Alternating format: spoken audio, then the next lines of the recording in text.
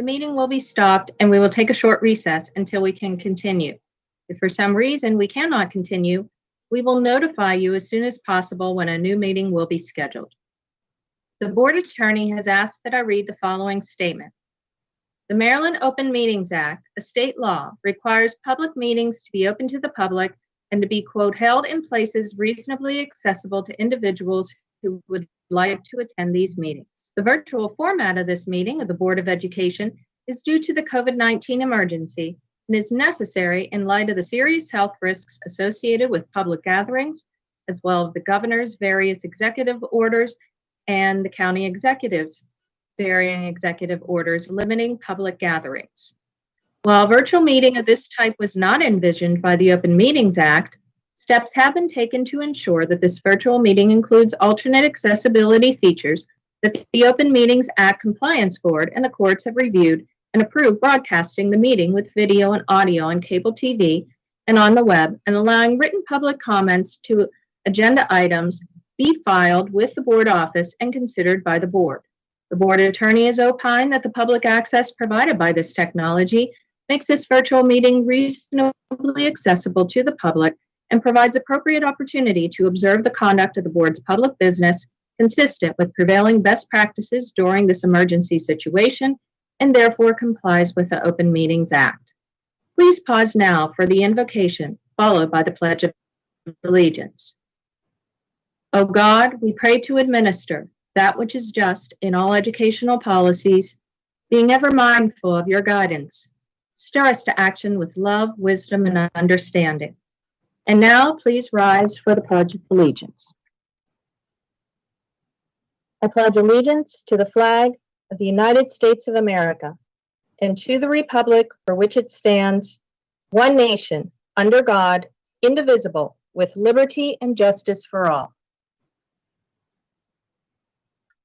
We will now call roll, starting with Mr. Smith. Mr. Smith. Here. Ms. Ellis. Present. Mr. Grannon. Ms. Schallheim. Present. Ms. Antwine. Here. Mr. Gilliland. Here. Mr. Lod. Here. Ms. Hummer. Here. Item 1.03, establish the agenda order. I can entertain a motion at this time.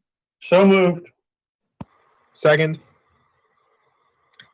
We have a motion and a second to adopt the agenda as published. Ms. Howe, please call roll. Mr. Smith? Aye.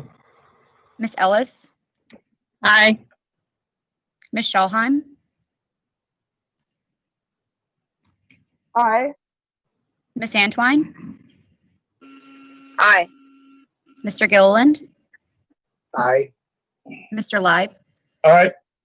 Ms. Hummer? Aye. Ms. Corkadell? Aye. Motion passes 8-0. Agenda is adopted as published. Item 2.01, the Fall 2020 Reopening Plan. And with us this evening, before we start with the Dr. Alato and his staff's presentation, we do have a special guest with us that we're deeply honored and privileged to have this evening. I'm pleased to welcome for some opening comments, Dr. Nilesh Kalyanaraman. Sir, pleasure. Thank you so very much for joining us. And thank you for all the hard work you and your team are doing. I know you're doing a great job of leading them along with the county executive, and it's greatly appreciated, all your hard work. Sir, I turn the table over to you at this time. Thank you, and thank you for having me here this evening. I truly appreciate it. Dr. Alato and I were talking, well, most recently or actually probably today, but most recently a couple of days ago about what our plans were, what we're seeing, and asked me to join you here to share more about what we're seeing in the county and where we're headed. I'm going to share a few slides just to be able to walk you through what some of the data we're seeing is, but before I do that, I just kind of want to lay the groundwork for what it is that we're talking about. We're now nearing the end of month 5 of having COVID-19 in our county and our state. It's been a learning experience for all of us, and it's been a challenging experience for all of us. As you'll recall, in March and April, we saw case counts going up drastically. Schools were closed. And during that time, we put into place a lot of the measures that we needed to control this virus successfully. So that is the testing, the contact tracing. And in Anne Arundel County, we made sure that we were contact tracing every single person who tested positive. So over 6,000 people and counting, unique amongst counties in Maryland to do so. The testing, the PPE, hospital capacity. We looked at health equity explicitly starting in April to make sure that we were addressing those equity issues. You'll remember that COVID started to very quickly show disparities in who it was affecting and who it was killing, and seeing higher rates in Blacks and Hispanics. And so we wanted to target that immediately as well. Over the course of May, we saw that the numbers were flattening, starting to come down, and the governor started reopening different businesses, different sectors. And as that continued, the last actions the governor took were on June 12th and 19th to reopen some of the businesses that are open currently. And what we saw was that that as that happened, we saw that the cases went down for a few weeks, but then started to go up. One of the things that I really want to stress is what our priorities are. When we, in that setting, the priority that we keep businesses open, and it really wasn't an eye towards how do you get schools back open.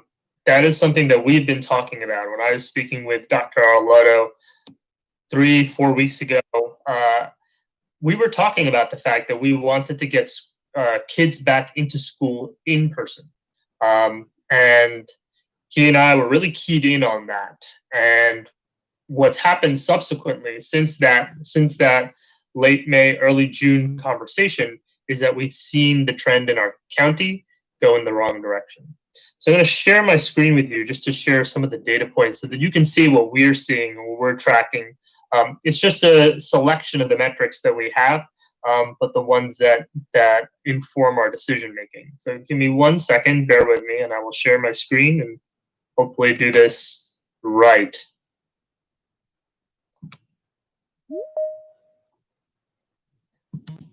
Let me know if you can see it or not.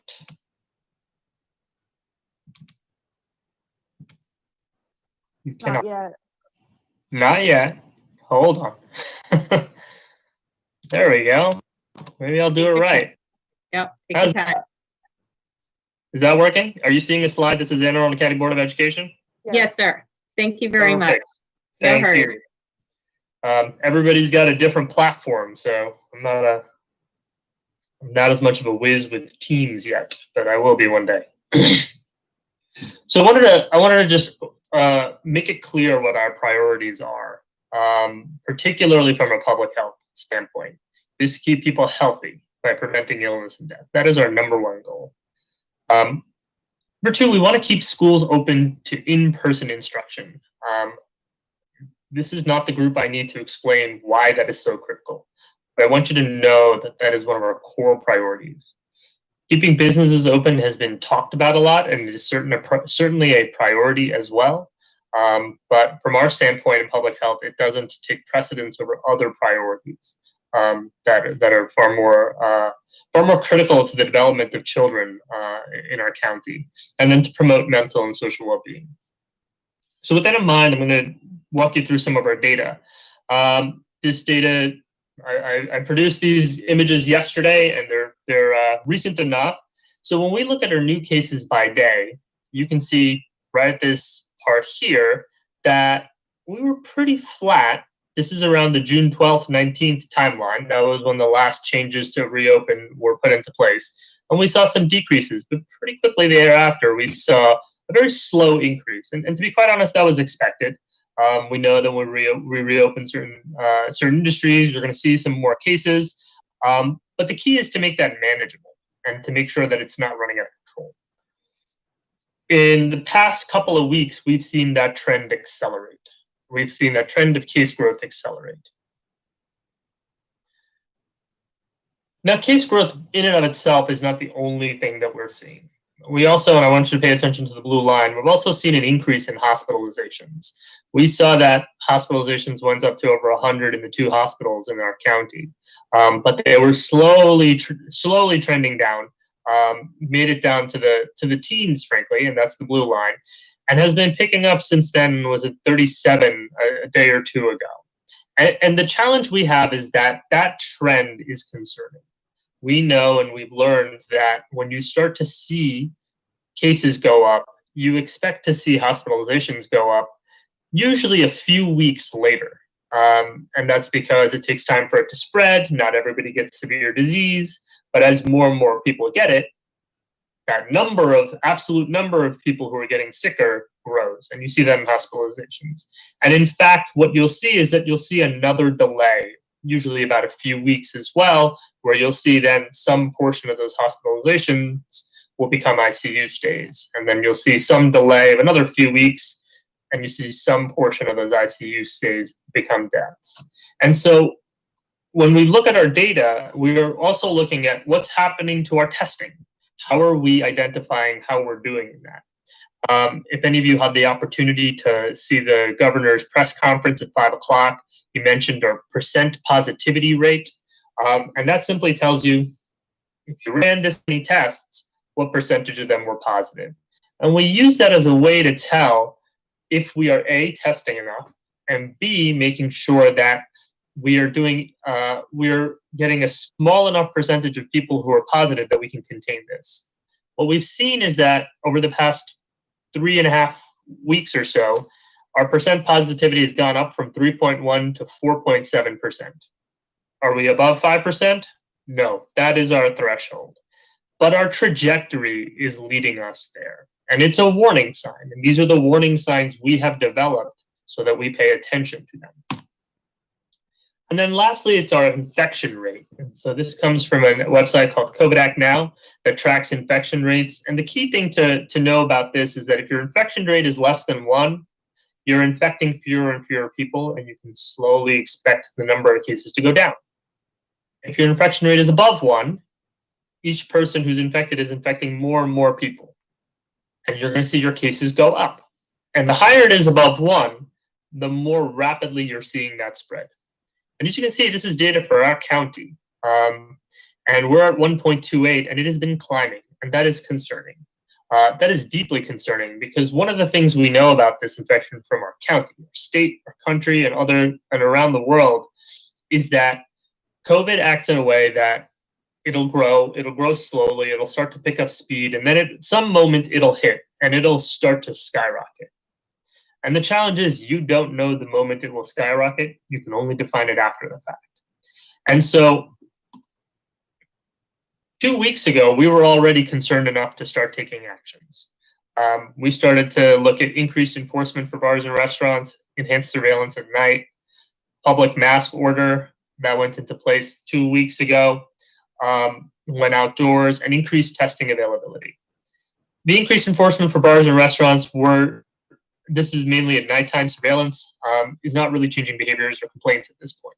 Our public mask order, we're providing masks and literature in public places, and what we're finding out isn't that people don't know, it's that people aren't doing it.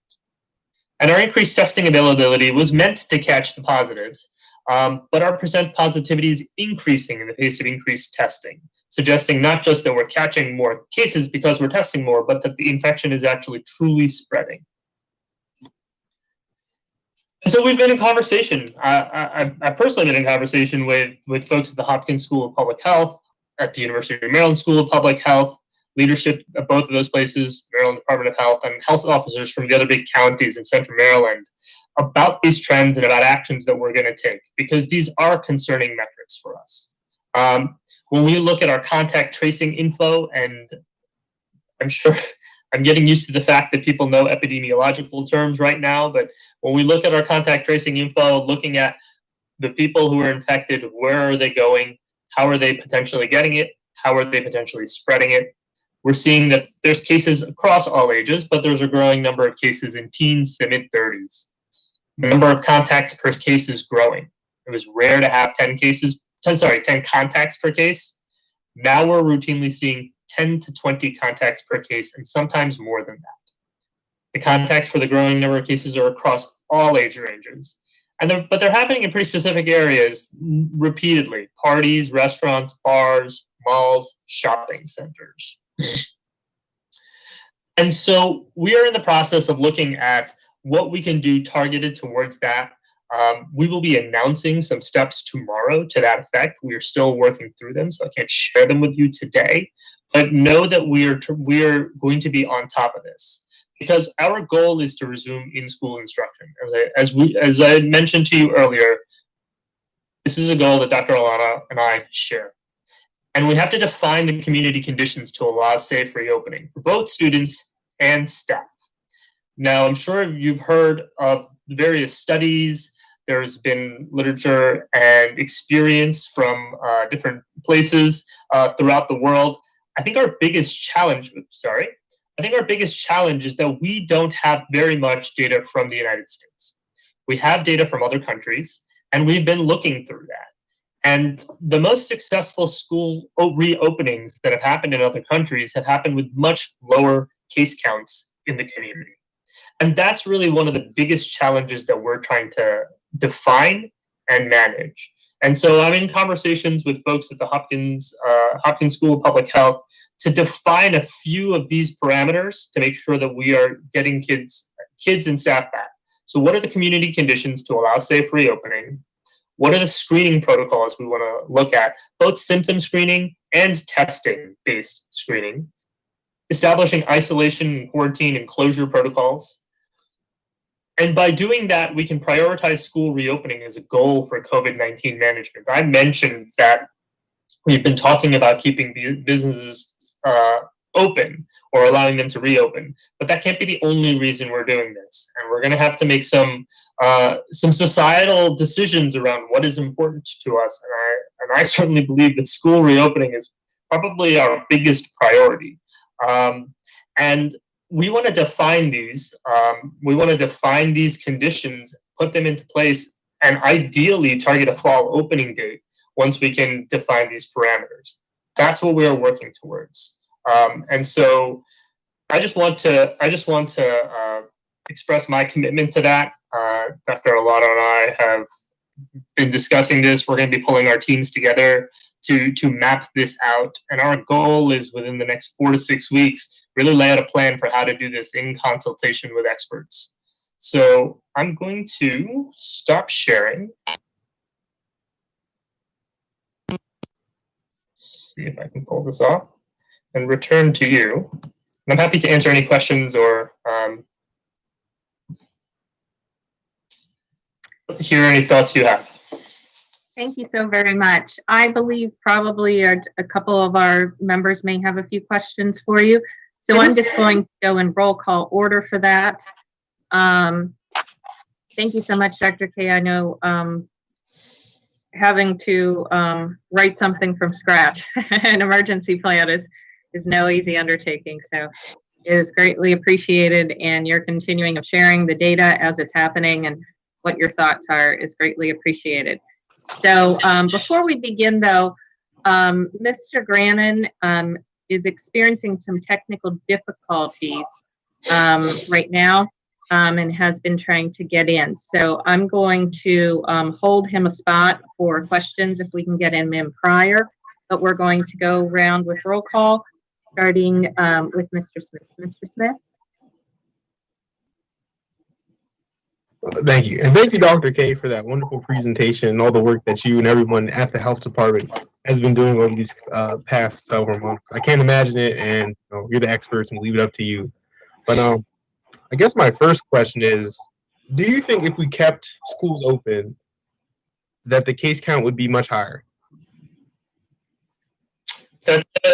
So the lower our case count in the community, the less likely we are to see cases in school. So there's going to be some level of, if you have this many cases in the communities, you're going to get, somebody's going to come to school, right? Who's going to school, who has it. It doesn't mean they got it or didn't get it at school. So you're going to see some level of that. And that's part of what we're trying to work through is, what would you expect, right? I'm just going to use some made-up numbers. Let's say you have 20 cases per day. What would I expect to see in schools? Would I expect to see one classroom get affected a week, a month? We need to have some sort of expectation so we know, okay, are we at our background level or are we seeing some increased activity? So it's things like that that we're trying to map out to understand.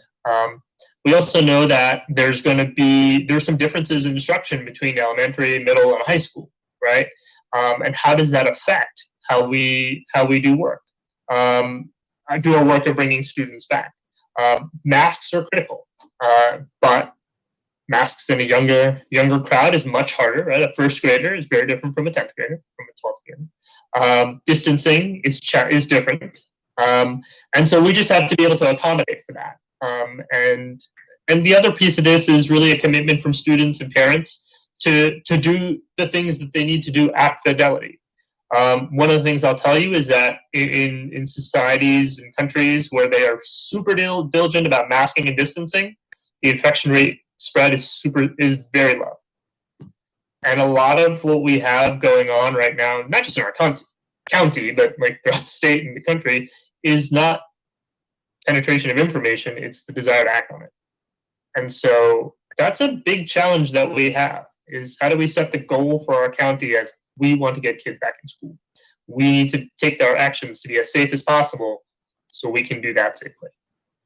Thank you for that answer. And my last question is, I've been getting emails from constituents and some people that want schools to be reopened.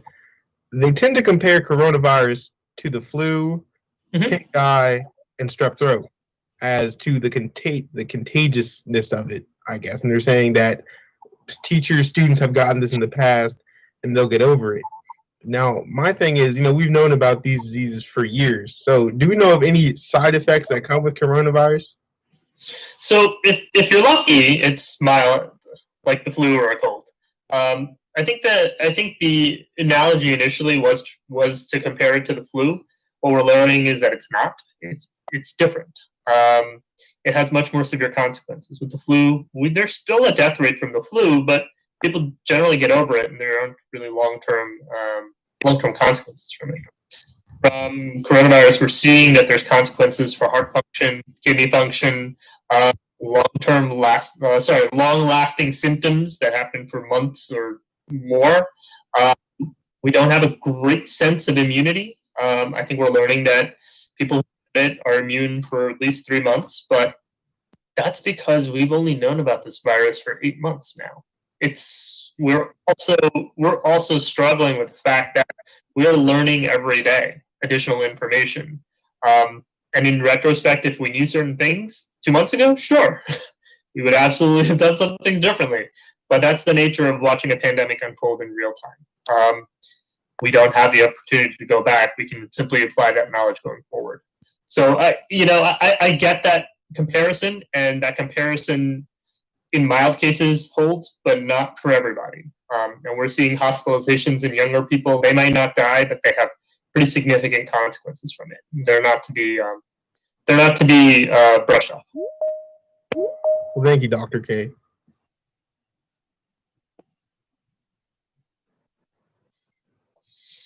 Oh, President Corker, that was the end of my questions. Okay, great. Thank you so very much, Mr. Smith. Ms. Ellis?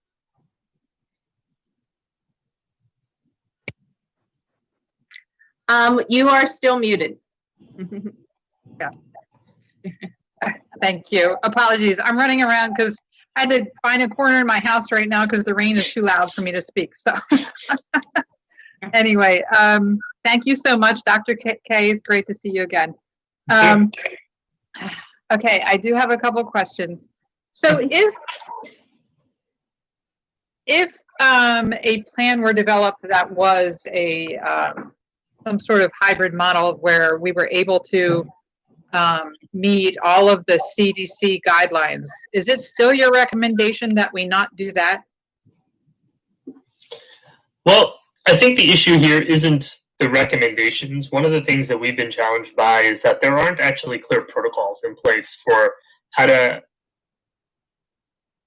So let me back up by saying all of the recommendations say if conditions are appropriate in your jurisdiction. Uh-huh. That is a big challenge because those conditions aren't defined. So one of the things that we need and are working on right now in the absence of consistent federal or state guidelines are what are the numbers on those conditions.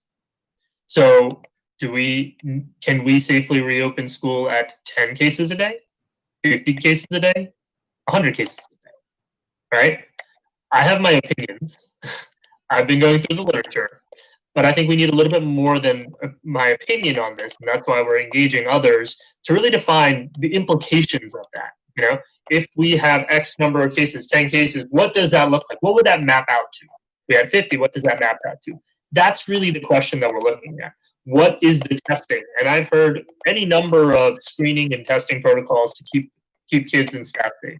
It's those kind of operational questions that are really the critical pieces. The guidelines we have, Dr. Arlotto and I have talked about that. They're in place and ready to go. But if I have a call that says we've got a classroom with a kid in it, did I expect that this week, or is that a surprise? I think we need to be able to define that and have an expectation of what we're going to see in order to safely bring people back. Because I think the other issue we have is that if we're not clear what we're expecting, you start to see panic setting. You start to say, well, what are we supposed to do now? And that's the last thing we want to do. We don't want to shut down schools again in 2 weeks because something unexpected happened. It may happen despite our best planning, but I think we'll be a much more solid footing if we actually have that plan in place. So are you saying that you're waiting for more guidelines, more information at the federal level before you feel? Okay, so I'm not waiting. We're creating. So we are working with consultants to define those protocols and those metrics for our county. Now, okay, that was my okay. So if there are additional concrete protocols and metrics that come out either from the federal government or the state government, I'll take them. We'll work with them. But in that absence, we're not waiting. Okay.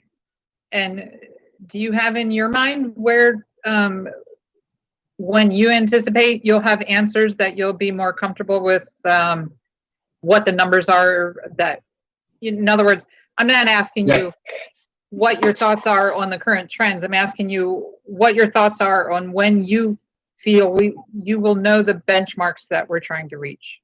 Yep. So I'm targeting, and this is a bit aggressive, but I'm targeting the end of the summer, so by the end of August. I'm certainly happy to provide an update by then if we're meeting that or not and why, but that is our goal. Okay. And a couple more questions. Outdoor activities. Mm-hmm. Do you feel that students could resume some types of maybe sports extracurriculars because they're outdoors? I think that our priority right now is how do we get in-school instruction going first. The more we try to focus on other things, the more it prevents us from figuring out that core piece of it. So we'd like to get that piece locked down first and then figure out the outdoor activities, extracurriculars, all that kind of other stuff. And then finally, if we could hone in as a school system on the students that are in greatest need of being in person, whether it be students with IEP, students with connectivity issues, and students in special programs that are very hands-on, like our CAT programs. Mm-hmm. If we could narrow it down to those students that we feel have really strong needs, do you believe we can get those things going in the fall? Yeah, Dr. Arlotto and I talked about that, and that they're our priority in terms of getting them back. And in fact, we will have to talk through the details. That potentially can happen sooner because there's simply fewer students and it's easier to actually manage that situation. So I don't have a firm answer for you on that, but I know that that was a priority we shared to get that done first. Okay, thank you so much. Thank you. Thank you, Miss Ellis. Mr. Grannon.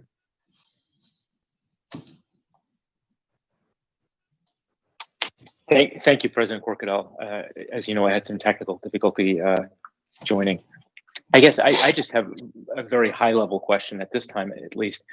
How come after all the discussion of potential distinctions between elementary school and high school, for example, the best course is just to have virtual learning for all students? I guess I just want to understand why, after all the discussions of differences, there's one outcome for all students. So the short of it is that the conditions in our county are worsening. And we look very particularly at the case rate. So how many cases per population? So how many cases per 100,000 is one way to measure that. And ours is much higher than other school systems in other countries that have successfully opened. In that context, we have to be a little bit more careful about what it is that we're going to do. So when you ask that question, I think you hit the nail on the head, because when Dr. Alato and I were talking a few weeks ago, very much about bringing the elementary school kids back. And what's changed is the conditions in our county. And so we're still targeted on that piece, bringing the younger kids in first, but bringing the younger kids in first. So I wish I had a better answer for you. I'm not happy about not getting kids back in school either, to be quite honest.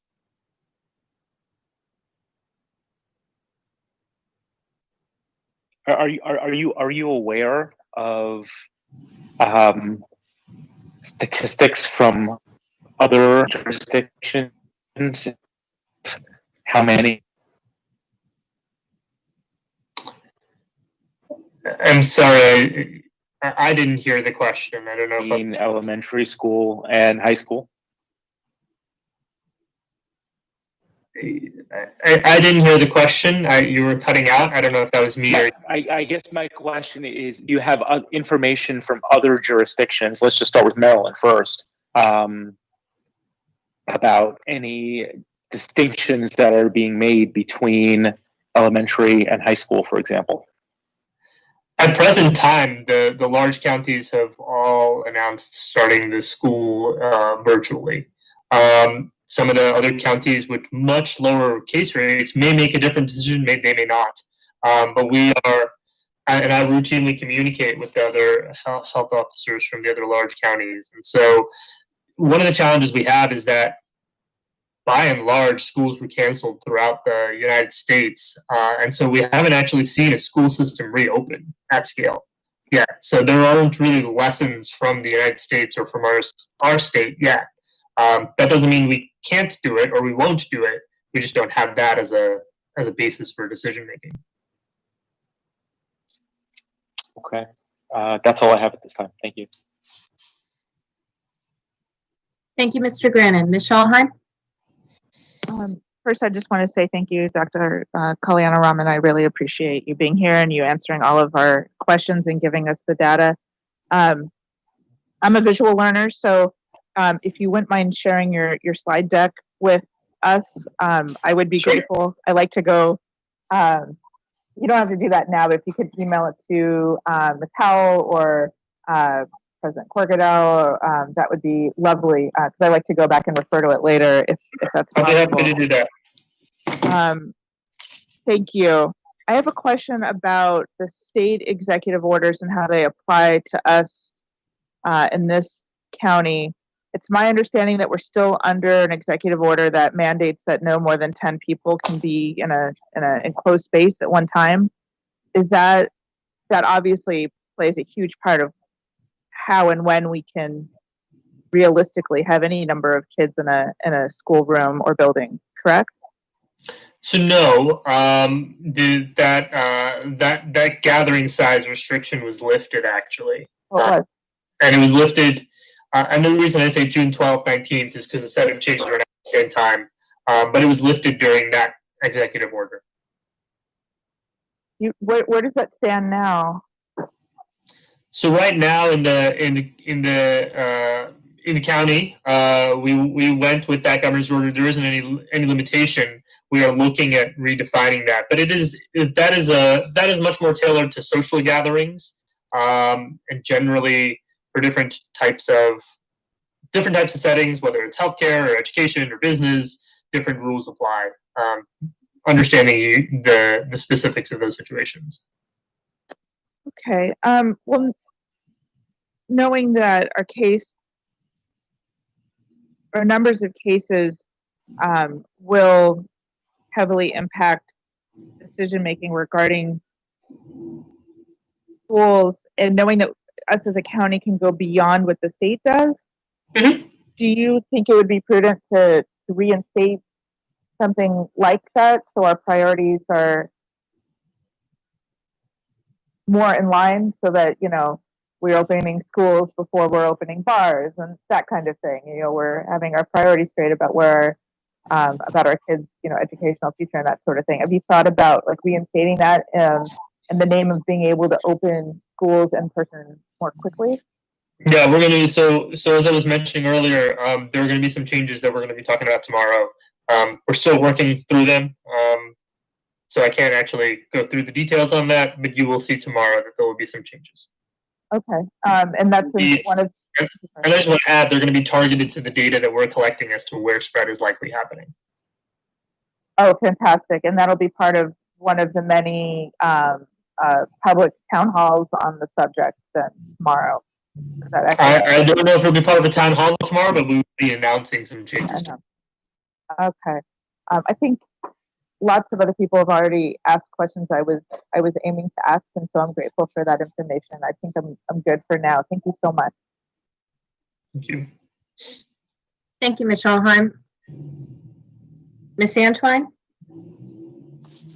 Thank you, President Corkadell, and Dr. K, thank you very much. Believe it or not, you covered some of my concerns and questions that I would have asked you today. One of them, Mr. Grannon brought up about why. When we were looking good, but after seeing your stats, I better understand. My question is, primarily, with a objective of August to look at those trends and see if we could change.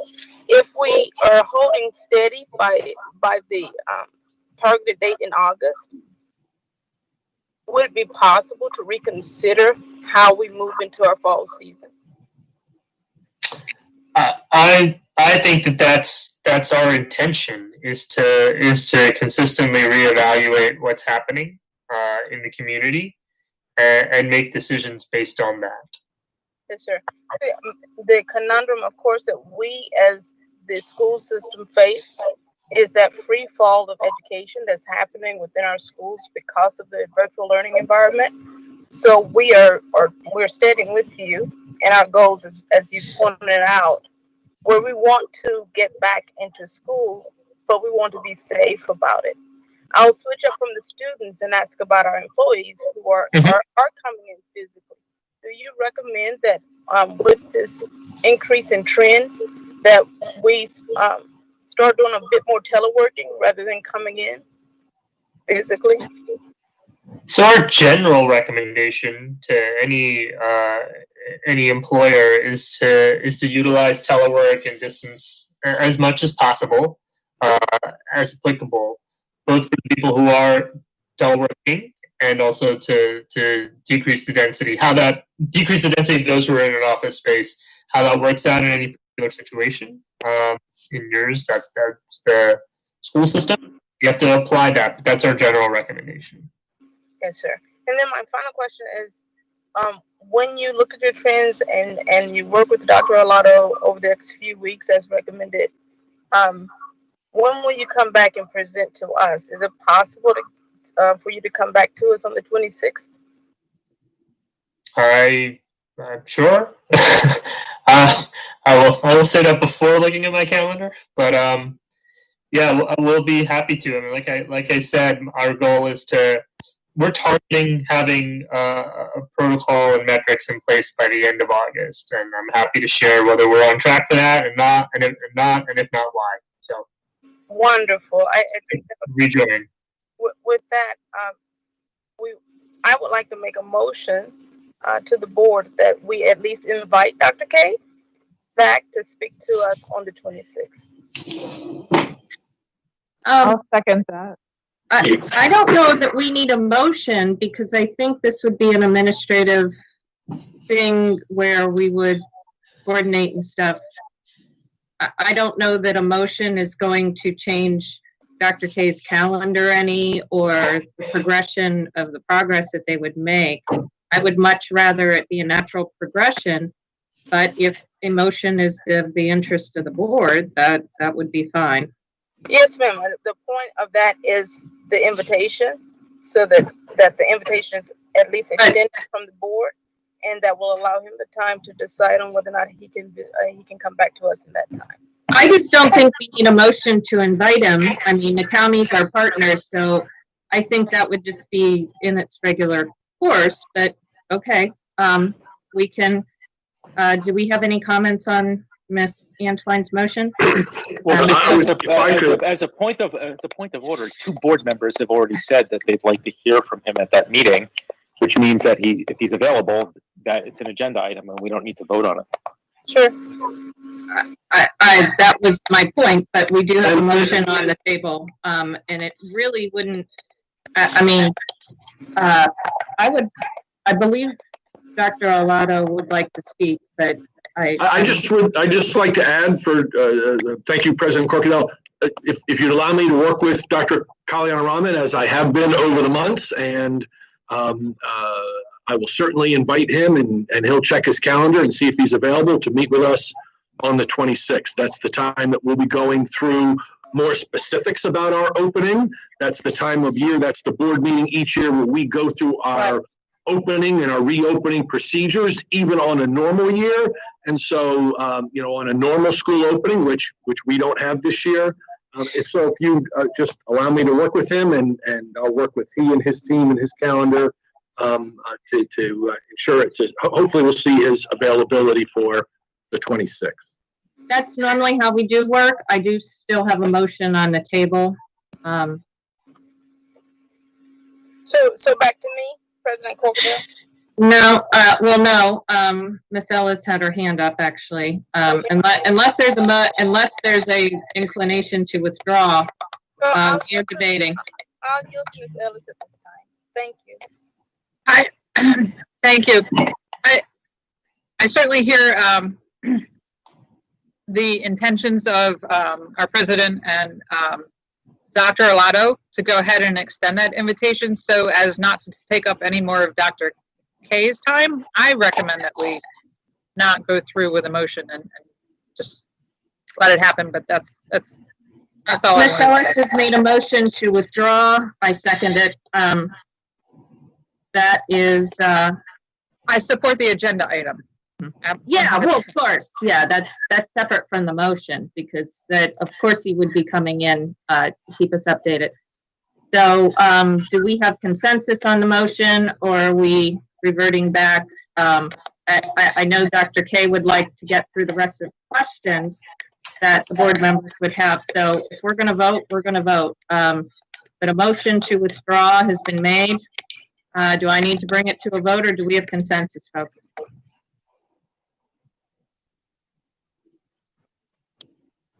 Do I have any dissent? Speak now. No dissent. Motion is withdrawn.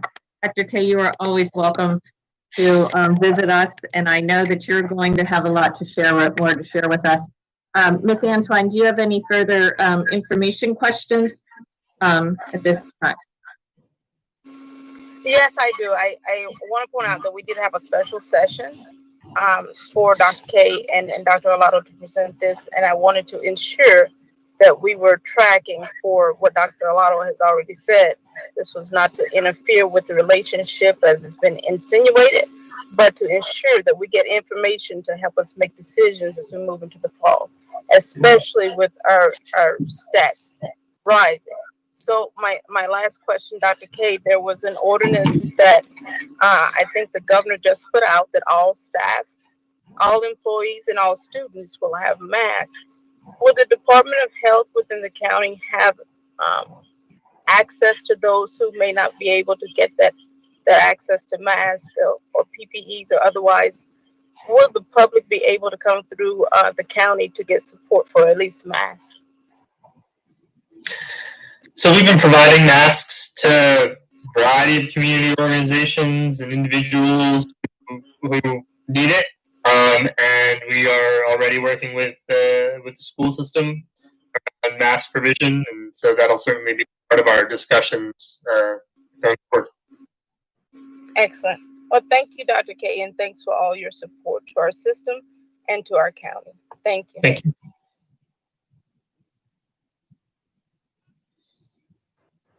Okay, next is going to be Mr. Gillen. I'll just remind board members that when we're doing our information sessions, I would prefer that both with the staff presentation as well as our guests, that we hold any motions that we want to make until after the presentations and information so everyone can timely.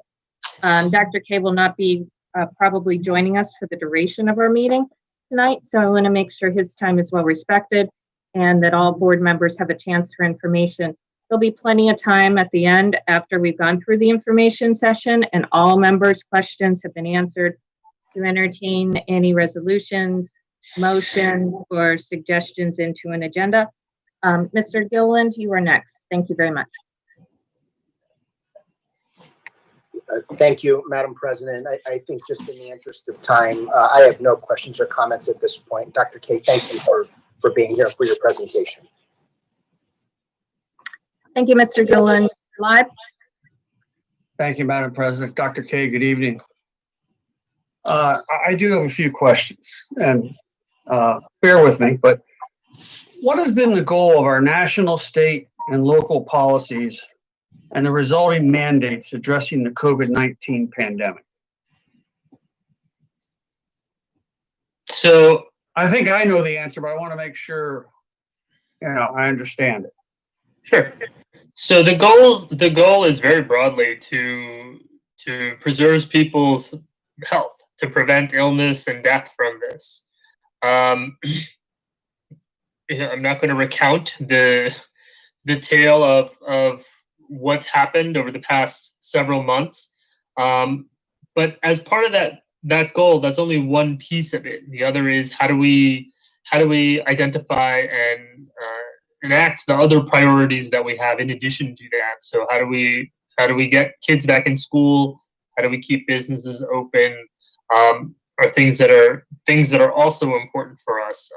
And the whole point behind businesses open is to keep people's livelihoods, right? And so a lot of the discussion that we're having is around how to balance those priorities in the face of, just to be really honest about it, people not doing the things that they know that they need to do. That is our challenge. We have found consistently that people have gotten the message about masking and either think it is not important enough or that they will not do it. The same thing for distancing. And what that's creating is a situation where then cases start to rise and we see illness and then we're forced to compromise on other priorities. In theory, these are all synced up. There's really nothing that separates any of these goals, right? They're not in competition. But if people aren't doing what they need to do, they become in competition. And that is what we are struggling with right now. Fine, I understand. Thank you for that. Wasn't one of the pillars of what we're doing also to flatten the curve, to ensure our medical professionals and our facilities could properly treat those who do get infected and they're not overrun and overtaxed? Yeah, that was part of it. That was part of our goal initially. And that was really predicated on the fact that we didn't have the testing infrastructure in place. We didn't have the contact tracing infrastructure in place. We didn't have the PPE supplies in place. And so all we were able to do at that point is really, that was the genesis of the stay-at-home orders, was to say, we don't have targeted interventions. So all we can do is use a blunt intervention, everybody stay at home, and then prepare our hospitals for the inevitable surge in cases that's going to come from that. And Okay. what our hospitals had to do was actually stop all of their elective surgeries, cut down on a lot of outpatient care. Honestly, people stopped going to the emergency room. They saw their volumes. I know, yeah. And so the hospitals had capacity, but only because they were operating in such an abnormal environment. So since that peak, they've been bringing back online their outpatient surgeries, their elective surgeries, their outpatient care. People are returning. They don't have the space dedicated to COVID, and they don't have the staff dedicated to COVID. If we were to see a spike in cases again, they would have to go back to those emergency operations to create room. And that's not something that we actually want. And so I think that one of the things that I'm hearing this more and more is, yes, we had capacity, but it required extraordinary measures to get there, and we don't want to get there again. That's really the core of what we're talking about. I went on the county website the last 2 days and refamiliarized myself with the reopening dashboard from the Anne Arundel from your department. Mm-hmm. And your slides today were a little bit not in, yours are probably today up to date, but as of today, looking on the website, mm-hmm. I saw that we're reporting a 4.5% positivity rate for Anne Arundel County. That's correct. Which is up from like 3.7, or it was the lowest at one point in time, I believe. And as I read that and looked at it, the stated goal on the website is a positivity rate of 10%. And yet tonight you said our goal is 5%. Just wondering what that disconnect is. So we've refined that goal based on the World Health Organization and have refined that down to 5%. You're correct. Our percent positivity is still not above 5%, but we also have to keep in mind the trajectory that we're seeing.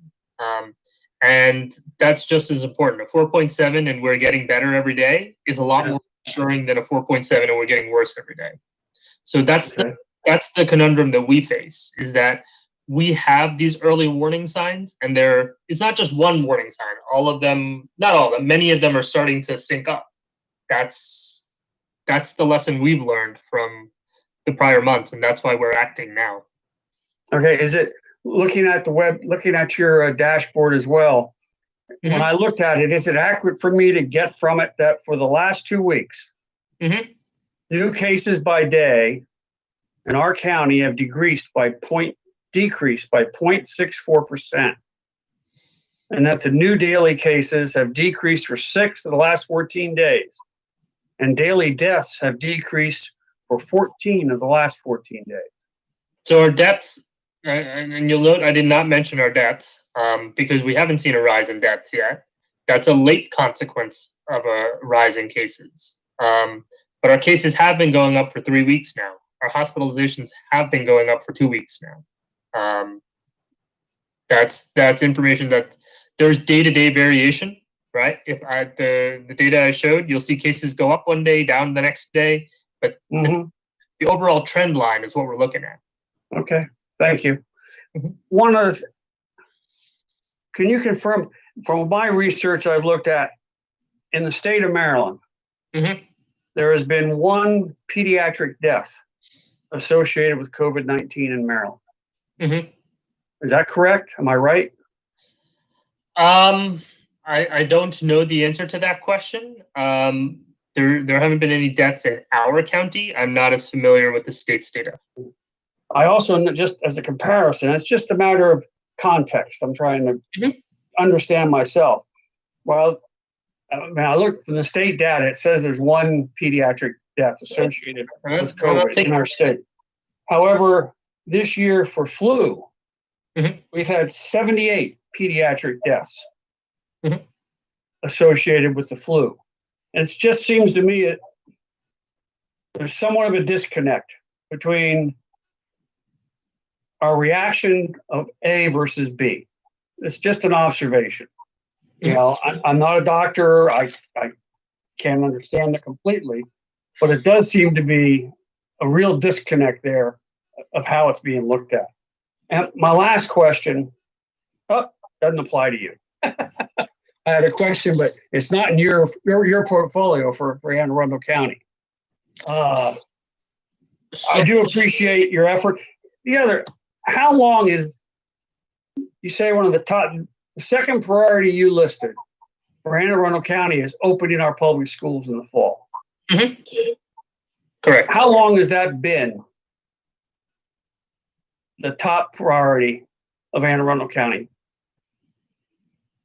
I don't know how to answer that question, to be quite honest, because it's a priority in public health. What I'm trying to get at is, we've been doing this. what I'm trying to get at is what you want to do with the metrics and the protocols. I understand completely. I'm retired military. I know how that works. I understand how you can define problems and attack them that way with those kind of guidelines. But I'm trying to find out why, not so much why, but knowing this is coming since March, we're going to have to open schools sometime. It's now almost the end of July. And those protocols have not yet been established. So I would have thought that perhaps we'd be farther along in that timeline. It's just an observation, nothing, negative intended by it, but just an observation I have. And the last question is, what happens if in 2 weeks, all these trends go whoop the other way? And in 3 weeks, well, then is it all right? Anne Arundel County Public Schools, quick, don't go virtual. Now let's go in person because all the trends are that way. How do we live with the whiplash between that? That's the reason to have those metrics as to when it is safe to reopen, what is not, the protocols to monitor. The point of those is to weather the changes in data and to know how to react to those changes in data. All right. Doctor, I thank you very, very much for coming tonight. Greatly appreciate it. I'm done, Madam President. Thank you. Thank you, Mr. Lai. Ms. Hummer? Yes, thank you for being here. We really appreciate it. Going back to some questions Ms. Ellis asked, where we talked about beginning to bring in some of our more vulnerable children, our special needs children, and some of the other students that have that is, I'm glad to hear that that's something that you're working with the school system on, that we can start moving toward that, and that we could start putting protocols in place for the smaller groups, that maybe that can be expanded as we go along.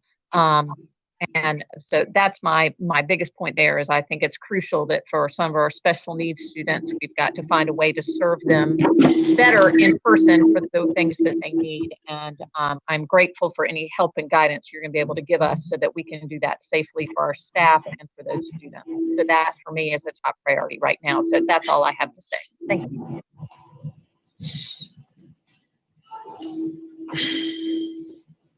Thank you very much, Ms. Hummer. Dr. Kay, I don't have any questions. Very thorough. My other members have asked them.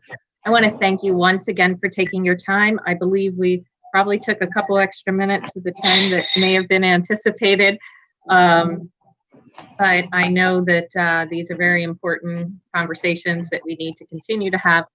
And I greatly appreciate you accepting an offer to come visit us, possibly hopefully in August as we continue our conversation, and thereafter, because I know we're going to have to be working closely together over probably at least the next 6 to 9 months. And I just want to extend on behalf of the board our appreciation for your fluid teamwork with Dr. Arlotto and his team, because that's what keeps Anne Arundel County Public Schools moving, and their continued support by you and your staff is greatly appreciated. Thank you so very much for joining us.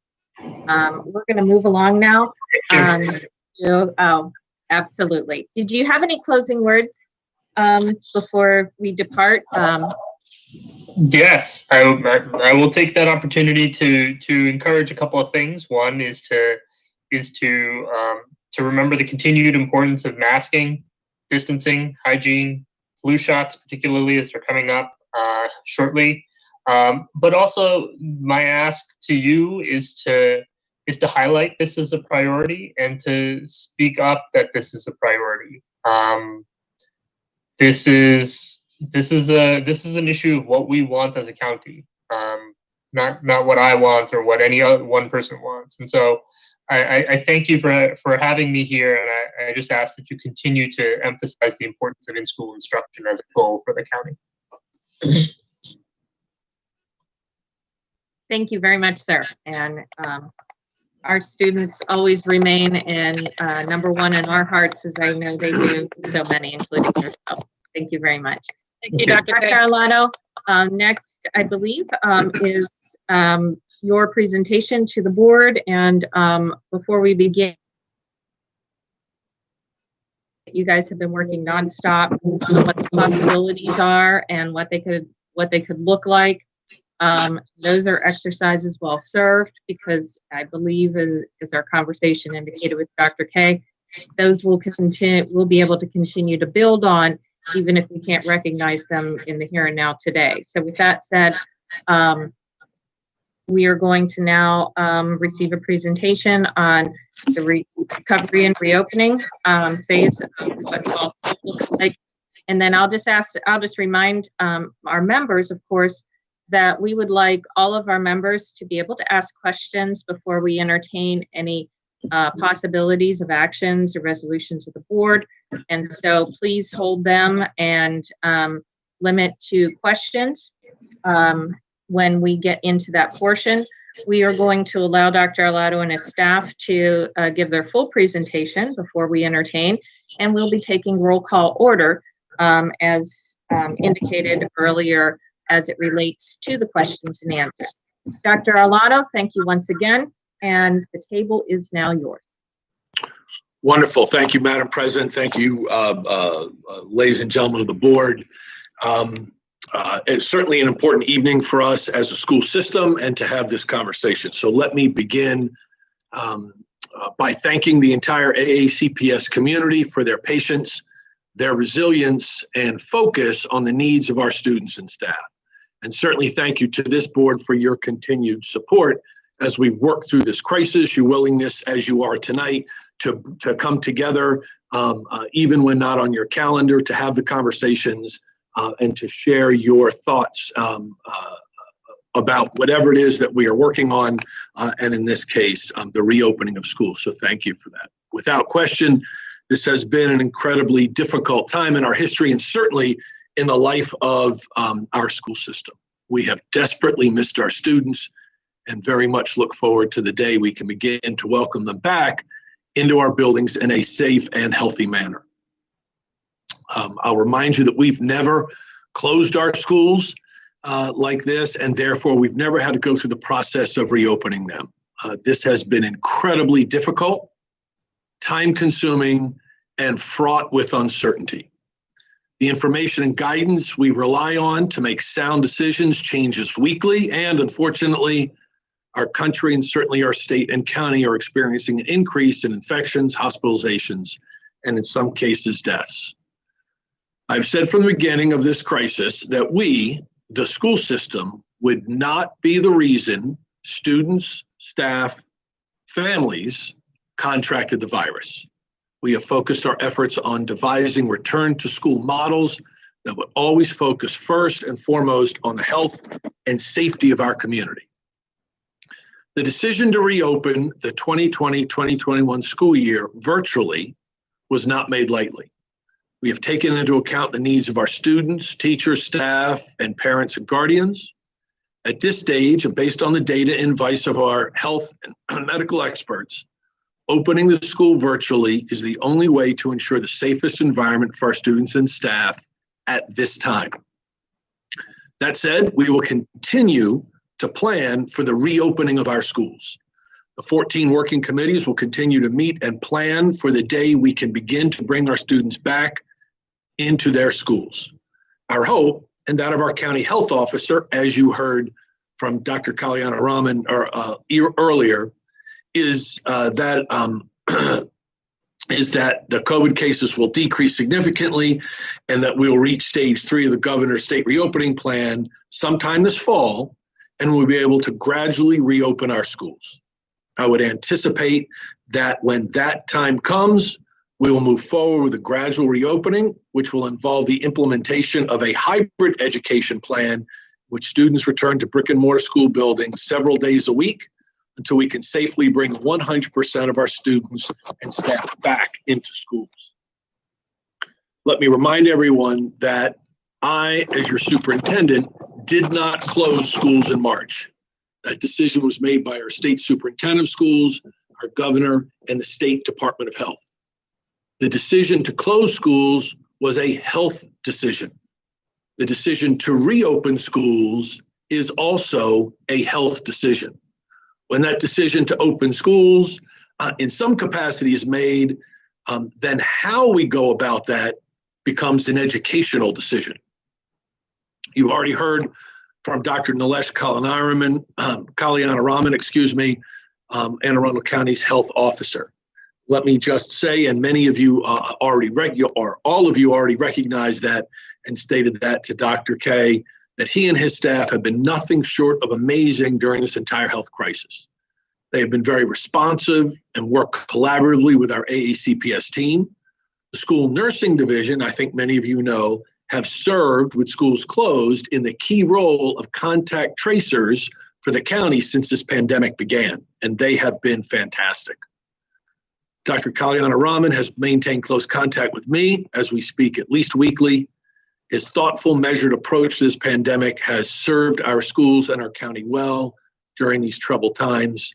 And I certainly want to say thanks to Dr. K for all he's done and are doing on our behalf. And so you've heard from him and his statistics and answered your questions. And so let me jump right into sort of our presentation about the reopening of schools for 2020.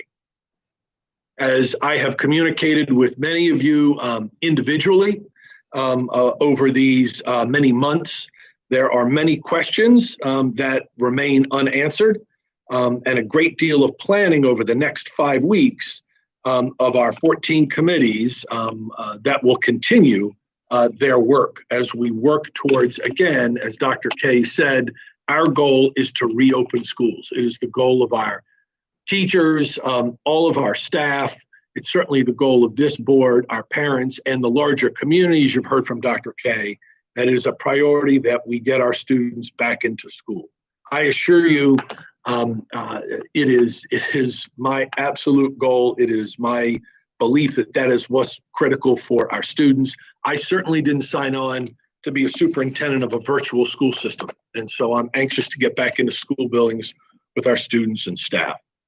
So with that, as you know, we have announced that we will work towards a virtual learning for the first semester of the school year. As several of you asked and inquired with Dr. Kalyanaraman about the possibility of coming back sooner, those are questions and conversations that Dr. K and I have had. I felt it was important to announce at the worst case scenario that we would be in virtual learning for the entire first semester.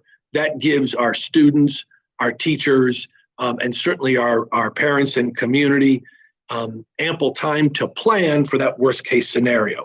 If the numbers change, and we hope that they do, and that there's a decrease in that rate of spread, as Dr. K talked about, then I would hope that we could move to a hybrid environment, a hybrid model sometime during the course of the fall. I don't know when that will be, but I didn't want to begin with that and say that our plan was only to go to the fall, have people count on that, and then have to, as you would, pull the rug out from under them and have to continue the virtual learning through the end of the semester. So we will focus on that. We'll focus on developing a program that's sound for our students and staff for the semester, with the hope that we will be able to bring that back at some point during the course of the fall and move to the hybrid environment.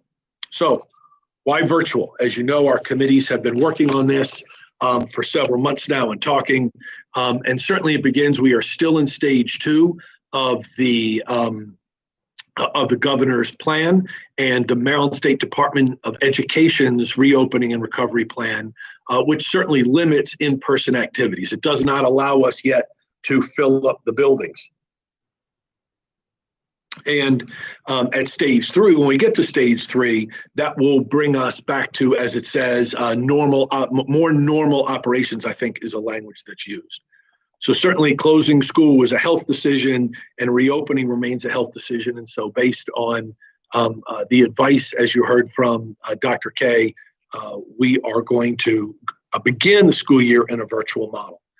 You know that we also looked at the full in-person model. That was certainly something on the table, and that we shared with you throughout this entire time, and certainly during the course of your last board meeting when Dr. McMahon and I presented to you where we were in the planning stage for the reopening of fall 2020, and we continue to work on that full in-person model. And Dr. K alluded to it, and this speaks to sort of how fluid the situation is.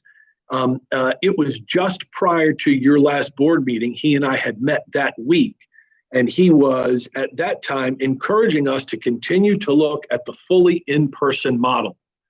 He believed at that time that it was going to be doable, and that he did not want to encourage us to not take that off the table. And so we did not take it off the table, and I presented that as a continued viable model at your board meeting. You can see now, several weeks later, that advice has changed. Likewise, the hybrid model, we will continue to plan for that hybrid model. There are a number of things that keep us constrained on that. Certainly the logistics with getting students on and off buses, the health and safety factors that, and several of you asked, have not been completely defined at the state level. And we have been hoping for that, and certainly hoping for those metrics about when we could open. And that's where I think Dr. K and his team have said, well, since we've not gotten the full direction from the state, which we had been hoping for, then he is going to sort of take the bull by the horns, if you will. And that's when he has been in contact with, as he said, not only the State Department of Health, but more importantly, Johns Hopkins University and the University of Maryland, to help us develop the metrics where we can get to that hybrid model and then eventually to the fully in-person model. So now that we've made that decision, while it was certainly a difficult decision, it was a decision that, as I stated, we did not take lightly, was not made lightly. What it does allow for us is to take all the other planning off the table, and it allows for us to really focus on the now task at hand, which is opening virtually, and allowing not just the school system, but our students, our families, our community to plan for that virtual model. It allows for our professional development to really focus in their efforts on the virtual learning model. And we really want now to focus on that virtual learning experience to make sure that it's really robust and engaging for all of our students and very manageable for our staff and our families. And so that is the good news in this, by having now focusing on just this model of virtual learning, at least for the time being, as we open the school year, again, with the possibility of getting to a hybrid model somewhere in the fall. It gives us an opportunity now to really focus the next 5 weeks of our efforts, of our planning, on making virtual learning the most robust and engaging we can for our students. So in that, the team this week, after making the decision, has really begun to hone in on what schedules will look like, the start times of the day and the daily schedules for our students and our teachers. And so we'll be able to talk a little bit more about that in the next couple of slides.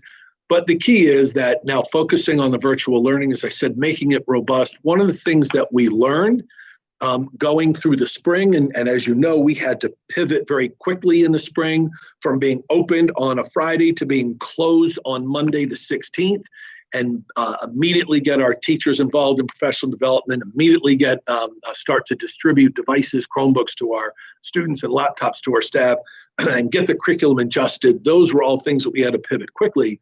We certainly learned from our families, from our teachers, and from our parents that students need to see their teachers, and teachers want to see their students.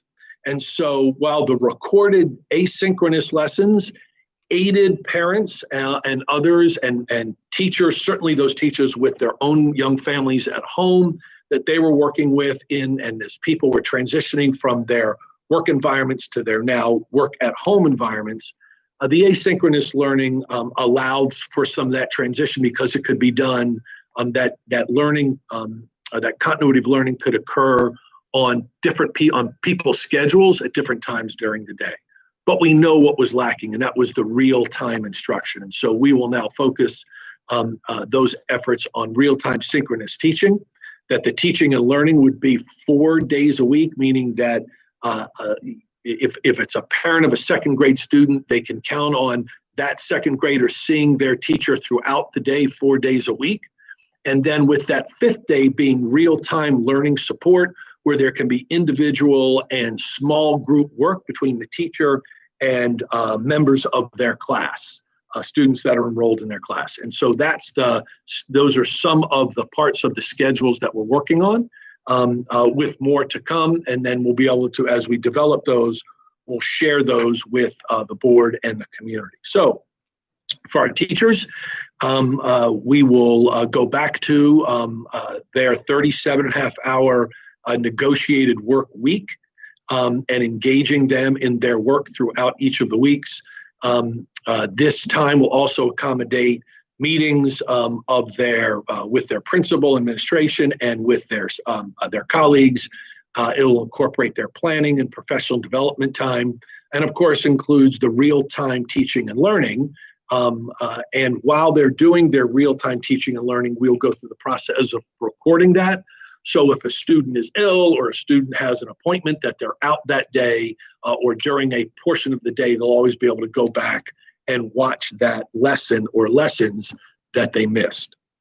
For our elementary schools, we know that it's going to be important that they begin with circle time. We know that as our students transition back into this virtual environment and then eventually into a hybrid and then a full-time environment, that we have to focus on their social emotional needs. And so we anticipate building schedules at the elementary schools, both early elementary and the older elementary students, that begin each day with circle time with their teacher and their classmates, to learn from and support each other. That there will be that real-time content, that math, that English language arts and reading, that science and social studies throughout each day, 3 to 4 hours a week, where they would have that time with their teacher. Again, that Monday, Tuesday, Thursday, and Friday, and then we anticipate Wednesday being that time where there would be some asynchronous learning, but also some real-time learning support. Teachers working individually with students or in small groups, for students to get help and to continue to get some support. So that's going to be important. Our secondary schools, likewise, we're working on what those schedules will look like. There is certainly a lot more variety at both the middle school and the high school level, but we want to try and create schedules for students that are, as I'm going to use the term, as normal as possible. So a student is handed their schedule, they know what their first period class is, their second period class, their 5th, 6th, 7th period classes are. And so they'll meet with their teachers at their assigned course periods. We'll still have our A day, B day schedule. There will be that real-time learning face-to-face with their teacher, that 4 days a week for those 3 to 4 hours. Again, with Wednesdays being some go-back time, some reteaching time, some time that students can connect with their teacher in one-on-one or in small groups. And then we're also looking to build a model for virtual evening tutoring, where students in the evenings after the school day is over and maybe they've had their dinner at home and now they're starting to do their homework, they'll have access to tutors in a number of subjects like U.S. history or algebra, English 9 and others, where there'll be some teachers available in those content areas to do some evening tutoring with students. We think, again, that that's going to be important. There are some very special groups, and several of you mentioned them already as you talk with and ask your questions of Dr. Kalyanaraman about what he's hopefully what he will support. And so I want you to know, and the community, the larger community, know that we're having conversations about some of those special groups. One is the CAT centers. They continued throughout the spring in their virtual environment, and they will continue that into the fall.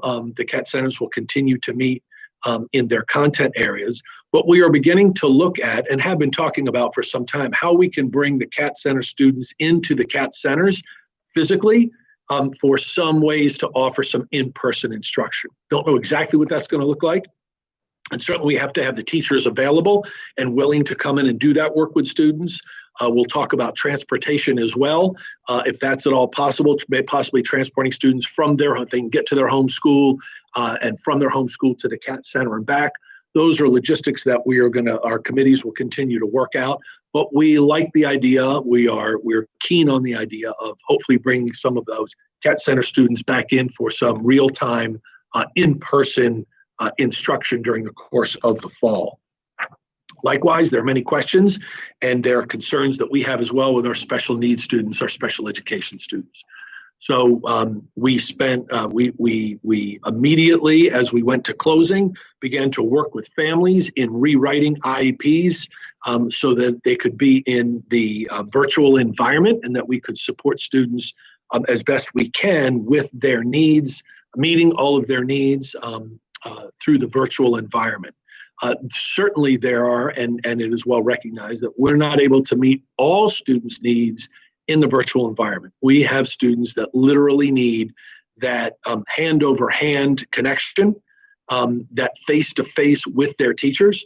And so we are likewise exploring scenarios for limited in-person instruction. And we would begin with the students, those most needy students in our special centers, and then hope to expand that to other students in other schools and other settings. But we're going to focus our efforts first on those students in our special centers and hope to bring them back into the buildings for some limited in-person instruction. So we're working on models like that. Likewise, our ESOL students are also in that category. They continue to be instructed in the virtual format and supported by their ESOL teachers and bilingual facilitators throughout the spring. That will continue into the fall as we open the schools in the virtual environment. But we likewise, like our CAT students, like our special education students, looking at ways to focus on those students that would be most in need. Maybe it would be our level 1 students, ESOL students, that we could really, that could really benefit by some in-person instruction. And so we're working on that as well. It's also well recognized, and we've discussed it throughout this time period since March, that we know that we've got students that the gaps are real and that the gaps are increasing in the virtual environment. Certainly we've got other students that have thrived in the virtual environment, but we know we've got students that gaps, the opportunity gaps have widened and been exacerbated by this, by the fact that they are not in schools and face-to-face with their teachers. And so we're planning for some diagnostic assessments during the first 3 weeks of schools. We've purchased some programming that will allow us to do that in the virtual environment. We'll be able to get a diagnosis of where those students are in math and reading language arts so that teachers can then really hone in on and focus on where those gaps are. We've had some success over the course of the summer by identifying some of those students, getting them some of those tutoring, and that was much of what some of our summer programming is about. And so we've had some success with that, and we will continue that into the fall. So we'll need to identify through this diagnosis and address those gaps. And certainly there'll be no surprise to you, the Office of Equity, Accelerated Student Achievement, the Office of School Performance will be heavily involved in identification of those students. There have been questions that I've received by email, certainly with this announcement about what attendance will look like in grading. And our plan right now we have committees that are continuing to look at this, but right now our plan is that daily attendance will go back to where it was pre-COVID, pre-March or earlier March, where the expectation is that students are engaging with their teacher in the virtual environment every day and that attendance is taken. And so that will be a priority for us. And certainly the priority is to make sure that attendance is taken, is that every student has got a device. We'll talk about that in a minute, and every student is connected to the internet. So we're able to take away those barriers so that they can interact with their teacher, interact with their classmates 5 days a week. So we'll go back to our daily attendance routine, and likewise grading. We did make some changes, as you well know, to our grading policies, our grading regulations over the course of the spring to best serve our students, as I said earlier, as we pivoted to this new virtual environment. Now that we've gotten into the virtual environment, and we're going to move forward fully in that through the first semester, unless, again, we're able to bring that back during the course of the semester and go into the hybrid environment, we're going to return to our normal grading practices. We'll be engaging teachers and others over the next several weeks to see how to make sure that that will work. And if we do need to make some adjustments, we'll bring that forward. Certainly, our focus on social justice, this work is going to continue.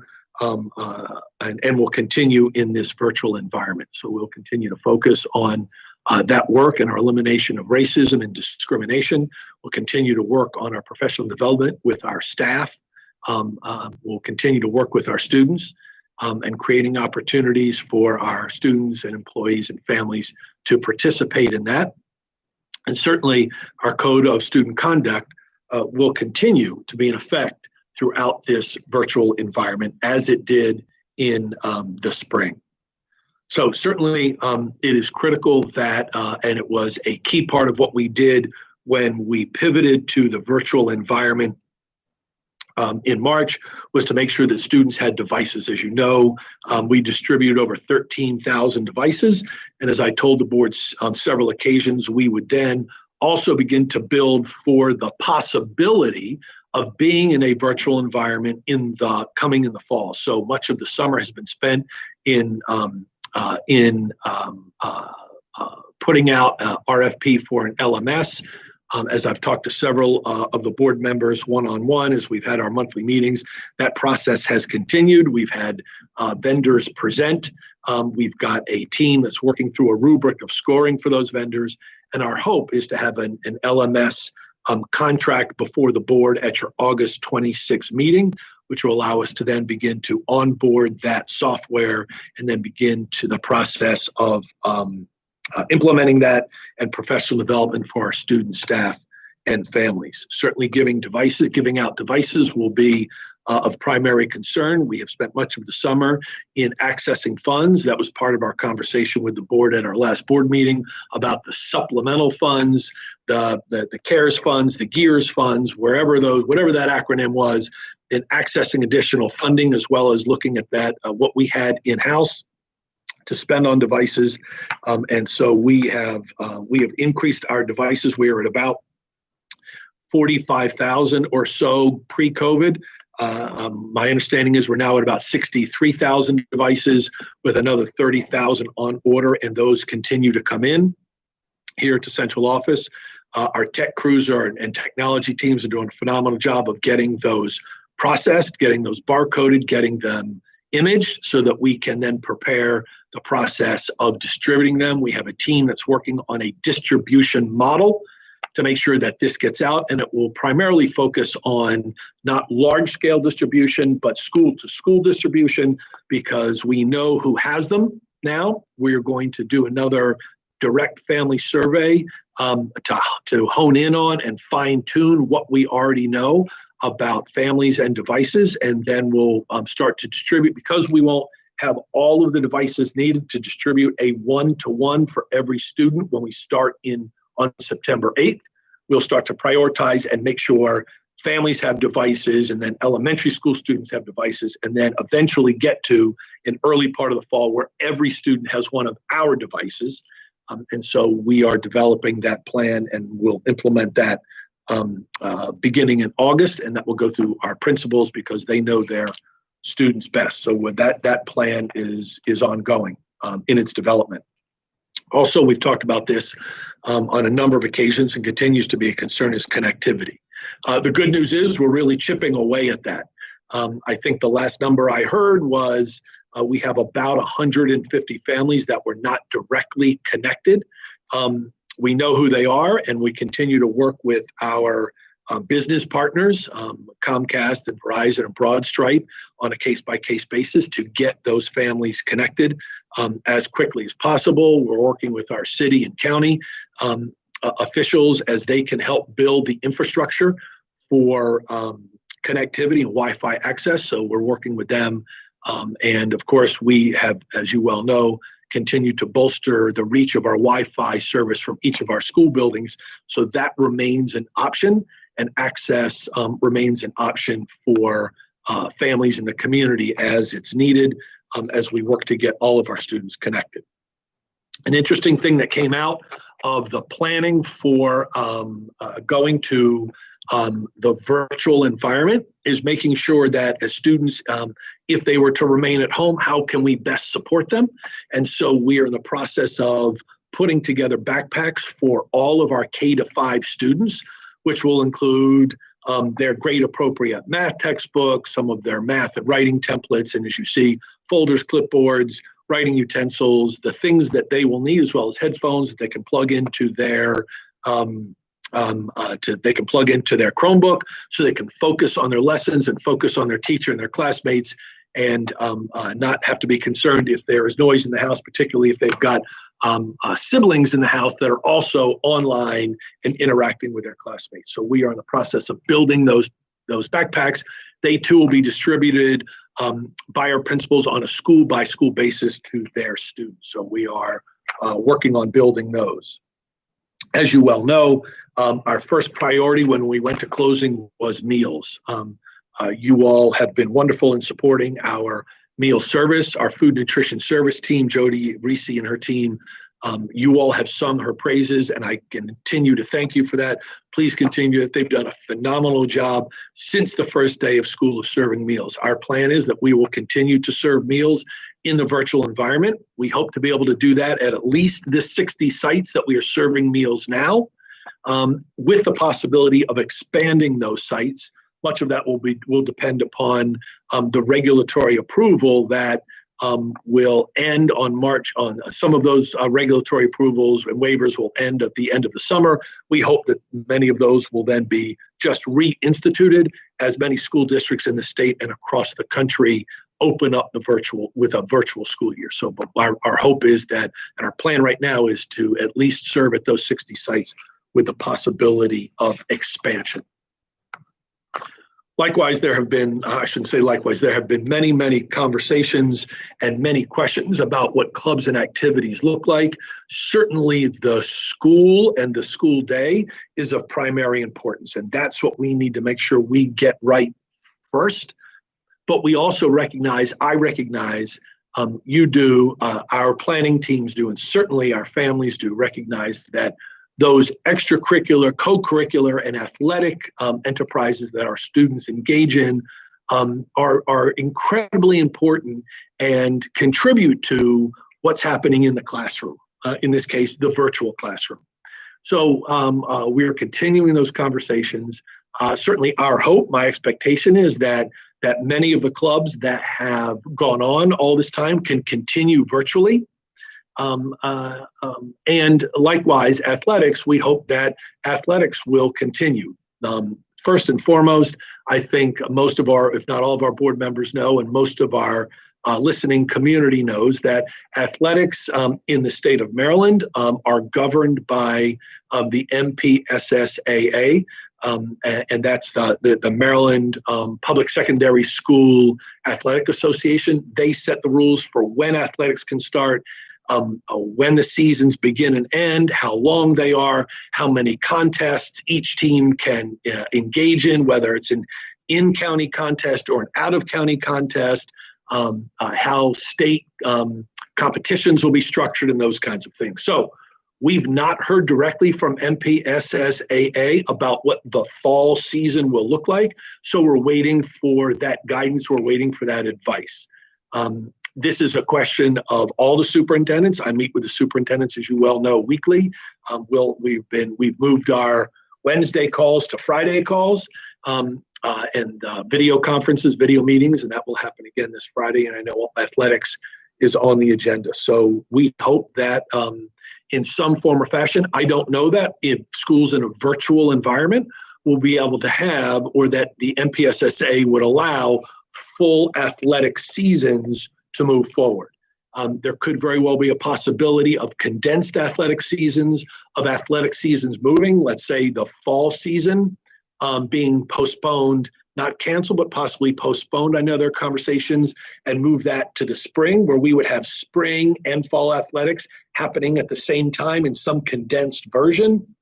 I am speaking hypothetically because I don't know, and I'm not part of the governing body of the MPSSAA, but I know those are conversations that are being had.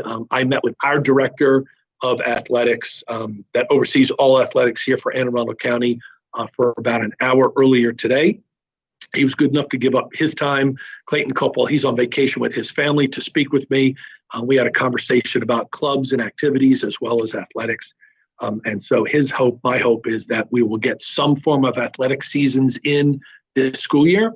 And if not direct seasons, then maybe there is a way with the guidance of our health department and the MPSSA and Maryland State Department of Education, it's a mouthful, to bring at least maybe some of the student athletes together on a limited basis with their coaches so that they can do some workouts, maybe sports related or cross sport related. These are a number of conversations going on, but we've not canceled those athletics and those club activities. We hope that many of them will go on in some form or fashion because, as I said from the outset, we know their importance. We know the social emotional connection and positivity that those athletics and clubs and activities, band and other things that are really important to students. And so we hope that they can continue in some way, shape, or form, certainly virtually to begin. And then if there is a way that we can begin to bring those student athletes or club members together, we hope to do that into the future. So even though we are going to, and we'll open the school year in a virtual format, our 14 working committees, and let me say thank you to those groups.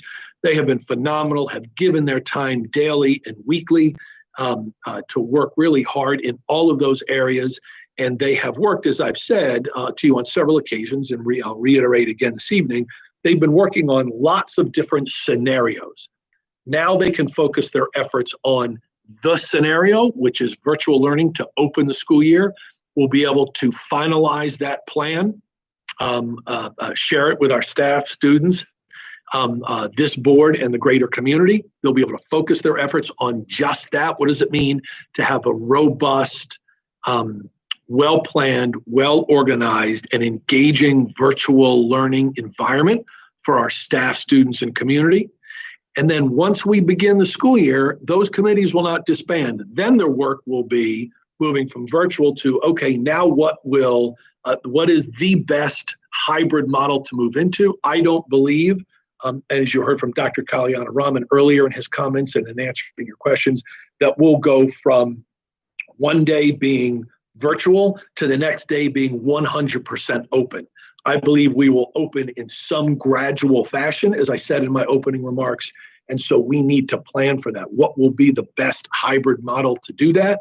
What will be approved through the state? What will be approved through Dr. K and his team at the Department of Health? And so those 14 working committees, once the school year begins, virtually will then shift their efforts to developing the plan for moving from fully virtual, to some form of hybrid environment. So the timeline for that, as you well know, we are here tonight on the 22nd, having this conversation, knowing full well that not all the answers are available, but by people asking questions, they will help us focus our efforts. And that's what the public comment is for. So now to the end of the month, we've put up the email address for at reopening 2020 at aacps.org, where folks are already sending emails to us and sharing information and sharing their thoughts and ideas and questions, which will then help us focus our plans. We, of course, have to develop a final plan to the Maryland State Department of Education. As you've heard Dr. Salmon talk about, the state superintendent and the governor again mentioned it today in his press conference. and we'll send that plan for MSDE, the State Department of Education, and the State Board of Education's review no later than the 14th. As you well know, we meet again as a body, this board, and as we do every year, that August meeting, we spend most of our time with the board sharing information about the reopening of schools and our readiness for the reopening of schools. That will take on a different tone and tenor, obviously, in the virtual environment. We will certainly, I'll continue my weekly, if not daily, contact with Dr. K, and we will extend an official invitation for him to join us on the 26th, as the board talked about. I hope that he will be available. I certainly know that he'll do everything he can to be available and share the latest information and thinking at that time. But we will go through what the schedules look like and what our what our plan is to open on September 8th, that all-important first day of school. So, with that, I will stop for a second and take a sip of my coffee, and then we'll we'll begin to take your questions from the board. So thank you for your time. Madam President. Thank you very much, Dr. Arlotto. We'll just give the screen a second to roll out. And I know our board members probably have several questions. So as I mentioned earlier, we're going to address in roll call order questions to yourself and staff, and then thereafter, if there's any other actions or resolutions of the board, we can address them at that time. So starting with Mr. Smith, give him a second to come on in. Thank you, President Corrigan. Before I yield the table to Mr. Smith, I just want to thank you, Dr. Arlotto, once again, in your thoroughness, in your candor. This is truly not a path that is easily taken. So I know that the weight of everybody's, how everybody feels about it, is weighing heavily on us, but especially you. So thank you very much, and to your staff, continued gratitude. Mr. Smith, you may begin. Thank you. And I also want to thank Dr. Arlotto and his staff, because as President Corrigan said, this was not an easy decision, as we all know. You know, no one thought we would have to come up with a plan to reopen schools, but here we are, and I think we've handled it the best way, in my opinion. You know, we're taking the safety of staff and students as our first priority. I know many community members wanted a full reopening of schools, but I would tell you personally, I don't want any dead students or teachers on my hands, because once this virus is over, you know, we can't bring those people back. 20 years down the road, there will still be a loss in communities and families. So I think just taking, you know, the cautions now is just a benefit for the future. So now let me get to my questions. I'm glad you addressed the sports issue, because that was my first question, because I've been getting emails, messages left and right from students, you know, because they're eager to play. So now we have to wait on the decision from the state. So my next question is, I guess, it's about the IEP students. Now you talked about how you're looking at a date. I mean, you're looking at the possibility to bring them back into schools, especially with the special centers. Do you think you'll have a date, you know, tentatively, of when you might know if you can bring them back or not? We will so we'll work towards that. Absolutely, that's part of what that's part of the work that Dr. K and I will do. As he has stated, as I have stated, Mr. Smith, he and I have been communicating daily. I mean, weekly, if not daily, and sometimes multiple times a day. What we have decided to do is establish some. I'm going to use a term, sort of a quick response team from the Department of Health and Anne Arundel County Public Schools, and we are going to start meeting virtually on a regular basis to start to address many of the issues that have come before us this evening, and as they come up, we can address them as a team. It won't have to be right now. It's the committees are looking at possibilities, and then they hand those off to Dr. A, and then Dr. A gets a hold of Dr. K, and then Dr. K and I talk. And so we're going to start to meet regularly. That's sort of a tangential to your question. But yes, We want to establish when he believes it's safe that we can do so, and that we can do so in a manner to start to bring students back. We know that we can't bring back all at once all of our special needs students. So we have to prioritize. We do have the ability now in stage 2, as we are this summer, able to bring back small groups of students into our school buildings. We have that ability now in stage 2. We hope that we don't move backwards from stage 2 back to stage 1, but now we have that ability. That ability also is incumbent upon the availability of staff. So we will, the special ed department will be working with the principals and staffs at the special centers, because those are some of our highest need students. Again, prioritizing.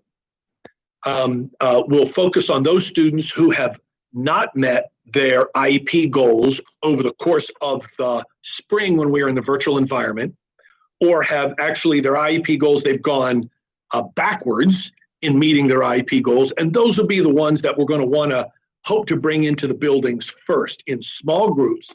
But it will also be, Mr. Smith, dependent upon, and it's important to understand, the availability of teachers. So the teachers and TAs have to be willing to come back into the buildings also with the students, and then we have to be sure that it is done in a very safe and appropriate manner, and that's the work, as I began with, we'll have to do with Department of Health. Great. And is this also going to be looked at for severely disabled students at regular schools? So we're going to start, so the short answer is yes, but we're going to start with the special centers first, again, prioritizing, and then as we hopefully move towards a more hybrid model, we'll be able to engage more of those students from moving from the special centers to what we call our specialty sites, which are inside traditional schools, to students that are special needs that are in the traditional schools themselves. Okay. And you talked briefly in your answer. I mean, you've been talking a lot about the 14 committees, and my question is just a clarification question, I guess, for the people at home. These committees, who are they made up of? So they are made up of a whole variety of folks. I can get you a list there. They come from community groups. They come from parent groups. We've got CRASC students sitting on several of these committees. We have leadership and membership from our 4 bargaining units. Those are the negotiated bargaining units. So our teachers and our TAs and techs and secretaries, custodial teams. So the different units, they're all part of those different 14 committees. Okay. And I guess if a parent, want to be on one of these committees, are they still taking applications, or is closed?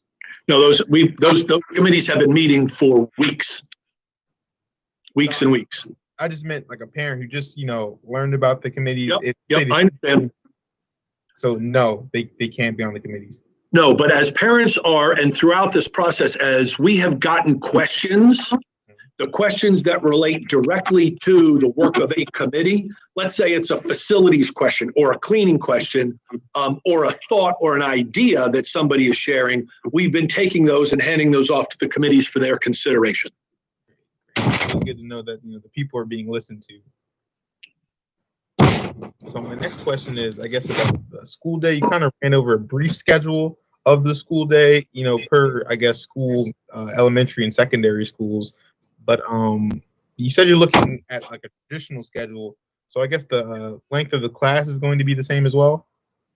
So I don't know that the length of the class is going to be exactly the same. So I don't know. So one of the things that we're working on several things when it comes to scheduling, Mr. Smith. So the school day is still going to be the school day. It's still the length of the school day.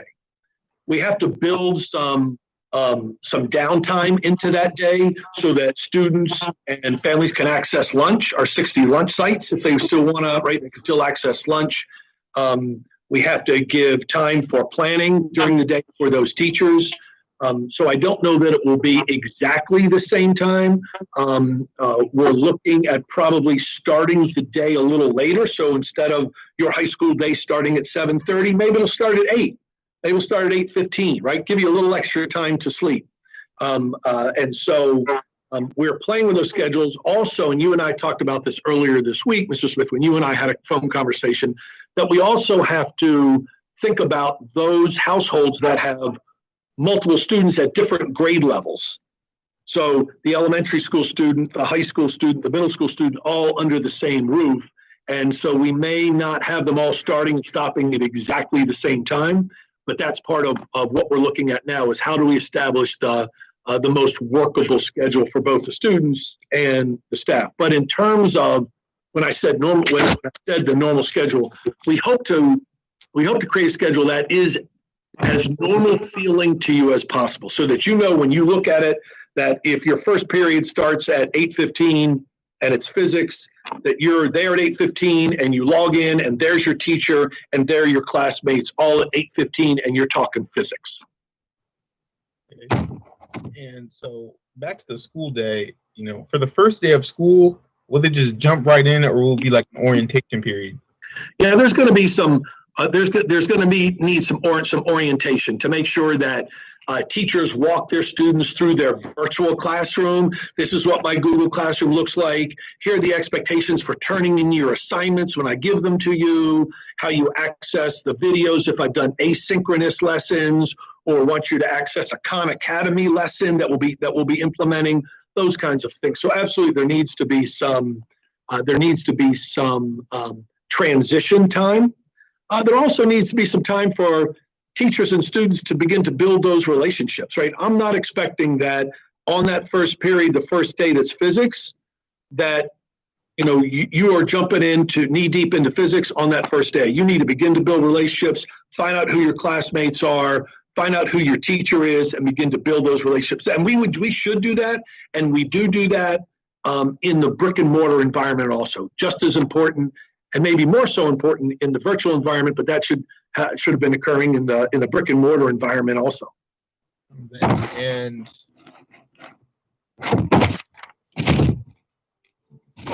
about the backpacks for the K-5 students, so those will be available for all K-5 students, or yes, sir, 1-to-1 ratio? Yes, sir. Okay, great. That's the plan.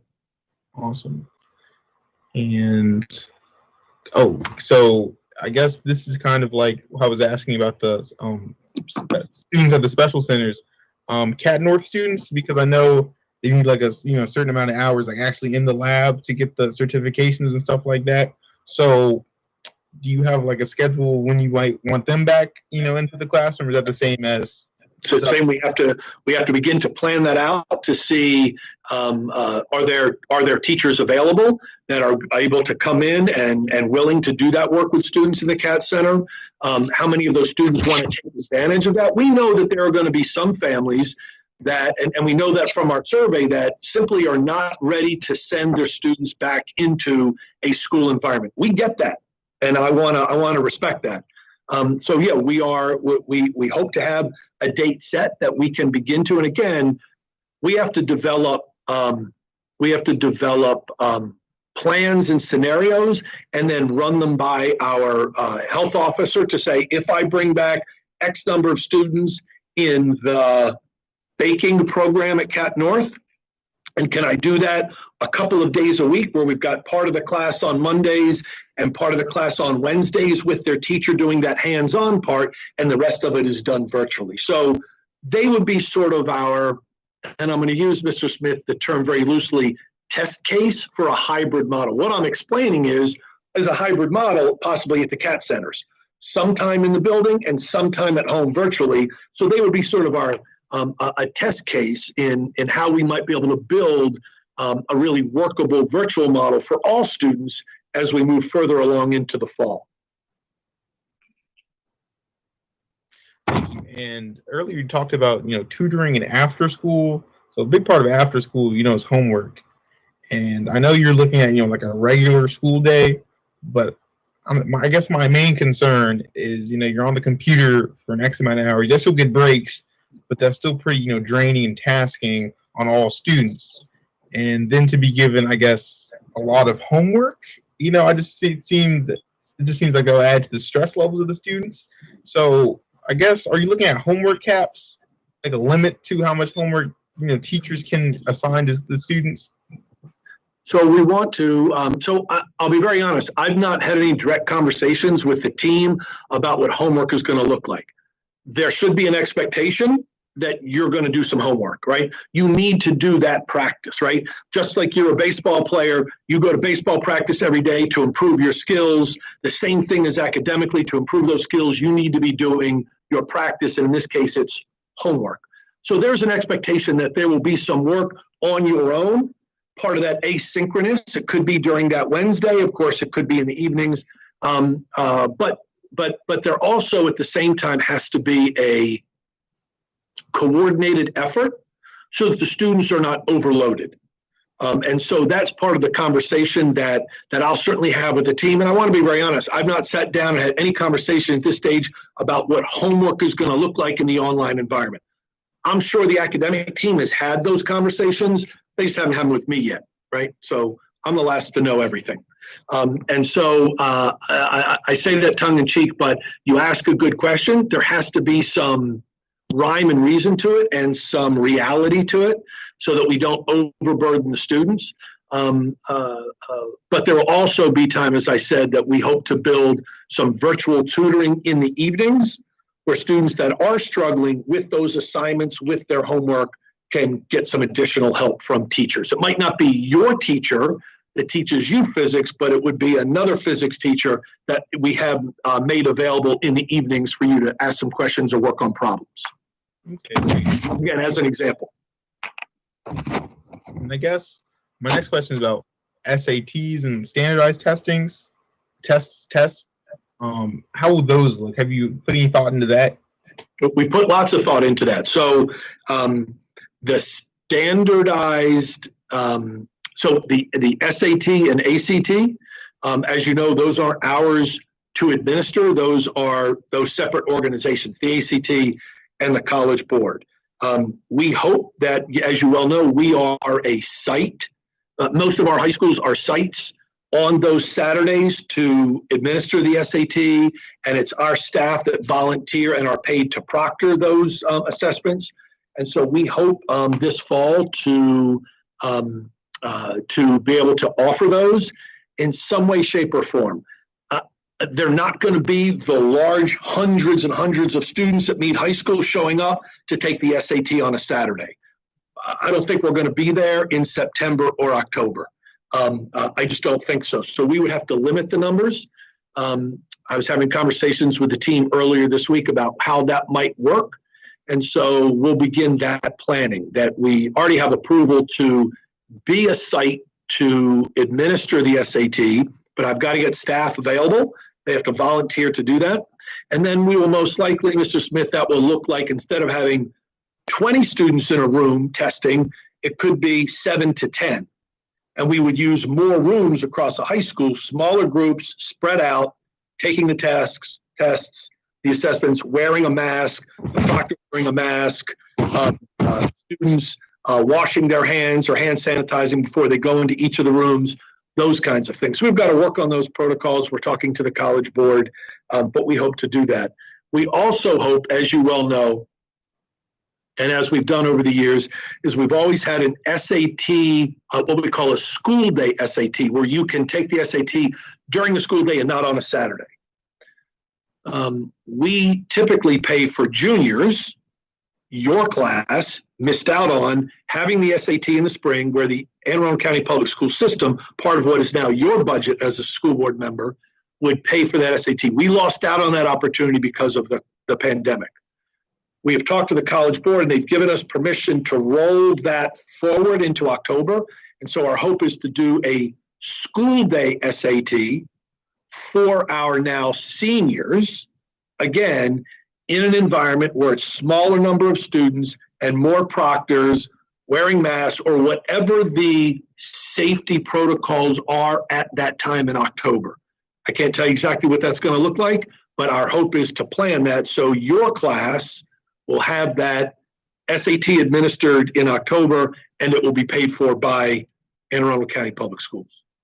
Great. And I guess my last question is about the opportunity gaps. You discussed how they're going to look at specific, I guess, assessments. They're trying to assess the ones, but we already know ones that probably will widen, the ones between English speakers and foreign language speakers, and the ones between students with access to the internet and students without access to the internet. So I guess what else are they looking at? You'll have to help me with your question. So my question is, you said they're going to look at, and you continue to look at the opportunity gaps. You know, they're looking at take tests and to see where we're at with it and if it's widening. But we already know the gap's probably going to widen, or it is widening, with students with access to. I would agree. To the internet and students without access, and students that speak English and students that don't speak English. So my question is, what other gaps are they going to look at? Well, it's going to start with the academic gap, right? It's going to start by using this diagnostic tool that we've purchased and implementing that diagnostic tool for students to say, where should they be? Where are they now? And what is that gap? And then teachers can take that data and focus in academically on the needs of those students.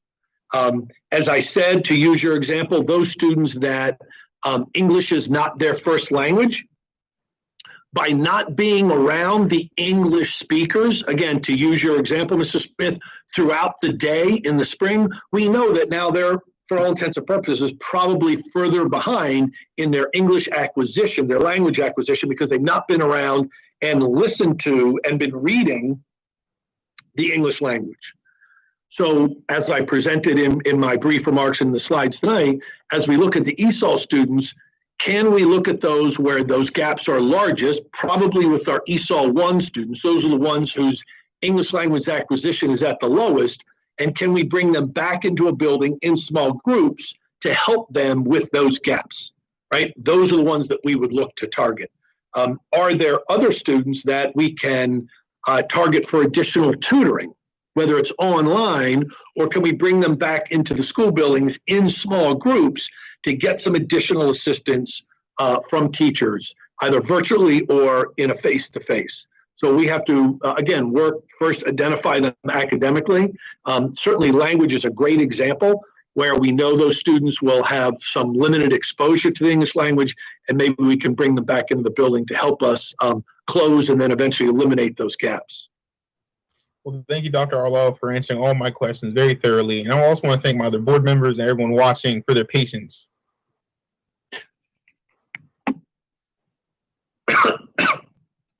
Thank you very much, Mr. Smith. Excellent questions, indeed. Ms. Ellis? Thank you very much. And first, Mr. Smith, I know that you're going into your senior year. It's a really big year for you. So I think your statement about the safety of students and teachers is very selfless, because I know you're anxious to get back there and enjoy your senior year. And thank you, Dr. Arlotto, for a very thorough presentation of what we're looking at right now. I do have a few questions, but first of all, I want to tell you the things I'm excited about that you did cover that I don't have to ask about are things like the CAT programs and athletics and extracurriculars. I'm really pleased to see the priorities being placed on those concerns. So thank you for sharing that. And also the SAT and ACT. I know seniors are very, very concerned about that. So I do hope to see them get that opportunity in the next couple months. So over the next several weeks, the focus of the committee is going to be how to do this online learning, what it's going to look like, and what the experience will be like for our teachers and students. And I think that's great. I do think being in a state of limbo makes it very difficult to focus on, you know, what exactly the priorities are. It's difficult to be split between many different plans. So I'm anxious to see the work that comes out in the next few weeks and what it's going to look like. I have heard feedback about the online summer learning that has gone on, and that it is a completely different and much improved experience from what students had in the spring. So I know a lot of our parents and students have a lot of anxiety about returning to what happened last spring, but it's not going to be anything like that, thankfully. One question I have is, could we survey again? Because actually, let me back up for a moment. So we are opening with schools fully online, and it is your hope that as soon as possible, perhaps sometime in the fall, we will get students back in buildings. That's the hope.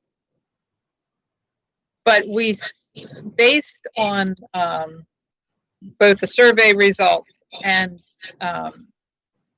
feedback that I've received from many parents through emails and other means, a lot of parents just don't feel comfortable sending their kids back into school buildings at all this semester.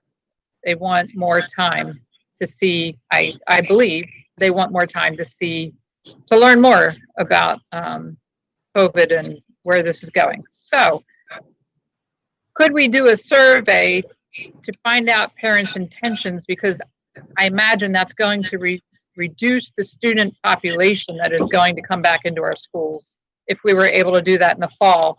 And could that therefore perhaps speed up the process of getting students back into buildings? Does that make sense? So I think I understand what you're saying, or what you're asking. And so I'm going to answer this way, and tell me if I'm not answering your question. So I absolutely, like you, we recognize that we are going to have, and it was very clear from the survey, and certainly very clear from emails that I have been receiving, that we're going to have both, we're going to have families that are just not comfortable sending their students back until there's a vaccine, or until the cases in Anne Arundel County and across the state are much, much, much reduced, right? We know that anxiety is there, and it's real. So we will plan for when we're able to come back into it. I think, again, in a transitional hybrid environment, we will still offer the virtual option. That parents could say, I see that you're going virtual, I see that you're going hybrid, but I'm not ready to send my student back, so I want my child to continue in the virtual world. And so that will be one of the options. I don't think we want to survey parents now about that, because right now the only option is we're going virtual. Right. But as we get to a point, and we're going to have to give lots of, right, just like we're making the decision now, Miss Ellis, 5 weeks before the board meets again, and 7 weeks before school starts, we're making the decision to give everybody lots of lead and planning time. Likewise, we're going to have to give people lots of lead and planning time if and when we move from the virtual to a hybrid model. And it's at that time, when we make that decision, that we'll then have to survey parents to say, you're going to need to tell us, it won't be just, it will have to be very definitive, that you're going to have to tell us that you are either going to keep your child in the virtual world or you want them in the hybrid world, because we then have to schedule them into classes or schedule them onto buses, make sure that the schools have the right number of meals and all those things. So we will have to shift midstream if and when that happens this fall, or at any time. Parents will have to make a decision and say that they are either going to stay virtual until a designated time, or they want to come into the hybrid environment and eventually into the full-time environment, because we have to make adjustments to schedules. We have to make adjustments to teachers. I'm going to have, if you stay virtual, I have to have a virtual teacher to teach you, right? And so I'm going to have to adjust teaching responsibilities, where some will go into the classroom and some will do nothing but instruct virtually in that content area or grade level. Does that answer your question? It does. I just wondered if the results of that survey could potentially impact when we could go hybrid, and that it could be sooner if we have a large number of students that simply aren't going to come back this semester into our buildings? Yeah, I don't know that it's going to change drastically. I mean, we were, it was roughly a third of those families said that they were not comfortable sending their children back to school in the initial survey.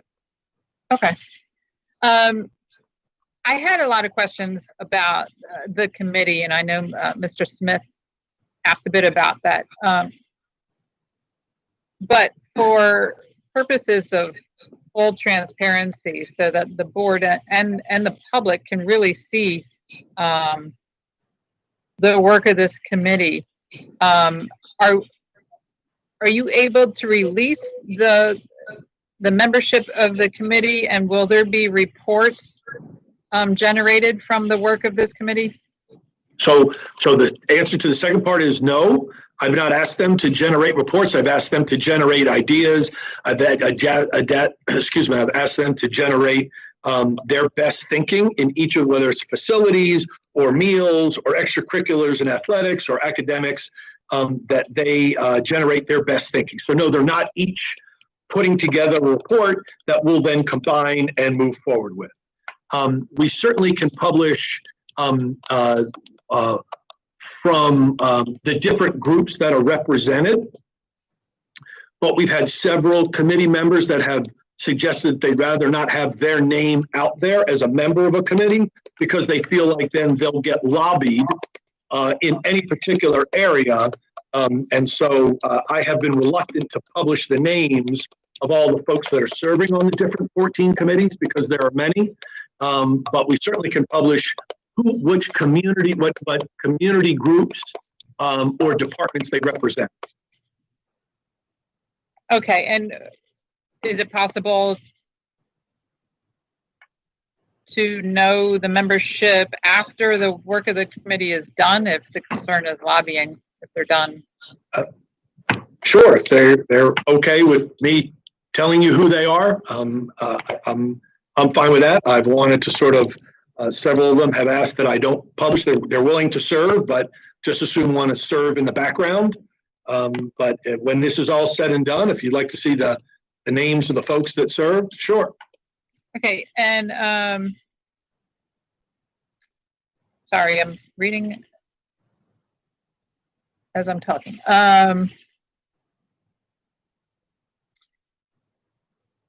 The Chromebooks, you mentioned you displayed priorities for who gets Chromebooks. First priority is one per family, and then second priority is elementary students, I believe. Was I reading that right? And so why elementary over secondary? Because I think many of the secondary students have a device, right? In our previous survey, and asking families about the devices they have. Again, eventually, the end result is everybody gets one, right? 85,000 students we will distribute. Everyone gets one. I don't have 85,000 for September 8th, so we want to prioritize. By looking at the survey and what parents sent us, many of those secondary school students have access to a device, and so let's go with the ones that don't. That's just priority. Eventually, we're going to get to a place in the fall where everybody gets a device. Okay, and so eventually we will. If there is a student, let's say two students in a home are sharing a device and they have class going on at the same time, that's going to impact attendance. So what is the solution for until we get to that 1-to-1 ratio? Giving them a device. Okay. I mean, that's the solution. The solution is giving them a device. So the principals will work that out. And if they talk to the parent's like, I've got a second grader and a fifth grader and we only have one device, well, then they'll give them another device. Okay. I was just thinking, since you gave it a priority list order, that means that obviously everyone who needs one won't necessarily have it in their hands right. Right. And that's the point of that slide. We're getting to 1-to-1. We don't have them all to start the school year.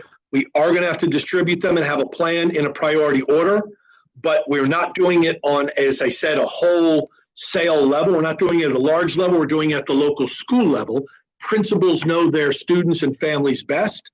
And so if somebody says, I need another one because they can't share because they're getting in at the same time, well, then they'll give them a device.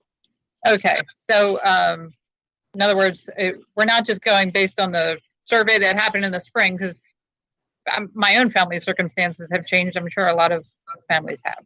And that's the reason you saw on that slide that we're going to do another very specific device and connectivity survey so we can hone in on that. Right. Okay. Is there an opportunity for teachers to work in buildings? Since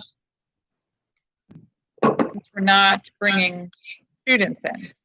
Yes, we're working on we're talking about that very thing now, about giving teachers the opportunity, if they so choose, to teach virtually from their classroom. They'll have access to their technology and smartboard. They'll have access to their materials in their classroom. Now, I have to do that through the work of Dr. K, and we have to have very specific protocols about their coming and going, wearing a mask, not congregating in their class, in their buildings, not hanging out in the teacher lounge. I say that tongue in cheek, but that's purely to make a point that Dr. K and I have talked about that. He certainly agrees that could be kind of a good thing to do, but we have to establish protocols about that teachers have to agree to these things. And if they don't agree to those things, then they'll have to teach directly from home. And what about the advisory period that our high school students had? Will that be taking place virtually? Mm-hmm. Yep, we're going to try and create that day as normally as possible. Some of that advisory time we hope to create into the schedule as well. And do you anticipate, I know last spring there were some state requirements that were waived or changed. Do you anticipate that could be occurring again this year? I don't know what happens in the fall into winter, and then again, who knows where we'll be in the spring, but do you think they're looking at that as far as? I'm certain the state is looking at that right now. What we have to speak to what you are referencing, Ms. Ellis, is that there are state mandated assessments that students must take at the end of certain courses, like biology, like government, like English 10. And those have been waived for the students that took those courses last year, but did not get a chance to take that assessment. They don't have to take the assessment this year. And so we'll have to work with the state about how those assessments will look going forward, but that waiver stands for the students that took those courses and passed them last year. They are not going to have to now take that assessment. Okay, and then as far as number, I guess the number of school days won't change, but the number of hours could change. Well, but there's state mandates on that, right? So the number of hours won't change. We're still going to have our 6.5 hour day. When we start and stop could change, but we're still going to have our mandated school days. There'll be mandated days, but students won't necessarily be online for 6.5 hours. Correct. Just like they're not in a classroom for 6.5 hours during when they're brick and mortar, right? Mm-hmm. They've got class changes, they've got lunch, they've got that they have their wildcat hour or whatever it is. So they're not actually in class for 6.5 hours in brick and mortar either. Right. Okay. So it's breaks built in, adding up to. Yeah. Absolutely, because that's one of the considerations is screen time, right? I've heard from parents that they're concerned about you go virtual and now, my kids are on a screen enough. Do they, how much more screen time do they need? So that's one of the considerations in building a schedule. That's appropriate. Okay. I think that's all I have for now. Thank you so much. Yes, ma'am.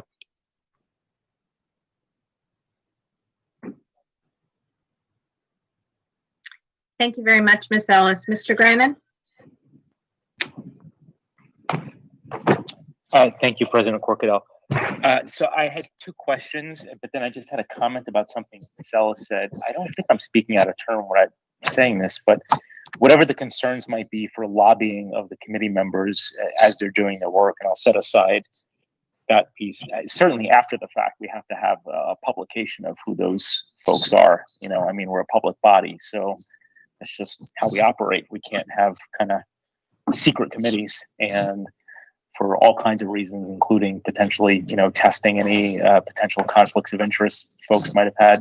And I'm not suggesting that there are any, but we're still a public body. So at the very least, they have to be publicized after the fact. And again, I'll kind of set aside for the moment whether I even agree with not having them publicized, you know, as they're working. But okay, I guess my questions are two. First is, I was getting kind of excited when you were talking about the 3 to 4 hours of synchronous learning until you said per week.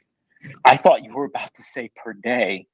And, you know, for, let's say, for example, for K through second grade, our earliest learners, I think, give or take, you know, even with the subtractions you were talking about from the 6.5 hour day, give or take, those students have about 5 hours of instructional time with their teachers in the normal school year. So I don't understand for those students why we wouldn't be aiming for a minimum of 3 hours of synchronous learning per day for K through 2 on the 4 days other than Wednesday. And I understand, you know, because I'm the parent of a 6-year-old, that those kids got to move and they can't sit still for 3 hours. I get that. It doesn't have to be 3 hours contiguous, but for you know, the total day, I don't understand why we would not be aiming for about 3 hours per day of synchronous learning for K through 2 for the 4 days other than Wednesday. So that's my first question. So we are. The focus, Mr. Grannon, is, and the expectation would be those students are engaged virtually in real time with their teachers between 3 and 4 hours a day. Oh, I'm sorry.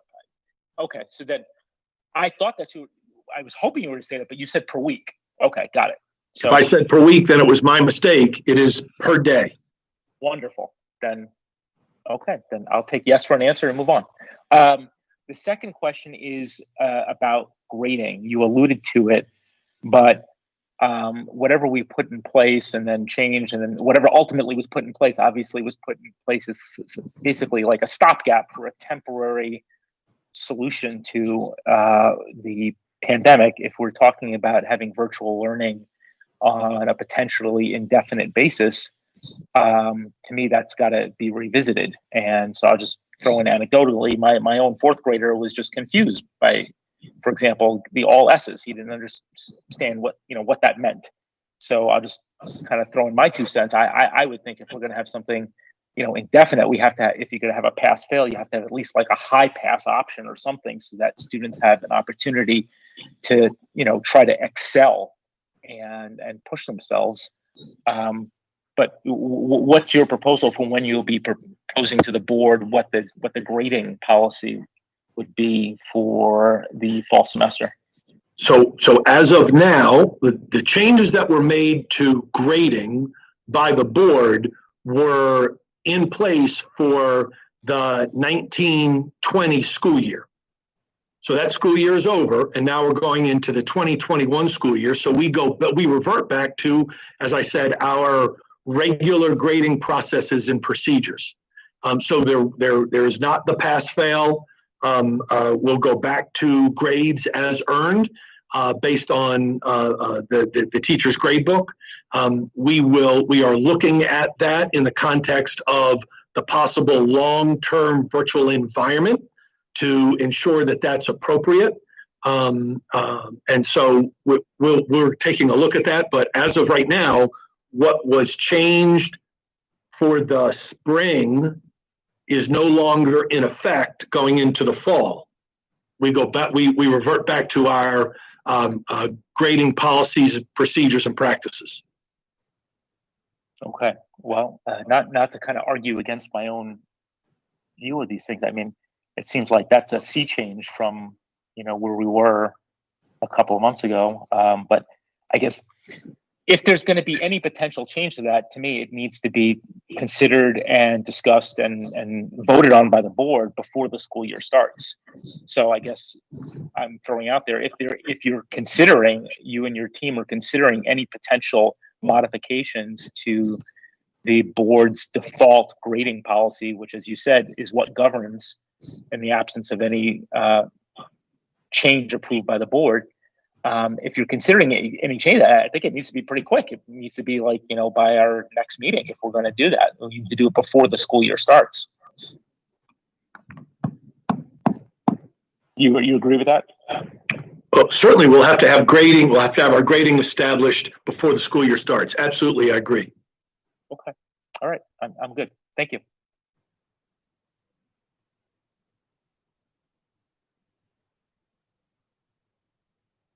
Thank you, Mr. Grannon. Ms. Shawhan?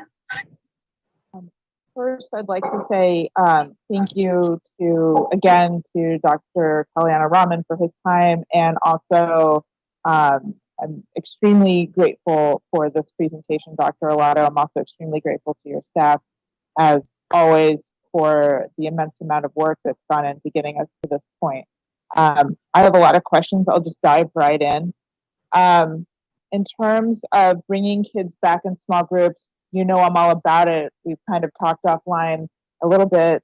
I agree with focusing on special needs students at special sites. Our regional programs, our CAT North and South kids, our East South kids, all of that is lovely. Have you started polling teachers? Because I'm not going to presume that all members of TAC or all members of any of our bargaining units share the same views. Have we started polling those teachers and those TAs to see who is willing to come back into buildings, or what will be the mechanism to figuring that out? Yeah, so the answer is yes. Perfect. And so I assume that by the next meeting we'll have a better sense of what that population looks like in terms of numbers and skill sets, so that we can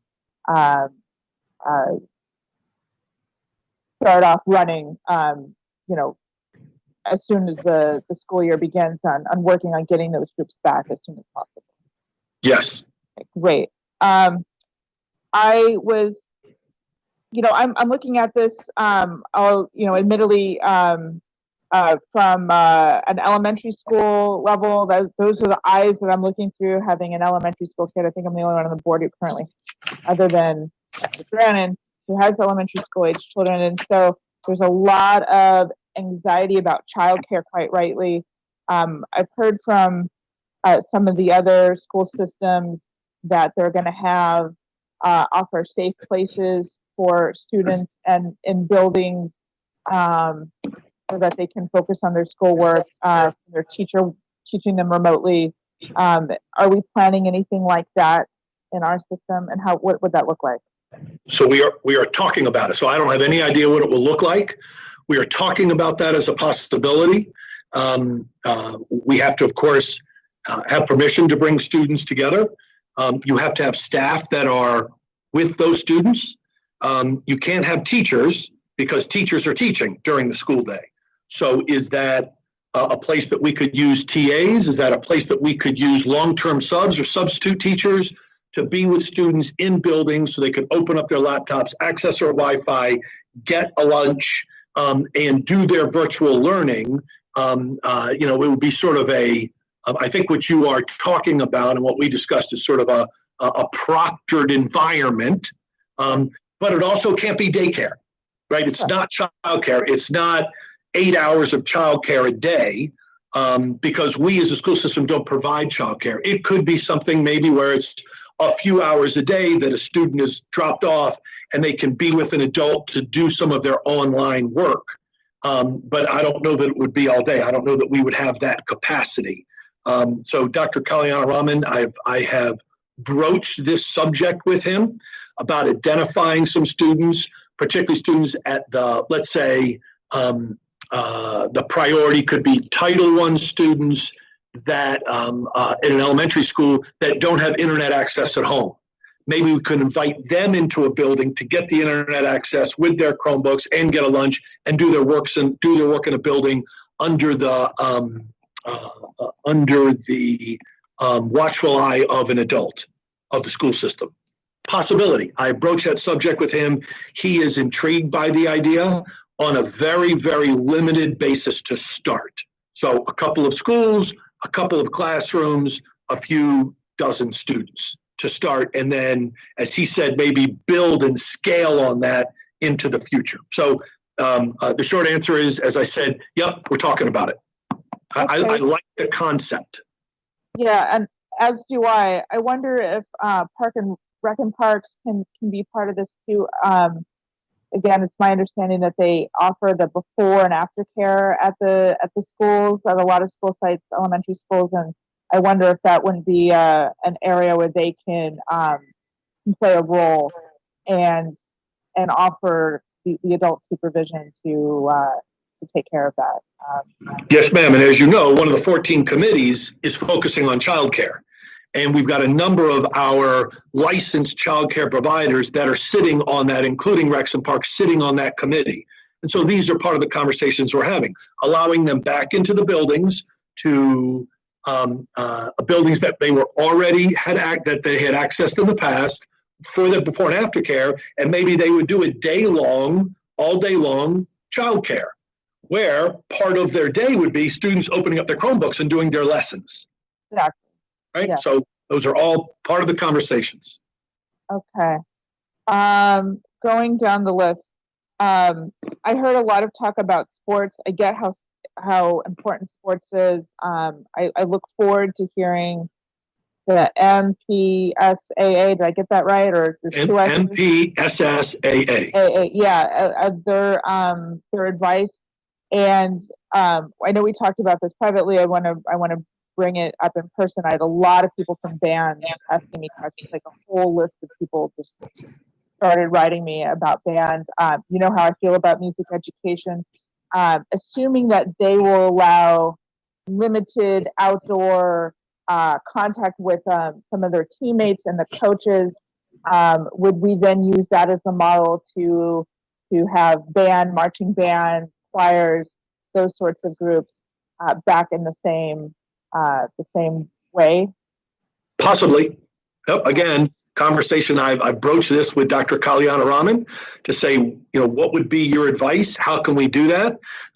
So I would suspect that if we're able to bring student athletes back on a limited basis, why can't we bring back some of the band members? Now, I can't bring back 150 of the marching band at Broad Neck High School at the same time, but maybe in small groups, maybe the different sections one day a week to be outside, to be with their colleagues. They would have to be masked. They would have to be properly distanced. They would have to be properly protected. So those are, again, conversations that we are having. I would love to find a way to, as I stated in my remarks, those are very, very, very important activities that contribute to the success of students in the classroom. Absolutely. Yeah. But we're going to do it safely, and we're going to do it under the auspice of our health officer. Absolutely. And just for the record, I'm not fighting you on the safety bit at all. Like I understand. I'm saying that as you're asking questions for the public to hear, I'm giving responses for the public to hear. Absolutely. Yeah. One ill student, one dead student, one dead teacher is one too many, and it won't be on my watch or my conscience for all of those at home listening. I love that you touched on the SATs. That was another topic that folks brought up a lot. Cultural arts. Again, I'm looking at this from the elementary school perspective, surely also middle and high school, again, very important. Wonderful part of the day. You've heard me praise Folger's Cultural Arts Department before. I'll do it again. I suspect those will be woven into the virtual experience like they were in the spring. Correct. Great. That's part of the development of the schedule. When math time, when language arts time, when art time, when PE, so that's all part of the development of the schedules. Fantastic. And I like that you brought up PE. I heard from a number of PE teachers. I believe that I'm in a better mental health space when I exercise. I think that's true for our students. And I'm glad that that's also going to be woven in. And it was fabulous in the spring. And I'll just leave it there. Thank you, Mr. Smith at Folger, and the other teacher whose name is not remembering at the moment. They were fabulous. So I'm glad to hear that. Will all the survey results be posted public? I know that we've had the benefit of getting those. Again, I'm grateful for the data teams who take the tens of thousands of survey results and boil them down to a PDF that we have as board members. Are those going to be posted public for all to see? I was asked that question by a number of constituents. Yeah, all the family survey results are already posted on our site. Oh, perfect. Okay, great. They're already up. I didn't look because I got them. Yes, in my ma'am. email. Yeah, they're already posted. Perfect. I want to just briefly touch on mask wearing, and I know we're not there yet with the hybrid model. I look forward to when we're talking about the day that the hybrid model will start. I'm certainly looking forward to in-person instruction as much as the next person once it is safe. But I think we give our youngest learners not enough credit. Like, if you can put on your shoes and put on your shirt, and get ready for school, then surely you can be taught to wear a mask and do it safely, just like any of our other kids. So I just hope that when we're thinking about hybrid environments, that we encourage and not require mask wearing at all levels, out of abundance of not spreading COVID further. So that's just a comment, really. I had a question about schedules that are consistent across grades per school. So I think one of the points of feedback I received in the spring is, a bunch of 4th or 5th graders, and I'm just going to pick a school out of the sky. I don't know, any elementary school in our district, and one class was doing X, when another class was doing Y, and there wasn't that consistency that we saw sort of pre-COVID. That will all work itself out in the fall, where it'll be very consistent. Every class is sort of going through this model or this module, relatively at the same time. So I can't guarantee you that every class and every grade level was going to be doing exactly the same thing at the exact same time. I couldn't guarantee that in a brick and mortar. We are going to be, we're working on building schedules that are clear and consistent, so that students and families know what to expect. This is when I go to art. This is when I've got reading. This is when I have math. This is when I'm going to have lunch. This is when I'm going to have science or social studies. And so we are working on what that will look like best in the virtual environment. Perfect. And to that end, I also know in elementary school, but I'm sure the same is true in any classroom at any level, is that, you have kids that are right on grade level, you have kids that are above grade level, you have kids that are below grade level, and you're split out into groups. And in the Folger world, those are usually by color. They're meant to be meaningless to kids and adults, so there isn't that competition. I love that about our school. And so I wondered about the differentiated learning once we get into this virtual world. So there'll be that getting to know you phase at the very beginning, but once the level of the child is established, will there be those, okay, I'm going to go to my reading group, which is red at this point during the day or the week, and I'm going to go to my blue math group, and that kind of thing. Is that do you anticipate that happening? So you're asking me well beyond any of my knowledge.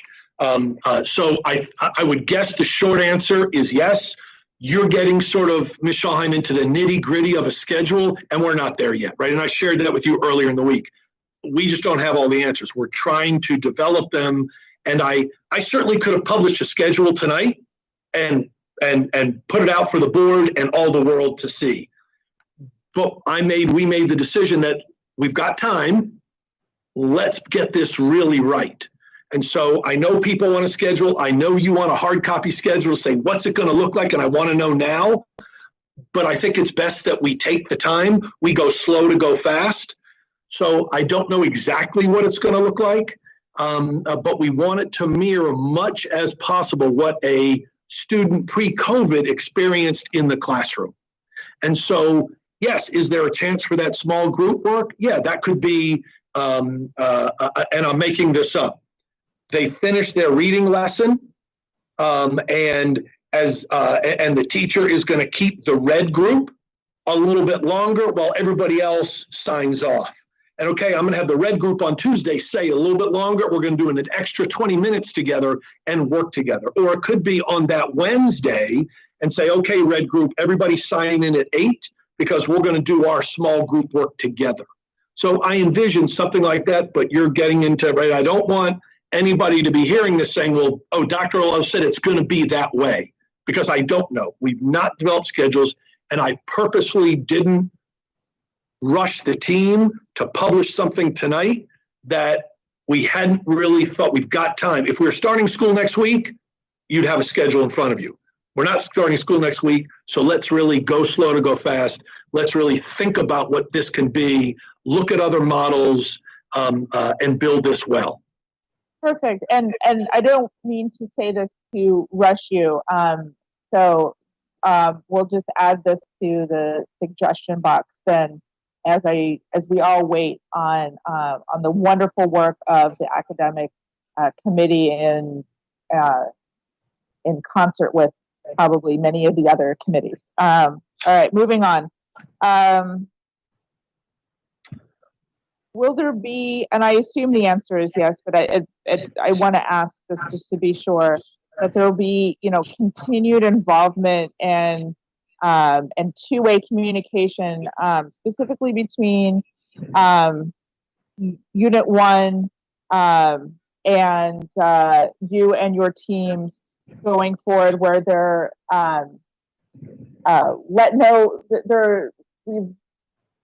we let them know about what's happening before they read it in a press release, and we're the suggestion box is maybe more open than normal, and there's more communication as we proceed, because I'm sure that different teachers are going to have many teachers will have some feedback, what works, what doesn't, and all that good stuff. And so I just wanted to make sure that we're on the same page with that. Is that your vision as well? I'm not sure I understand the question. If you're asking, are we looking for individual teachers' feedback and suggestions? Absolutely. And so they have an opportunity to go through their teachers, through their principals, and share their experiences. We're learning a lot this summer because we've got teachers working with students in real time. And so we're learning, and that's going to help us plan for scheduling and plan for a more robust environment, right? We're hearing some good things, as Ms. Ellis said, thanks to her. She said that she's heard from some constituents that have said, boy, the summer is so different than the spring. Well, our plan is that from the summer to the fall, it gets even better. So yes, we're looking for those teachers to give us their feedback and help us develop this. If you're asking me the involvement of the union leadership and their collaboration, well, that has to work two ways. So we've invited them into committees. We've got union folks and union leadership serving on many of the 14 committees.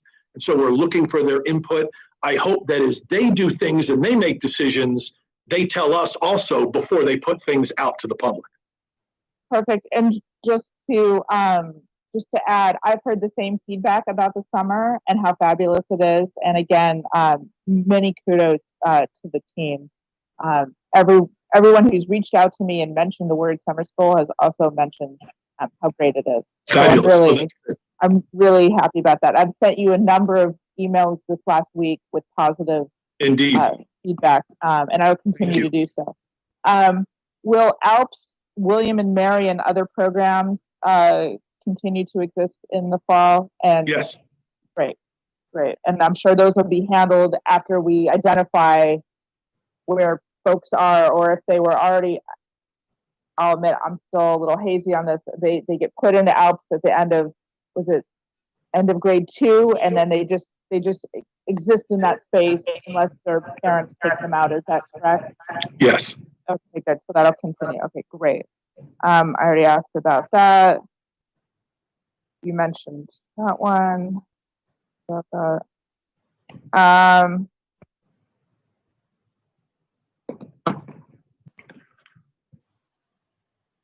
reading as I am asking questions. I already asked about that. Okay, here was a question. What if, attendance, I think it's great to have a better handle on that than surely we did in the spring. But just from a first world problem, what if your internet goes down that morning, you cannot get online? Will you be dinged in terms of attendance? No, just like if you didn't show up at your school, then we would have to reach out, right? So could you get dinged initially? Yes. If we then find out there was a reason why you didn't check in, why you didn't sign in, well, then that gets corrected. So that's right. When a student doesn't show up physically into a brick and mortar class or show up virtually into their classroom, that's a problem. That then sets off a child is absent, that gets put into the record, somebody follows up, is it the counselor, is it the assistant principal, is it the PPW, follows up, the teacher calls and says, hey, George, we missed you in class today, what happened? Oh, my internet went out, the dog ate my Chromebook, whatever it is, right? There's lots of different excuses, but that triggers it, right? We don't ignore that. The student doesn't show up. That triggers a series of events to follow up and say, where were you? Okay. All right. Understood. So the K through 5 backpacks sort of eliminate this need for parents of a K through 5 child to run out and do back to school supply shopping, correct? Correct. So we're okay. That's wonderful. And also, we've been working over the last several years to begin to really limit what we're asking parents to bring into the classroom, because your budget's been altered over the last couple of years where we're taking more of that on. So I don't want parents buying Kleenex and hand sanitizer. We should have the supplies of that. And so we've been taking that on through the budgetary process. But you're right, now you don't need to bring in those bags to supply a classroom, because the only classroom you're supplying now is at home. Great. That's wonderful. I had a question about perhaps partnering with the housing authority. I think the acronym is HACA, in terms of, again, providing safe places for students during the day. I know that it'll be limited if it's in school buildings, but are we, as the child care committee, sort of thinking outside the box? Maybe it doesn't have to be in a school building, maybe a partner or our list of daycare providers in the county can sort of take that on, and what that would look like. So if I understand your question, Mr. Solheim, the answer is yes. That's part of what the Child Care Committee is talking about, but it's expanded beyond that. So we've got folks that meet regularly with different community partners. You know that Mrs. Jackson and Dr. Gillens meet regularly with a number of community partners. And so some of those conversations are going on. Part of the conversation is, hey, community partners, can you help us identify students that are not connected to the internet and help us get them connected to the internet? It is also conversations I know Ring had with some of the pastors of some of the churches that have Wi-Fi, right? And where they could open up their community rooms, their community spaces, where students could go in and do their work in those community rooms and those community spaces. We have had conversations, I personally have had conversations with the executive director of the Boys and Girls Clubs of Anne Arundel County. And so they want to mirror whatever we're doing so they can provide access in the afternoon for students to do their work. They know how to, the kids will have Chromebooks and they'll work with the kids. They can show up after school, get some tutoring, get a snack, open up their Chromebooks, do their work. So they're, her name is now it just completely went out of my head. Anyway, but they really want to work with us directly. Lisa Monduro. Lisa Monduro is her name. She's wonderful, and she's contacted me several times. She's reached out over the summer and said, Dr. A, whatever you guys decide on to open, we want to help support. We want to bring kids into our. I think they've got 8 centers around the county. We want to supply those kids with snacks and a meal. We want to be a comfortable place they can access Wi-Fi and do their work. Wonderful. And so once we're a little closer and we know exactly the full breadth of that, the list of partners that want to help us out in that way, I assume we'll be publishing that information or alerting parents to where they can find that readily. I'd be a little hesitant to say that we're going to publish a list. I don't know. I can't speak for all of our partners about how they best would want to work with that. I just don't. I can't commit to that. I just don't know. Okay. All right. Well, it's been a question that's been asked to me several times. Like myself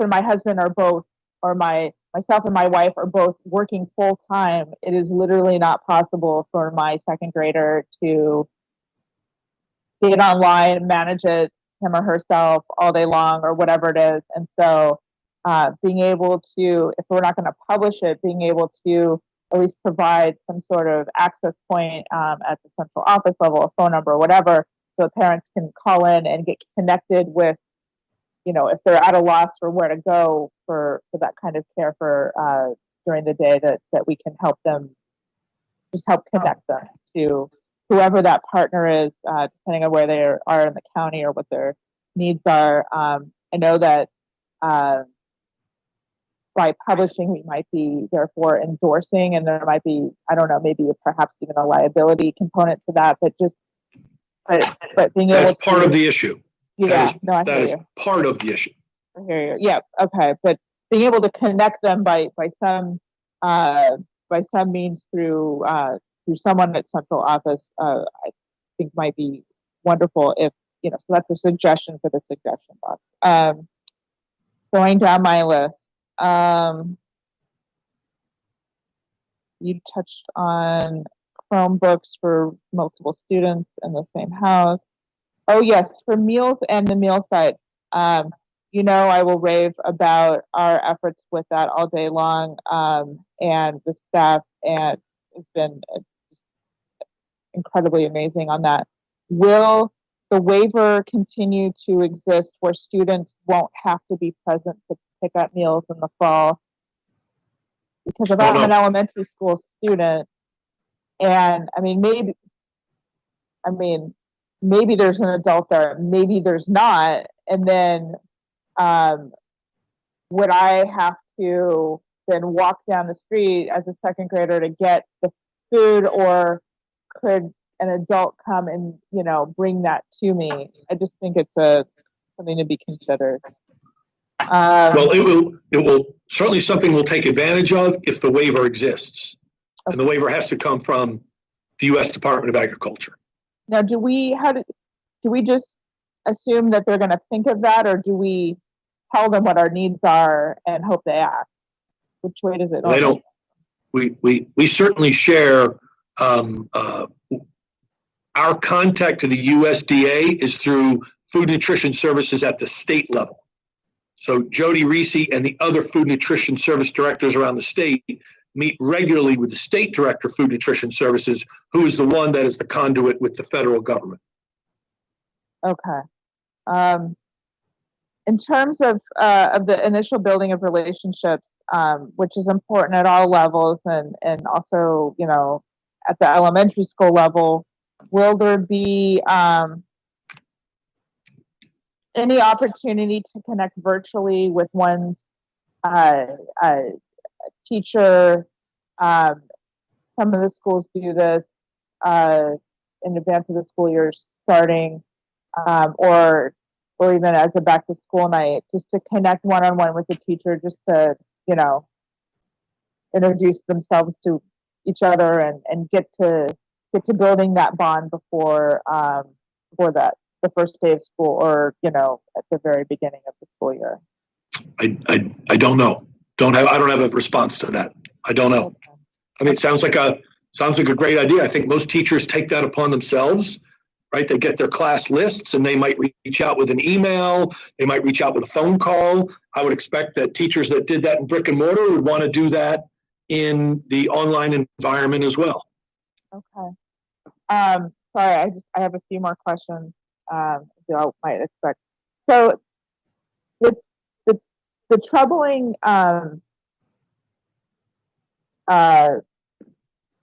side effect of going all virtual is now there's these like micro schools and pods that have popped up where a group of students are availing themselves of sometimes our teachers to use as tutors.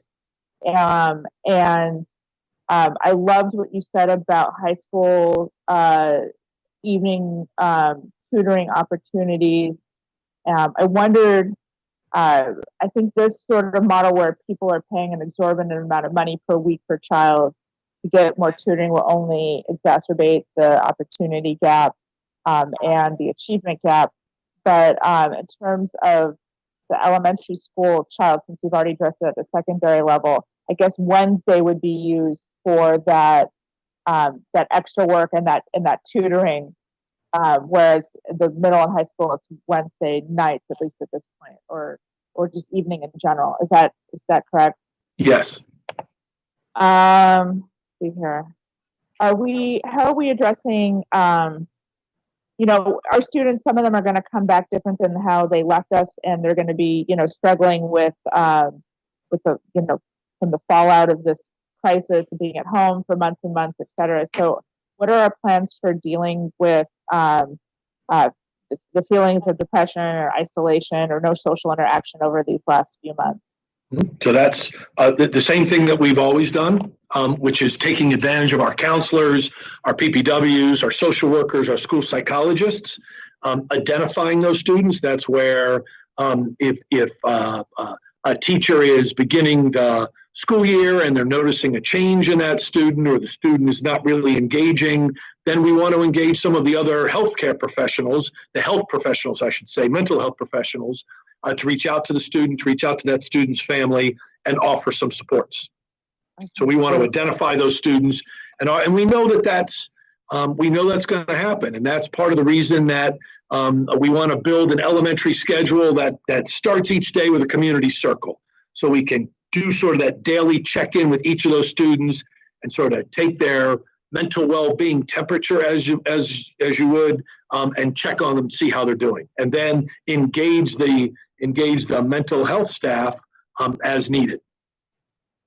Okay, great. Thank you for addressing that part. I think I'm nearing the end of my questions, but I have the same concern as I think Mr. Grannon and Ms. Ellis did about the committees and us being a public body, and they're offering to volunteer for a public body. And so therefore, I mean, at least from my standpoint, that information should be public. At least this board should be aware of that roster and who's on it. And I understand folks don't want to be lobbied. I'm not suggesting publishing contact information, but definitely this board member would like to know the full roster of every committee, and so I just wanted to say that to you. And so I look forward to receiving that. And one last question about devices. So until our students get like our Chromebooks, I know the answer to this, and I already asked you, but I think the public wants to know. So until the students receive like one of our Chromebooks, they can still continue to use another device that is connectable to the internet, a laptop, a desktop, an iPad, those sorts of things, until they get one of our devices, and that would still be able to be used to do everything we need them to be doing in terms of engaging with us. Correct. Good. Okay, good. I just wanted to get that on the public record. I think I'm almost done. The last thing is I wanted to express my my gratitude for going back to the original grading model. I've heard from a lot of parents that said, my child just phoned it in after we adjusted it this last time. I realized why we had to adjust it. It totally made sense at the time, but I'm glad to bring that motivation back. Although your motivation for those children and students listening at home should be the learning and what you gain out of it and how it will benefit you in the future. However, if getting a standard grade as what you're used to getting is what gets you there, I'm glad we're going back to that so that everyone knows what the expectations are from the word go, and that they can be evaluated appropriately based on what they're being taught in the virtual world. And anyway, I know that was a very long list of questions. Thank you for your patience, and thank you, Dr. Alato, again for answering all of them. I really appreciate it. Absolutely. And Ms. Schalheim, before you sign off, I was regarding your question about the waiver for parent pickup. Yeah. That waiver has been granted from the U.S. Department of Agriculture through June 2021. Oh, that's wonderful. Jody Reese is watching, and she texted me that clarification. So that's already been granted through June 2021. So that means an adult, just to confirm, an adult can pick up for any child 21 and younger, or will they have to have their student number? No. So it's 2 to 18. That's right. Thank you. Right? Thank you. It's 2 to 18, and they have to register in advance that they're going to be picking up at which meal site and for how many students. And they have to give us the name and grade level for each of those students. Name and grade level. Perfect. Well, thank you, Ms. Reese, for confirming that. That's wonderful news. So we don't have children walking potentially by themselves through neighborhoods to go pick up their lunch. I'm very grateful that waiver was extended to June 2021. So thank you again, Dr. Leto. Yes, ma'am. For being so patient with me and all of my questions. Yes, ma'am.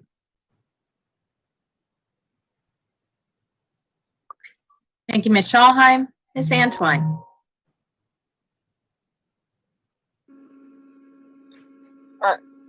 Thank you, President Corkadell. Thank you, Dr. Alato, for being here with us after a long day and a huge summer and a heavy lift. Thank you for that. I want to start by thanking the parents, the families, the students, the community leaders, everyone who has been involved in shaping this decision. This is probably one of the biggest decisions we've all had to make together ever, realistically. So I thank you, and I encourage you to continue to share. Despite what it seems like, as Dr. Amato has shared, there's a lot of involvement that goes into that final go, no-go decision. So please continue to keep us informed. Please continue to talk to us, share your research, share your opinions, shape how we move forward. Dr. Amato, I want to certainly thank you for and the teams that you have worked with to bring up a solid way forward. I believe the better safe than sorry approach is a tremendously good approach for the best interest of our students, putting safety first. There still lies a list of populations of our students whom will be safer, but they will be limited in their educational access. And so my question would be around how we do that differently. I'll start with our students with special needs. I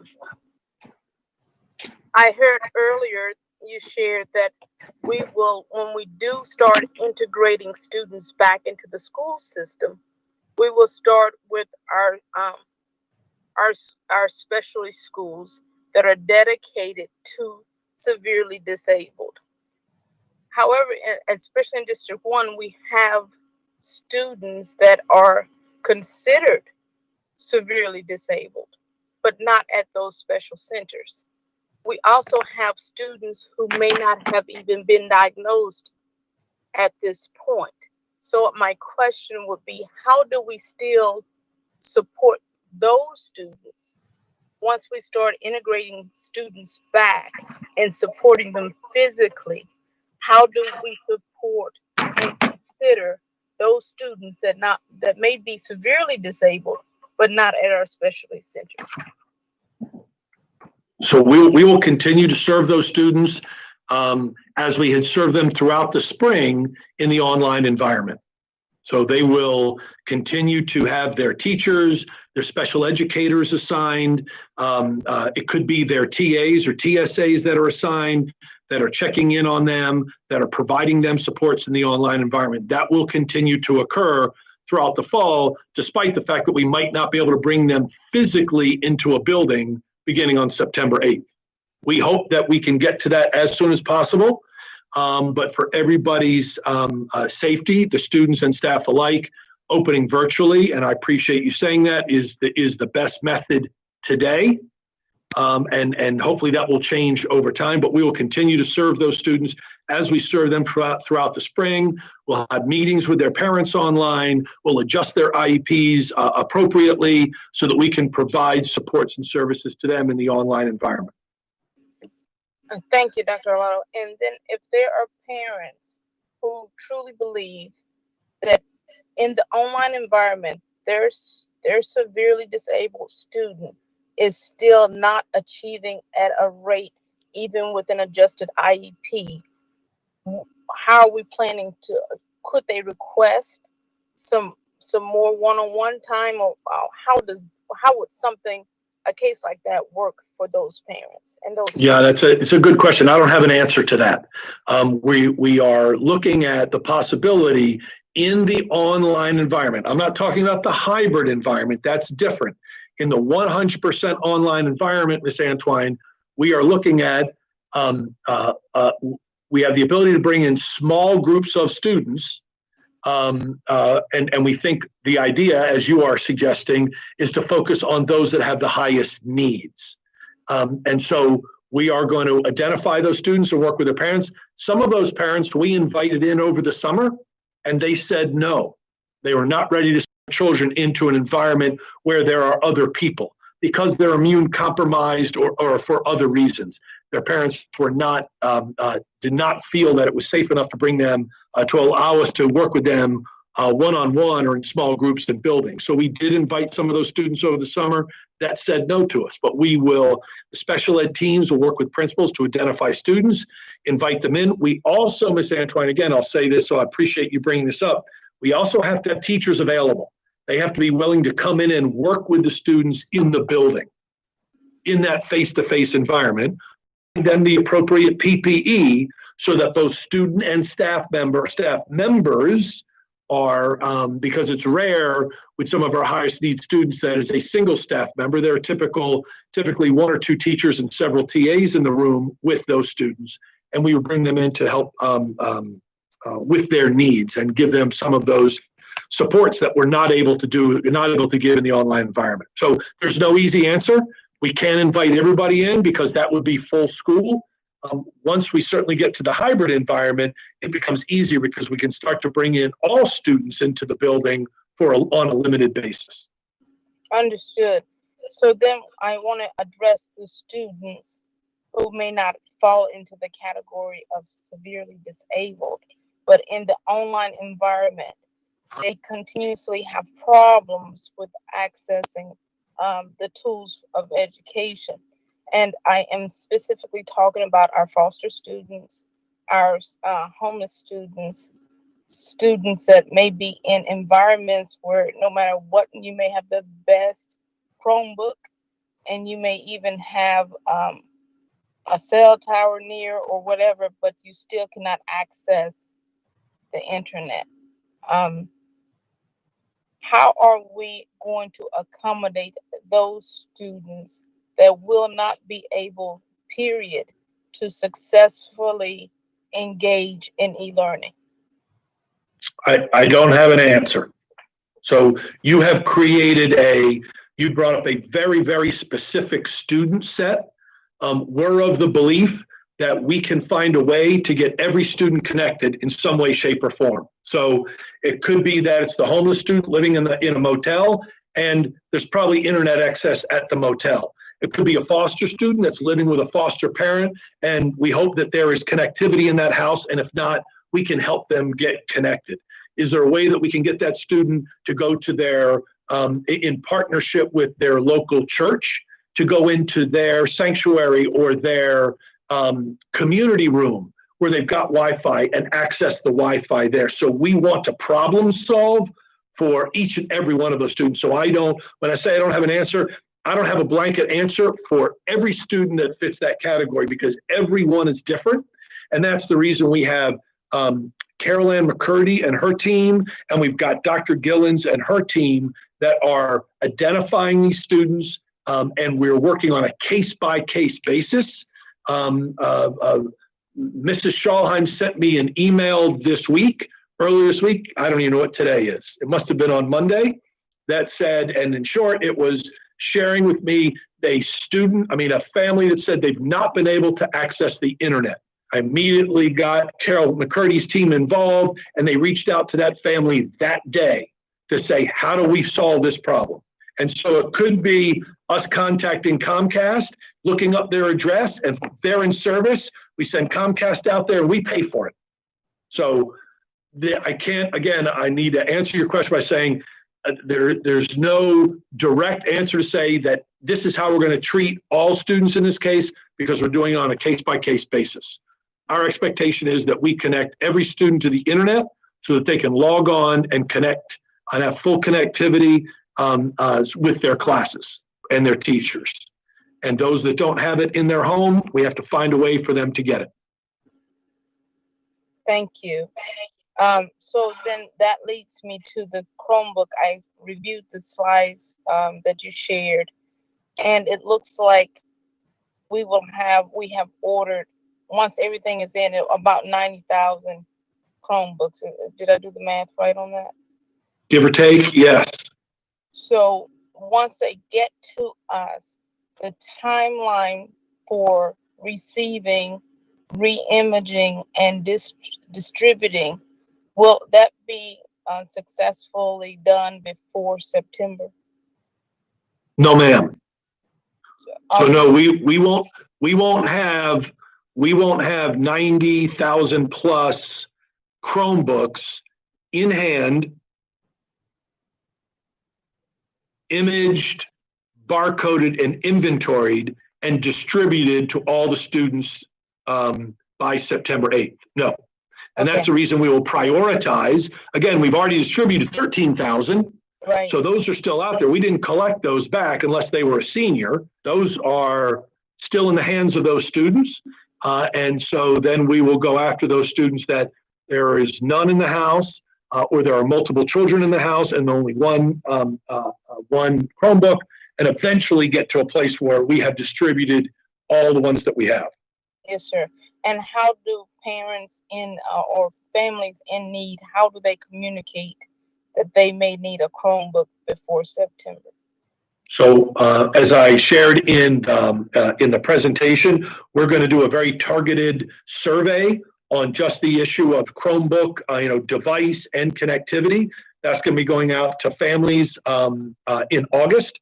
We'll use that information to help us plan, help us fine tune the distribution plan of prioritizing the ones that we do have, and then eventually getting to all of the students in the early part of the fall when all of the Chromebooks have arrived, been inventoried, barcoded, and imaged. Yes, sir. Thank you. So then the e-learning suite of effort that was made in the spring and improved and realized in the summer introduced another population of student. That is the student who is still struggling, though he or she may have access to the internet, may have multiple Chromebooks, multiple tools to do this, all the tools of success, but they have limited support at home. How are we planning to identify those students, especially our elementary students who are greatly dependent on everyone but themselves for their educational needs? So that's a tall order. Certainly the teachers will get to know their students, know what their needs are, but we're not going to be able to put people into homes to sit side by side, elbow to elbow with students the way we hope that parents will be able to do, or daycare providers. So we will certainly coach daycare providers, the team at the Y, the teams at the various Boys and Girls Clubs about how to access our tools online. So if they're working with those students, they will be better able to do that.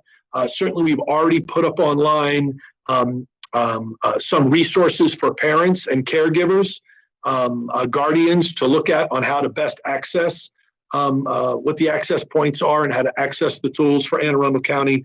But you bring up a good point. There will be students that could be very much on their own, and we'll hope to identify them, support them as best we can, but we won't be able to put people in their dining room sitting next to them and helping them with their work.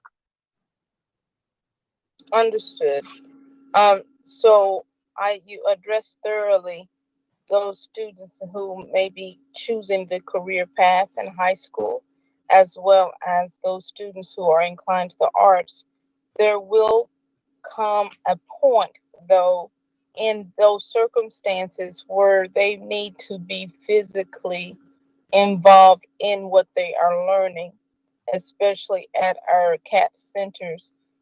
Is there any, and I'm not requesting a schedule, but us knowing the big events that come up and the certification deadlines and otherwise, are there plans to base their reentry into the school, or even at a temporary basis, based on those key points in their career learning spectrum? For example, one I know best is plumbing. Because of the OSHA requirements, the certs that go into preparing for the one-on-one test of tools and understanding of this. In the presentation, in that section about CAT students, that one, they will continue in their virtual world they did in the spring, and that plumbing teacher was teaching her or his students virtually. That will continue into the fall.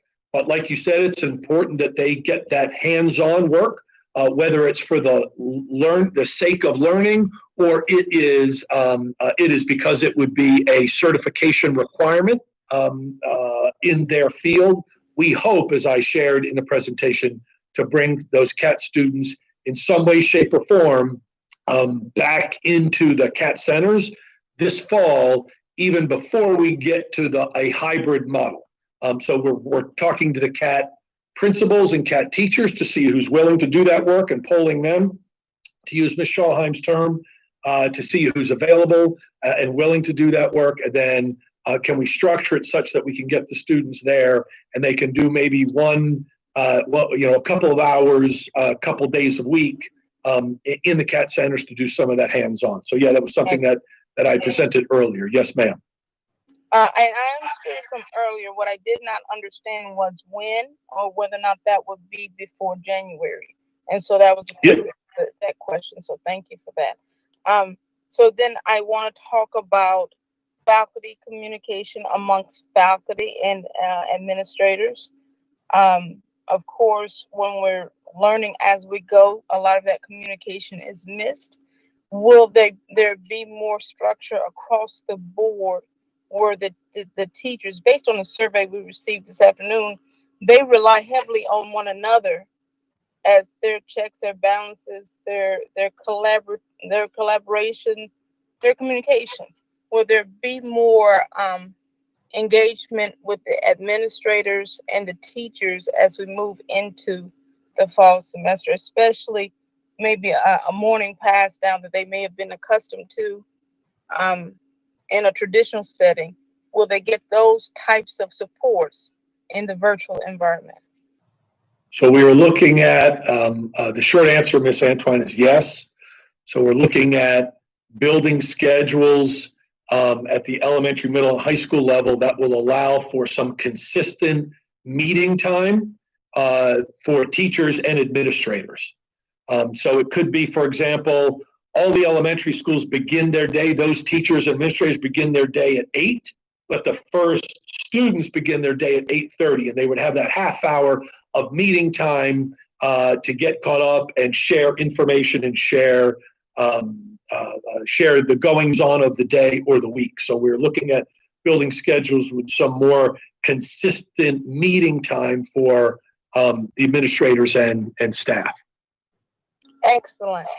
And then my final question would be about the onboarding student, the transferring student, the student that may be coming out of from wherever they're coming from. It may be a more traditional setting, but they're having to adjust because they've moved into our school system to a virtual environment. Have there been considerations for example, the military student that might be processing it? So I guess I would bet that most students from around the world and certainly around the country were engaged in online learning because all school systems were closed for the most part throughout the spring. So I think there would be some, I would guess, Ms. Antoine, answer your question, there would already be some familiarity.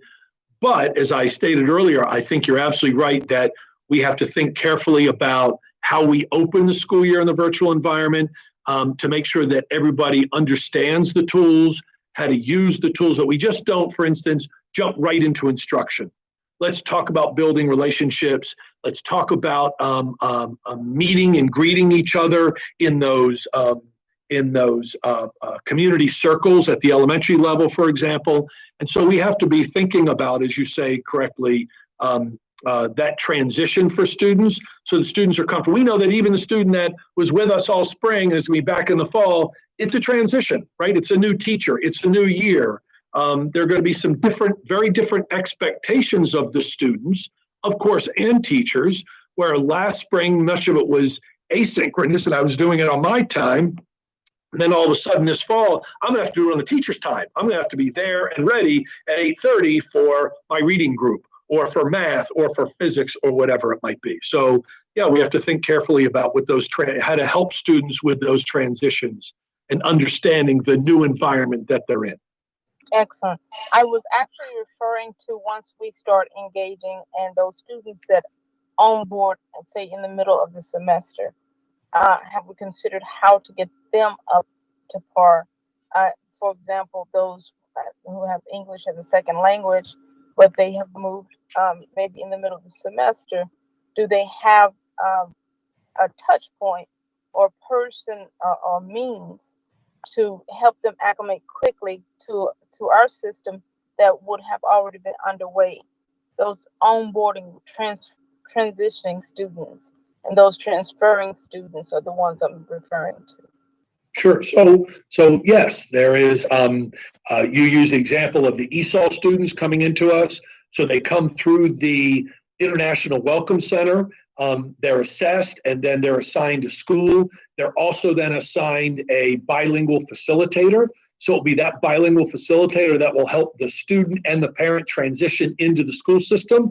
And of course, now into this online environment that, again, to further your example, that student coming through the Welcome Center will also be assigned an ESOL teacher, and it will be that ESOL teacher that will help them acclimate and get ready to be involved in this new online environment. Again, to use that example.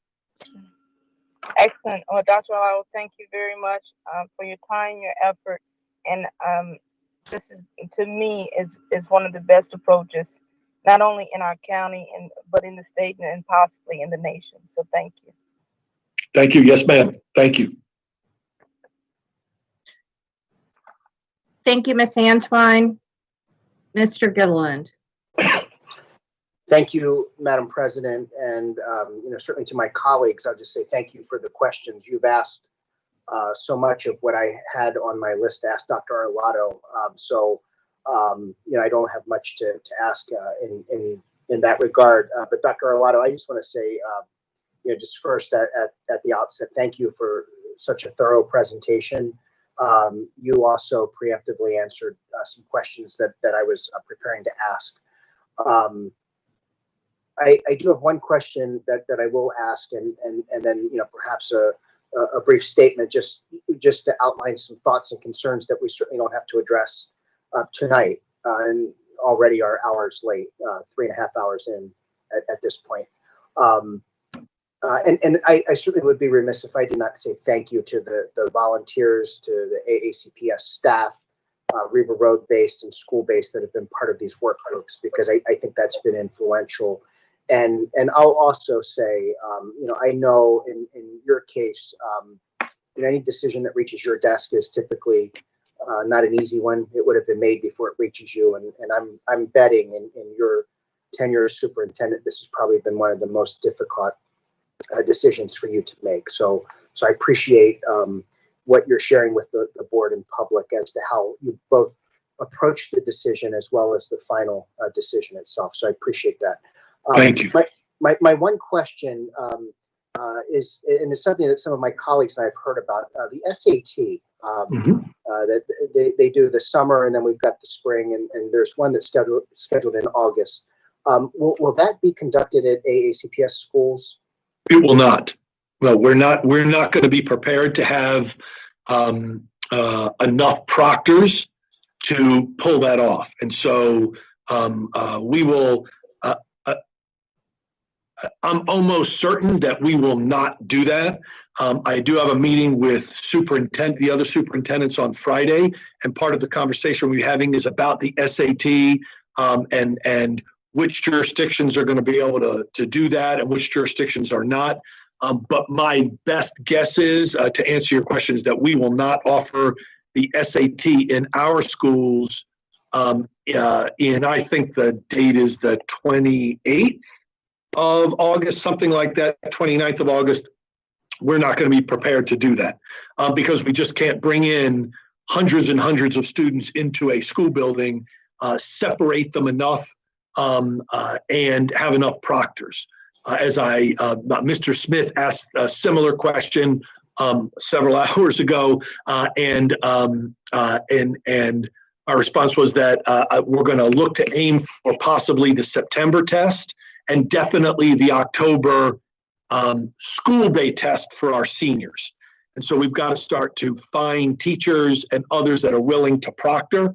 And then instead of, again, having 20 students in a room testing, right now we can only have 10, and then we would have to have more proctors and more rooms use more rooms in a school building. So again, that's a long-winded answer to, I don't think we're going to be able to pull off the August administration. And if I just one brief follow-up to that, you may not know now, and so perhaps an unfair question, but do you sense there's going to be some flexibility with College Board on dates going into the fall? So I was on a call with College Board leadership last week, Mr. Gilliland. We talked about AP and we talked about SAT. And I did not hear that the College Board was considering an alteration of dates. They are looking for some flexibility where they may allow, they're considering things like if you've got to have smaller groups of students because of CDC compliance or your local health officer, that maybe you can stagger the start. You bring a group in at 8 o'clock, I'm making this up, and then another group in at 9. Typically in SAT, as you know, they want you to start and stop at the same time. So they're looking at maybe giving those sites some flexibility in start and stop time, so it's not all the same, so you can alter. They're also looking to, typically it's only a school site that is approved as a proctored site for the SAT, an administration site. The College Board is considering into the future approving non-school sites. So it could be a church hall, I'm making this up, or maybe we have students in the boardroom or the Riva cafeteria and set up to do small groups of testing, and that the College Board is considering approving that. So they are looking for some alternatives to help out school systems to be able to administer the SAT, but I did not hear, they did not discuss or bring up the possibility of changing those dates. Understood. And I appreciate that. The comment that I'll just say, and I think some others have alluded to it, but I'll just be very candid in some of the concerns that I have. As you know, I'm a proponent of online learning, blended learning, virtual learning, and digital learning more broadly. My concern with the fall, and this is not AACPS, I think this is Maryland, this is America, this is even global in a lot of regard.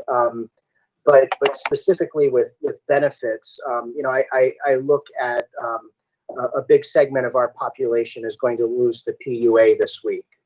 You know, the extra $500 or $600 that people were getting from unemployment, and you know the detriment that's going to have on families. I know that's certainly not the school system's paramount issue to solve, but I know it's a community concern as those families are perhaps even assuming they can, they get jobs and go back to work, and then that leaves students alone, and perhaps even, you know, some of the students that probably need the help the most. You know, PUA is coming to an end this week. At some point, you know, as the governor's state of emergency ends, plus 30 days, evictions and foreclosures are allowed to continue, and I just worry about what that disruption can be to families. Again, not our purview, but just for me, my concern is I've always benefited by seeing what's coming around the corner. I can't see what's coming around the corner, and that is something that I personally struggle with. And what I do concern myself with there is potentially the widening of the achievement, the widening of the opportunity gap, more so than it has been ever before. So that's just something that I hope we can, you know, just certainly keep an eye on. I think all of the planning, I'll even call them safeguards that you've already put in place, I think nail a lot of this. And the school system certainly doing its part. The county's doing its part. I think it was Mrs. Schallheim mentioned, you know, Parks and Rec. I think, you know, it's certainly, you know, we're all in this together mindset. But that's an area that concerns me. But I also know our buildings need to be safe, and for students, for teachers, for everyone in there, as people are in and out every day, and that's, I'm sure in your heart why you reached the decision you did, you know, health and safety first. And certainly to keep learning as consistent as possible. I think even though we're still getting virtual, you know, to come together and to become, I think, a robust program that will, as we return to normal and face-to-face instruction, having online resources are only going to benefit us. And you know, I think if there is silver lining here, what we've gone through in the fall, in the spring, and now in the fall, I think is going to give us something that will benefit students for years and decades to come. So, you know, I think, you know, you and your team, you know, made a very difficult decision, but kudos to you for looking at every option that was available and coming up with something that, you know, while I think a number of people understand why and believe it. There are some that are still frustrated that kids aren't going back to school where so many of us want to see them, you know, in a place where they can be with teachers, where they can be with friends. And, you know, but I certainly know that we've got, you know, to press on and press forward. So I've got confidence in you and your team, and I know you're going to do what's best for the school system, what's best for our students, and certainly the staff as a whole. So it's late, and I'll just end with that, but to say thank you. Thank you very much, Mr. Gillen. And you make some, and not surprising at all, some really good points. There is a silver lining. That's kind of hard to say. There's a silver lining in a pandemic, but we have said all along that we're going to learn a lot, and we have learned a lot about this virtual, this digital environment.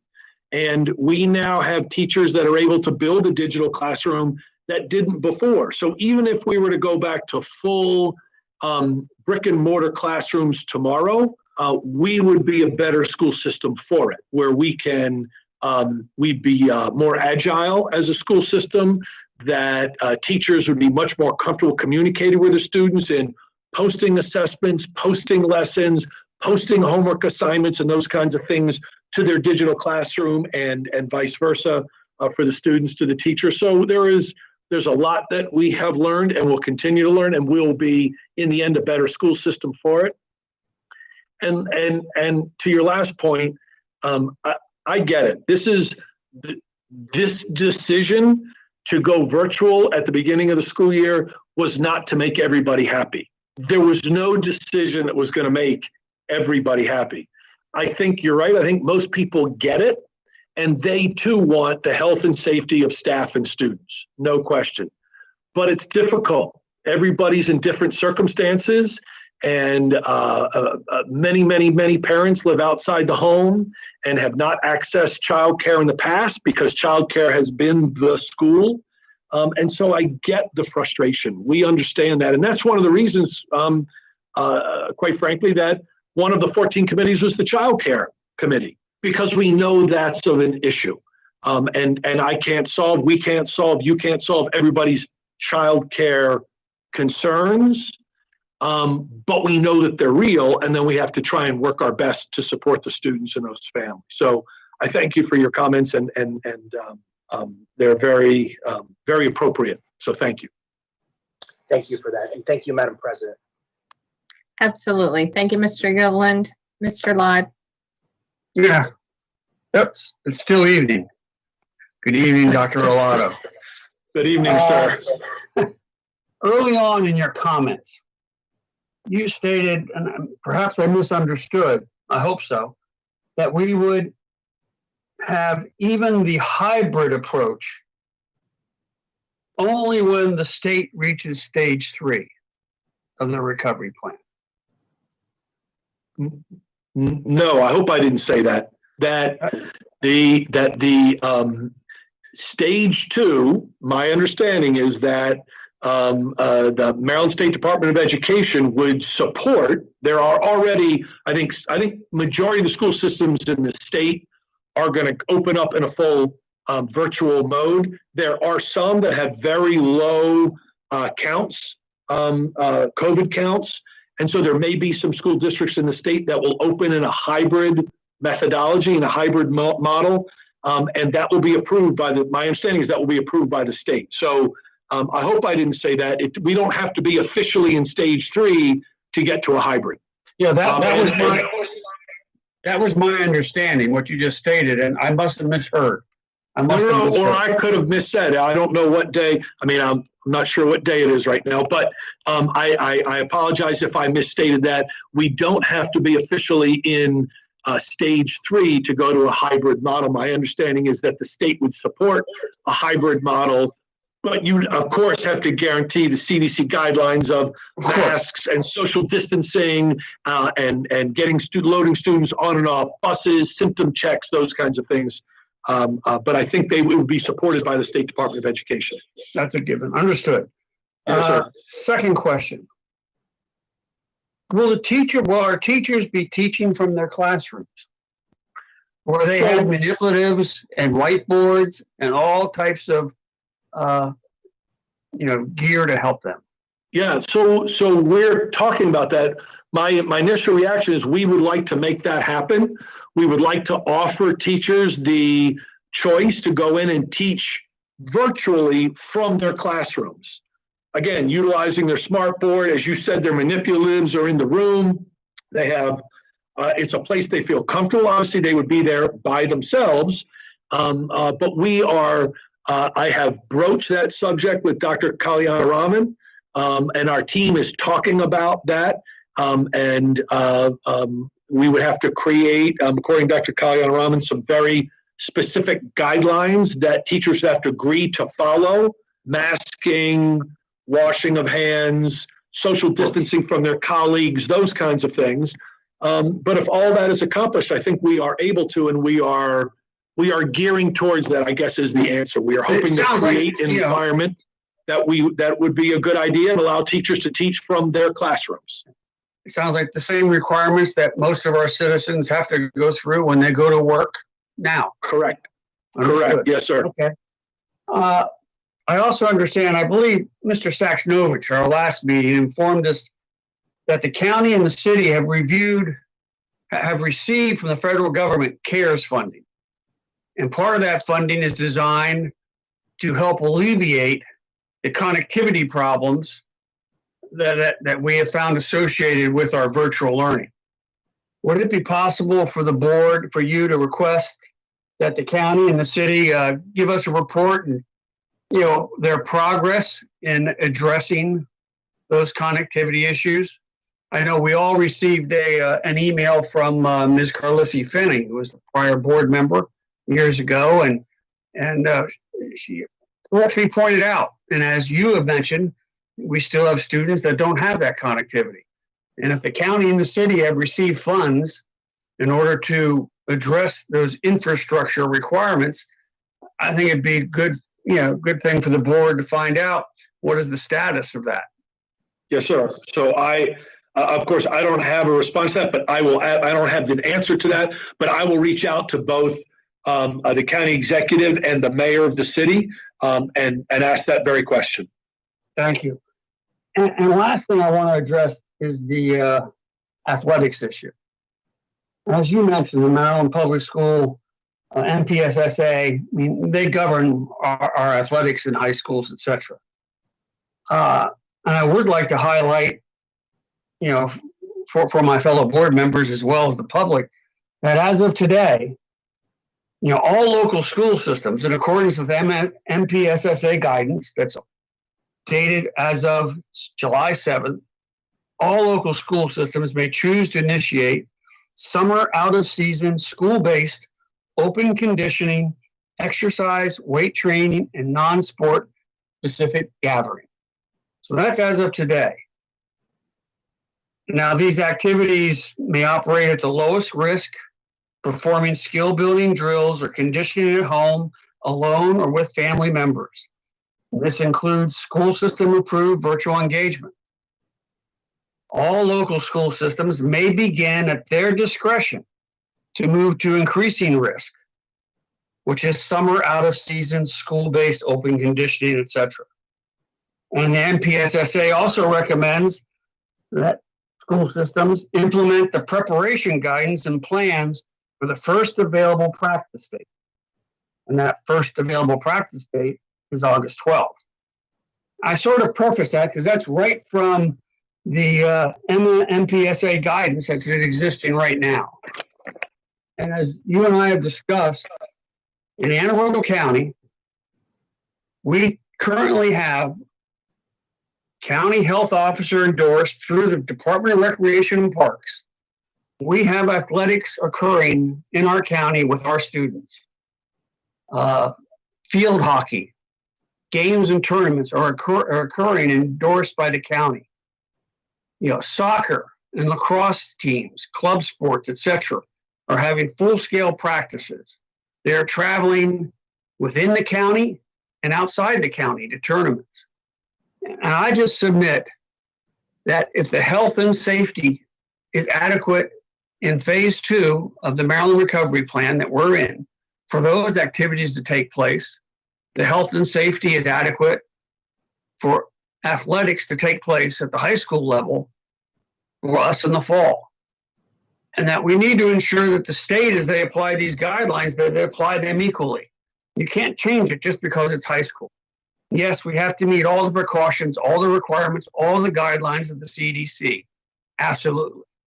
Perhaps that means, you're going to love this, perhaps that means giving each high school 8 or 9 school buses, that they're going to support their athletics and their ECAs, extracurricular activities after school. Then you can meet the one student per seat, every other seat, and provide the transportation you need to get them where we need to go. We're not using the buses for anything else during this time, per se. So it's just a matter, I'd just like to encourage you and your fellow superintendents to stand tall on the athletic issue in our state. As Gunny Sergeant Highway said in a movie years ago, improvise, adapt, overcome. I mean, bureaucracy set out a lot of requirements, and it just takes some courage to go after them and try and find a way to meet the requirements. I look at our students having lost, when we're done with this, if we go for the whole first semester in virtual education, there are kids who have lost almost a year of in-school class. And if you take away the athletics, I think we're just hurting them even more. For some of them, that's the one thing, one of the key things to their own mental well-being and how they feel about themselves and each other. So I just encourage you to please take a leadership role with our superintendents. And there is a way to make this happen. We just have the courage to go after it. And that's all I have tonight, sir. Thank you, Mr. Leib.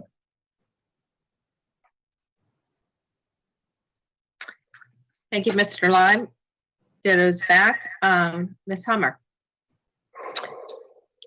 Yes, Dr. Alato, I just want to echo my colleagues in saying that I'm very appreciative of all the hard work of your staff and all the people serving on the committees. This has been a monumental endeavor.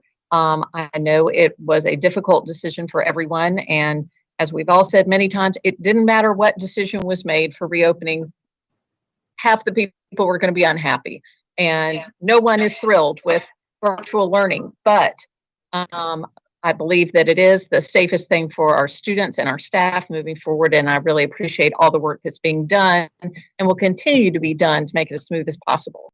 I want to revisit our students with special needs that come through. I'm glad to hear that we are really working diligently to try to bring them back in. Some of them, for many of the students, while it's all instruction, for many of them, there's some very specific services such as occupational therapy and physical therapy that are really impossible to do over a virtual setting. Some of the academics can be done that way, and even speech can be done, although not as well. But physically and occupationally, they really need hands-on from the trained professionals to do that.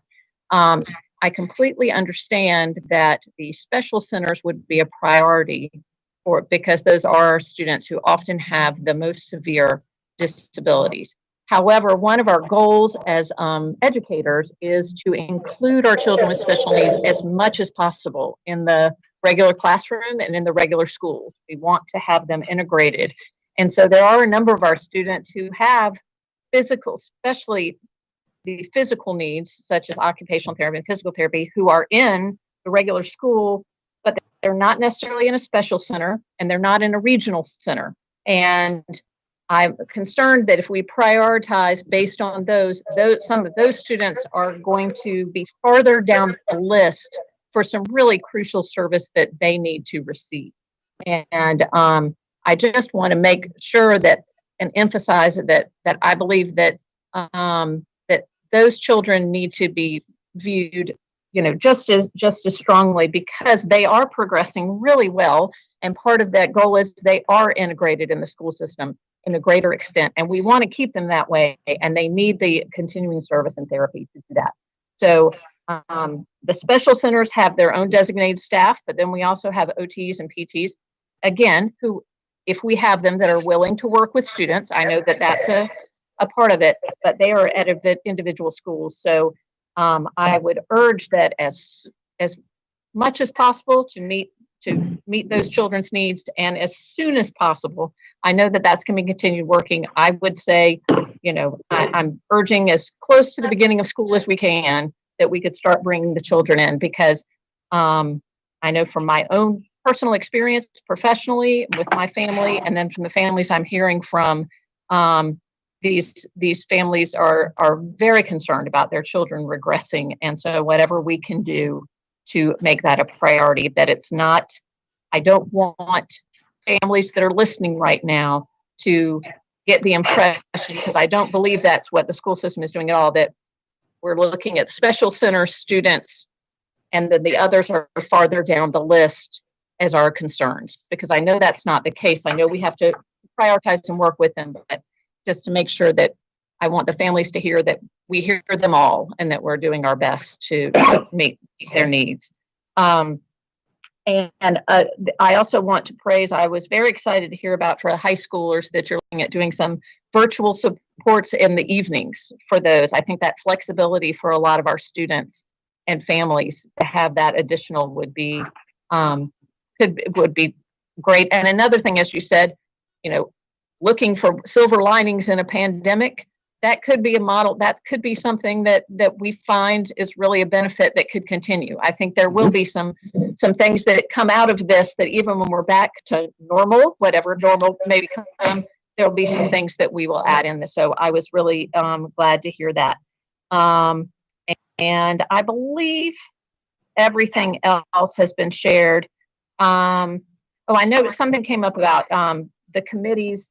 Could other people join the committees now that are already established? But if I understood correctly from everything that is put out, all the public input that we're seeking right now through July 31st, that's all going to be shared with the committee. So they're going to receive everything that pertains to their area to consider. Is that's correct? So parents Yes. who want to be involved can still be giving their input very strongly. Right, and that's the point of setting up that email site and asking people to give us some feedback on what they're hearing tonight and what we're putting out. Yes, ma'am. All right. So I believe everything else I said was covered, but again, I'm just going to stress again, the more robust and the more we can do for our students with special needs, the better. So, and I know you agree with me on that. So, I do indeed. Thank you. I do indeed. Thank you very much, Ms. Hummer. Dr. Arlotto, for my time, I just had one question, and I think it's going to probably deviate a little bit from what we've been discussing in the last hour and 45 or so. But I wanted to go back to some of the comments that you had made relevant to equity and keeping us moving forward in our diligence. I know that the board and staff worked closely to develop a brand new equity policy, as well as bullying, bias, and other sexual harassment, and other similar policies throughout the course of the past 2019-20 school year. And my understanding is that the goal was to implement them in the student and get them dissolved into, sort of incorporated into the student conduct and the student handbook for the upcoming fall year. And I was curious as to the progress and if we're going to be able to see some of those things implemented in the upcoming year. So yes, ma'am. Despite the COVID closure over the course of the spring, our normal process of seeking input and rewriting, or I should say updating our student code of conduct, our student handbook, and our parent handbook, that happens every year, and that has continued. Those groups have been meeting virtually, and we will be updating our student code of conduct, parent handbook, and student handbook, and they'll be ready for the opening of the school year. So we can start to possibly measure progress as it relates to some of the updates that the state had recommended and that we had adopted at the local level in bolstering some of those, correct? Sure. Now things are right. Much of what we create is incumbent upon I should say, and dependent upon students being inside schools. So it's a little bit different. So I wouldn't say that it's necessarily comparable, but absolutely we'll be able to draw some data from student actions and student interactions over the course of the school year, or at least during the this virtual environment. Sure, but it's not exactly the same. Correct. And so likewise, parents concerned that some of our original initiatives that's more interactive, such as our GCC course, for example, may need to be assessed slightly different to accommodate our conditions, but would still be aspired to and being tracked and monitored in order so that we can continue to expand it to these elementary programs that honestly, at this time of night, I can't remember their names. Right. Second step. Yeah. Right. Second step is the elementary program, and it'll be in the middle schools also, and those will be, again, despite the virtual environment, they'll be implemented as well this school year. Yeah, so it sounds like, now will parents have support, and as we move forward with some of our initiatives for global exposure, cultural exposure, and equity comports, if some of the virtual aspects of the exercises that we had the benefit, I know, of a board last year to observe when we were doing our back to school, that we won't have that opportunity to. I know that the staff and the teachers are working hard to replicate that virtually. Could you share just for a minute, perhaps, what that could look like, or what is forming as a result of some of this? Because I know some of it may not be decidable until we get to the August, September months. So if I Ms. Corkdale, if I understand the question, we will, parents will be able to, it's easier for parents to access the classroom in the online environment than it is for them to get their cars and drive to their child's school, and visit that brick and mortar environment. So we have seen many more parents reviewing what's happening in the classroom, seeing the engagement, seeing the lessons, because they can sit next to their child and see it all happening together. Likewise, one of the things that, one of the silver linings, to use Mr. Gilliland's term, of this online environment is it really allows for more and greater access. So as we want to bring parents in or do workshops on whatever we want to teach them about a workshop on the global citizenship course, or what does second step look like? What does that mean when my elementary schoolers engage in second step? Well, instead of having an evening activity where parents have to come to the school to learn about that, or a math night or whatever it might be, we can do it online, and people can do it from the comfort of their home. And so I would anticipate that we'll have more parent, input's not the word I'm looking for. We'll have more parent participation in some of these things, because they don't have to get to the school and completely disrupt their lives to do that. They can do it in this online environment. Well, I'm a person who believes that a lot of investment into prevention goes a very long way. So it sounds to me like folks who may not have had the opportunity to engage with classroom at that level may have that opportunity. And we may also see a newfound audience to perhaps plant seeds and promote opportunities there for them. Absolutely. Correct. I think there will be some moments where we can perhaps realize visions and goals that we never thought were possible because of the reallocation of resources, the reshifting, and the inventive nature that we're going to have to undertake in order to accomplish our goal, which I know I'm very confident we're going to. So with that stated, there may be one or two follow-up questions, so I'll just open up to the group if you want to. Not everybody can do a hand raise, but maybe if there's any follow-up questions. I see Michelle Heim is unmuted. She may have a follow-up question. That is the only person. Michelle Heim, did you have any follow-ups that you wanted to add? Yeah, just really quickly about communication. I know I was very grateful to see the communication this summer so far, in terms of this is what's not going to work. We're still working on what is going to work, and keeping us all informed. And I assume that'll stay going forward. And thank you. And will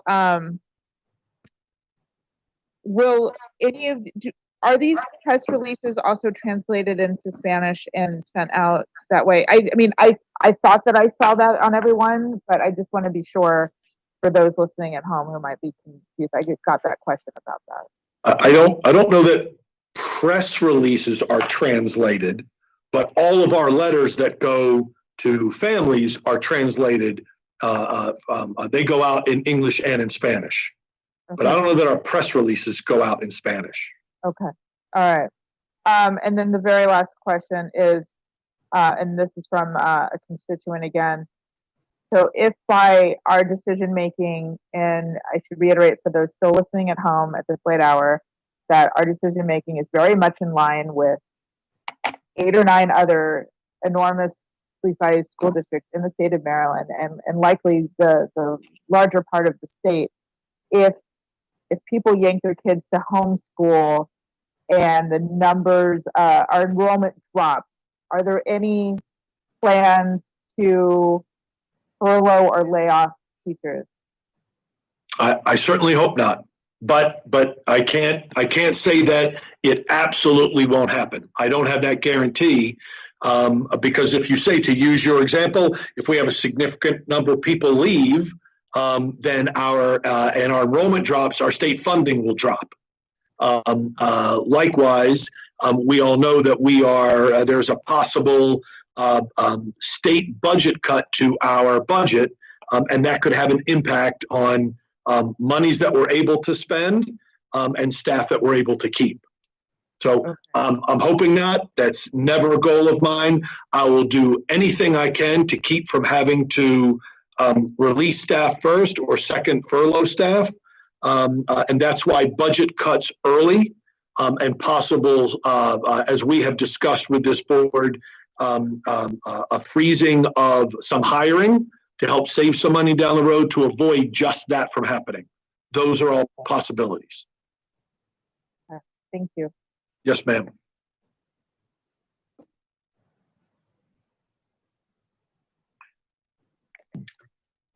Okay, Mr. Smith. Yes, thank you. I just have one last question. This question came to me after I had finished my questioning from a student from North County. A few students were actually asking him about, do you have anything in mind specifically about the magnet programs? I don't know how I forgot to ask this question. I'm an IB myself, but they have specific graduation requirements, and some even with PVA, performance requirements. So have we been looking at have those been changing, or have you been in contact with the the organization IB America and stuff like that? So the short answer, Mr. Smith, is we're hoping not to have to alter any of those requirements, and the expectation that students would, whether you're in STEM or you are in IB or you're in PVA or BEMA, thank you, that those expectations would be the same. Now, that is part of the conversation that's happening with the academics team to talk about, is that realistic in this online environment, right? One of the requirements in some of the magnet programs is an internship, right? Now, if companies aren't taking students in because of health and safety protocols, then that's probably not something that we can require. I'm using that as an example. So the short answer again is we hope to have all those same requirements for you and your colleagues at the IB and the other magnet programs. But that's part of what we're looking at now. That's part of what the academics team is looking at to see if we keep those in place, is that realistic in an online environment? So more to come on that. Well, thank you. And all that means is I actually got to get started on my extended essay. Yes, sir. You need to get started on that. You're not getting out of that easy. Sorry. Thank you, Dr. Arlotto. No, thank you. Good question. Okay, any last call for questions? Okay, Dr. Arlotto, did you have any closing remarks or anything else you wanted to add before we conclude the question and answer portion? Thank you. I will just briefly say I appreciate the questions. It is a long night, both for the board, my staff, and all those that have stayed tuned. But the questions help people understand, not just the board members, but the larger community understand the intricacies of this decision, that it's not taken lightly, that there is a great deal involved. And that was said, as was said from a number of Ms. Corkadell, your colleagues on the board, and from the very beginning, what we want most of all, and it was wonderful that you started off with Dr. K, and he said the same thing. Our goal is to get students back into buildings. We know that's where we serve them best, is in the buildings. We will do our absolute best to serve them. All of our students, the special ed and ESOL students and CAT students, and all of our students in this virtual environment. We will not leave any of them forgotten, and we will try and we'll make our best attempt to serve them as best we can. But we know that the best place for them is in our schools. We feel very strongly about that, and that's what we're going to work towards. And so as soon as the health and safety measures that Dr. K talks about present themselves, we're going to work diligently to get students back in the buildings. Again, as I said from the outset, I thank the board for their continued support from the very first day of the closure.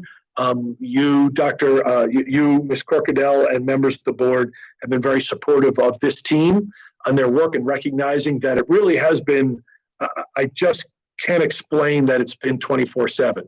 We have never experienced this kind of craziness.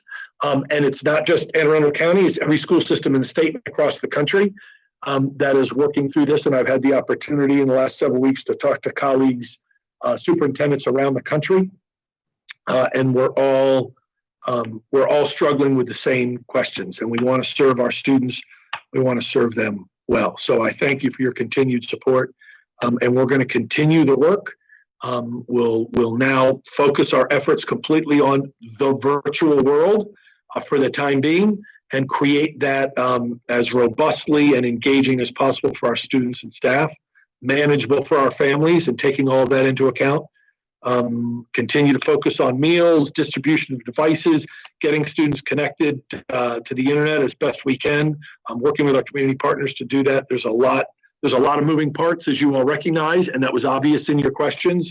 So I thank you for that, because that gets the information out to the public. So we are exhausted, and we are delighted to do the work. So thank you for your continued support. Thank you very much, Dr. Arlotto. I wanted also to just give an opportunity one more time. I know that although the board receives testimony as it relates to their agenda, we have a much longer conversation that we need to continue to have with our community. Would you like to share one more time with everyone what email address that they can use to reach out as the committees continue to work collaboratively with you in conjunction with our stakeholders and community members? I had to unmute myself. Yes, ma'am. I'd be glad to share that with you. Let me look at it. Let me put my eyeballs on it so I don't. I think I've got it memorized, but I want to make sure that I give it to you appropriately.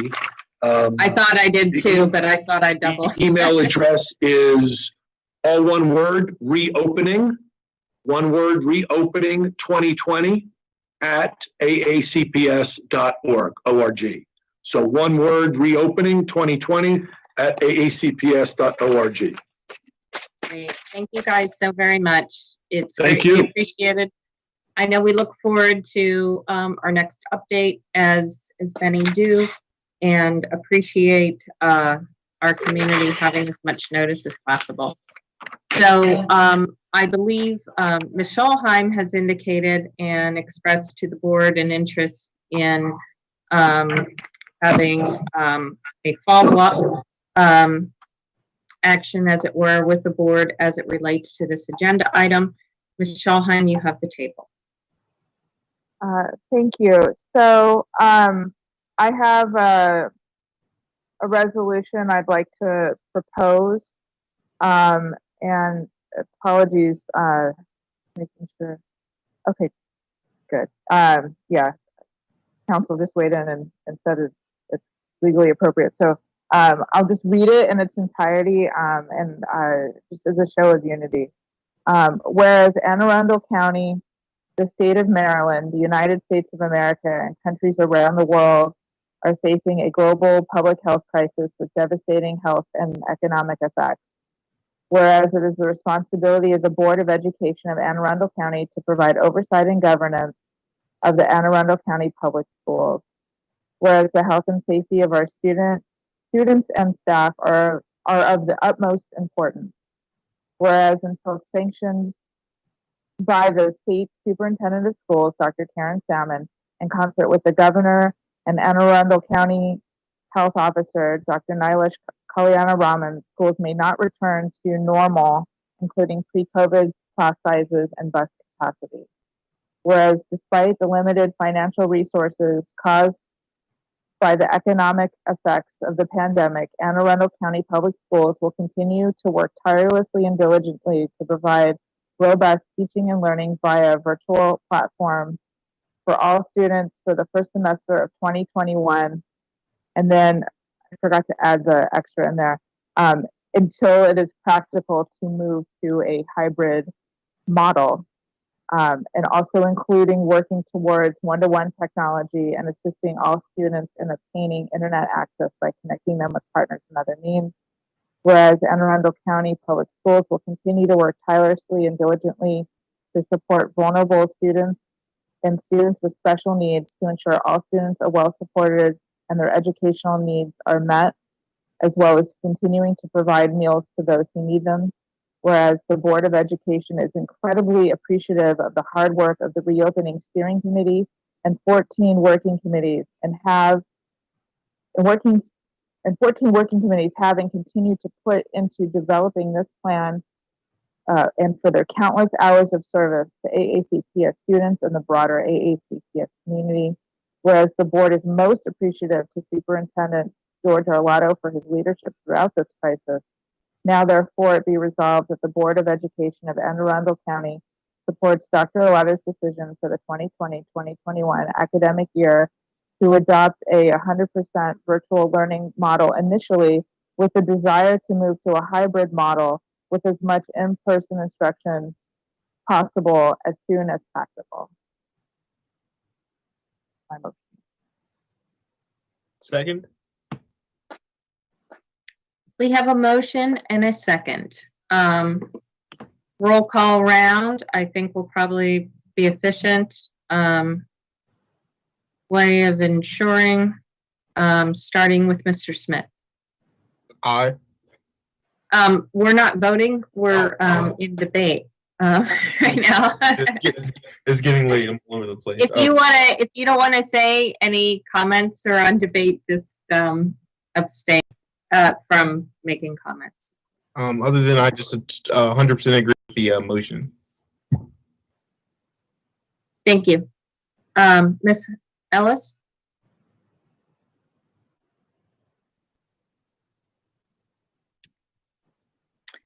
Thank you.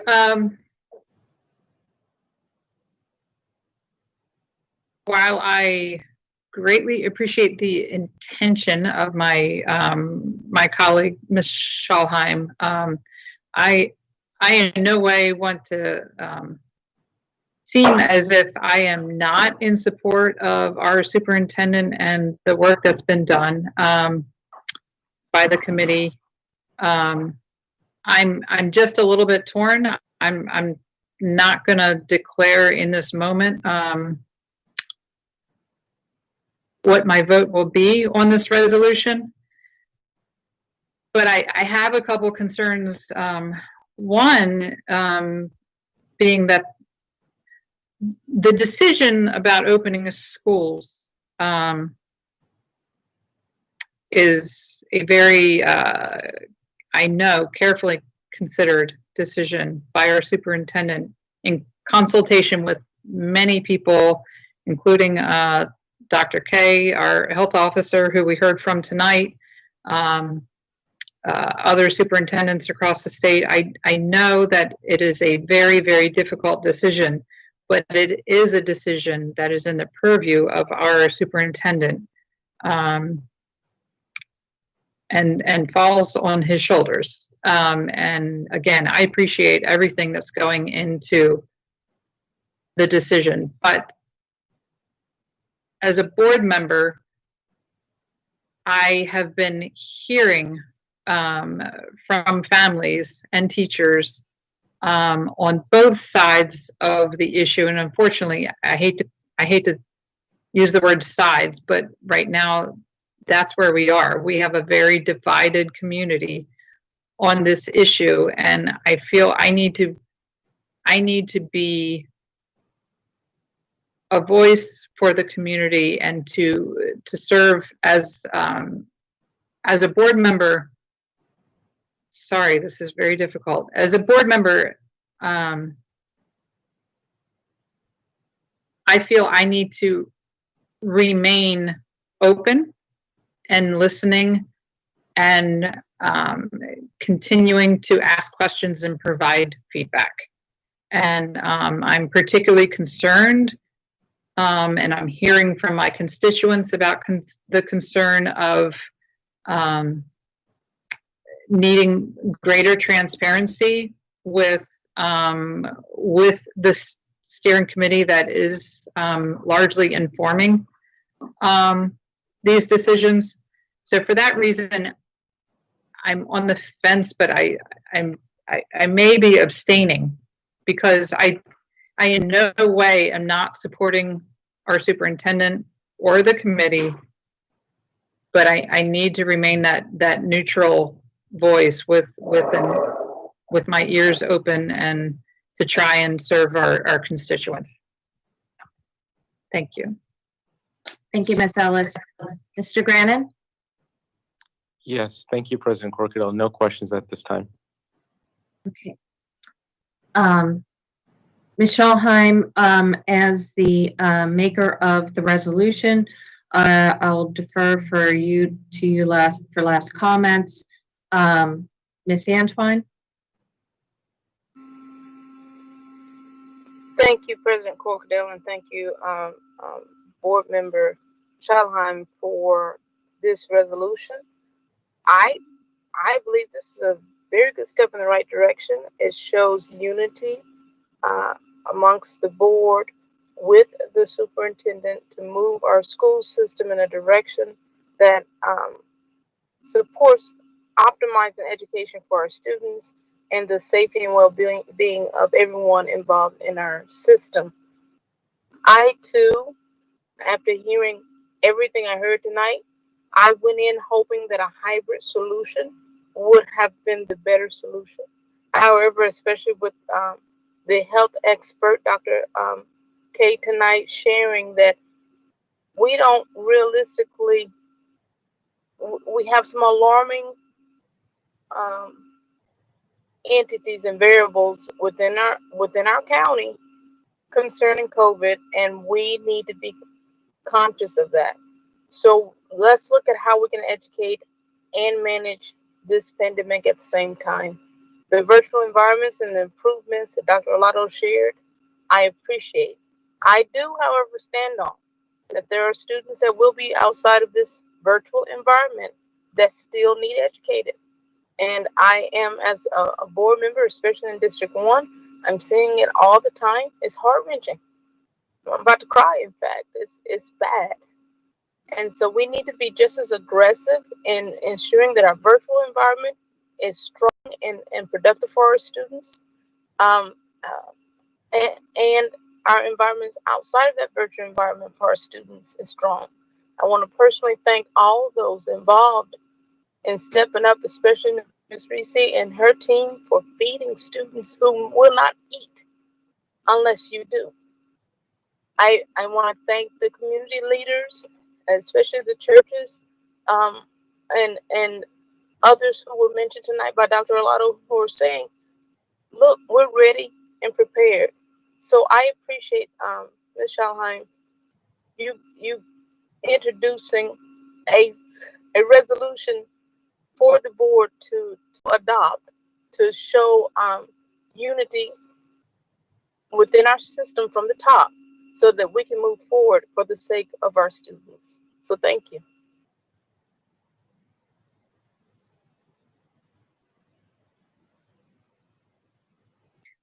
Thank you, Ms. Antwine. Mr. Gilliland? Thank you, Madam President. I think Mrs. Ellis said some things that I wholeheartedly agree with, and the first thing she did was, just by demonstrating that this is, this is a non-binding resolution that has no authority whatsoever, but nonetheless still very difficult when we start to talk about the passion within the community and how I hate to use the word polarized, but it has polarized the community. At the same time, though, I think Dr. Arlotto explained extremely well why this decision was made. I am 100% in support of the superintendent. There are aspects of this resolution that I do not support. If it was worded in a different way that, the end result was to get students back in school, I'd likely support it. But I also know that's not possible at this point, given, the circumstances that Dr. Arlotto very well explained, as well as Dr. K. So if the resolution, was to say that I support the superintendent, want to, as a board member and as a board collectively, give him whatever tools necessary to make this work effectively, and then ultimately get students back in school, I'd support it. But I just don't. I just disagree with some of the wording in the resolution fundamentally, and for that reason, while I appreciate what Mrs. Schalheim is doing, and I appreciate what Ms. Antwine just said, I'm likely going to abstain from this vote as well. Thank you, Madam President.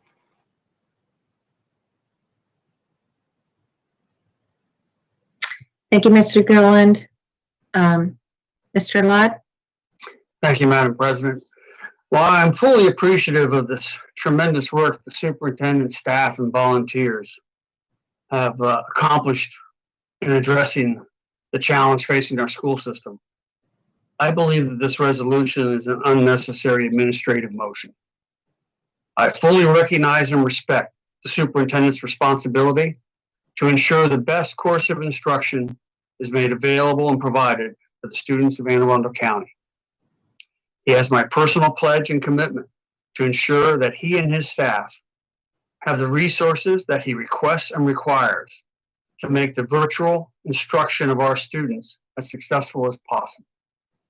Accordingly, I will abstain from this resolution. Thank you.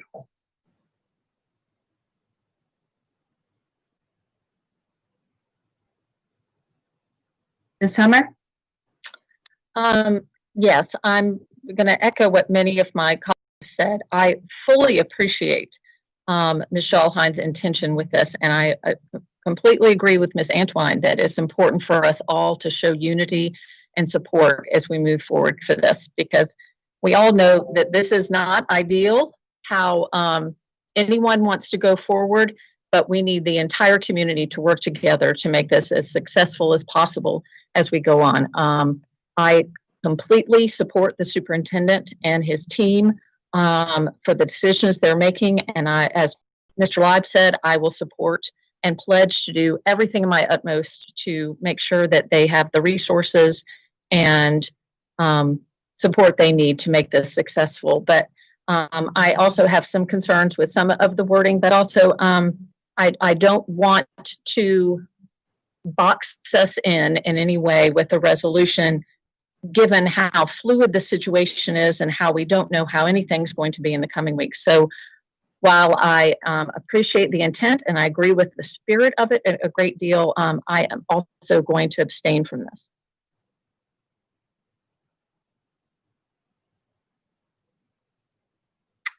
Thank you, Ms. Hummer. I'll be the last one on debate prior to Ms. Schalheim. The hard work, the dedication, and the conditions in the state of emergency that we are in is clearly something that I believe isn't necessarily a resolution, but what we're facing and what we're dealing and living with. Our superintendent has been well representing us at the state, federal, and local level the entire throughout this entire course. And I want to make sure that he has that stated flexibility. I also want to recognize the unique purpose that we as a Board of Education serve. And to what Ms. Ellis was referring to, that's providing a seat at the table. When we have an evolving emergency with changing conditions that we are meeting the needs of, I have no question and doubt about it, that our superintendent and his entire administration, our students and our parents and our community are not stepping up for that. That is crystal clear. And the dedication and the appreciation is most certainly understated at a minimum. And I don't even think a resolution could rise to the level of heartfelt gratitude that I know not just me, but my entire family. I'm an AACPS family, not just a board member. And the support that we've had and the appreciation at the individual level is words cannot well describe. I struggle because there's a lot of spirit and intent that Ms. Schalheim had put into there that I believe well speaks to the sentiment of the board. But I think I'm in concurrence that the board needs to consistently remain within our duty and wheelhouse of oversight.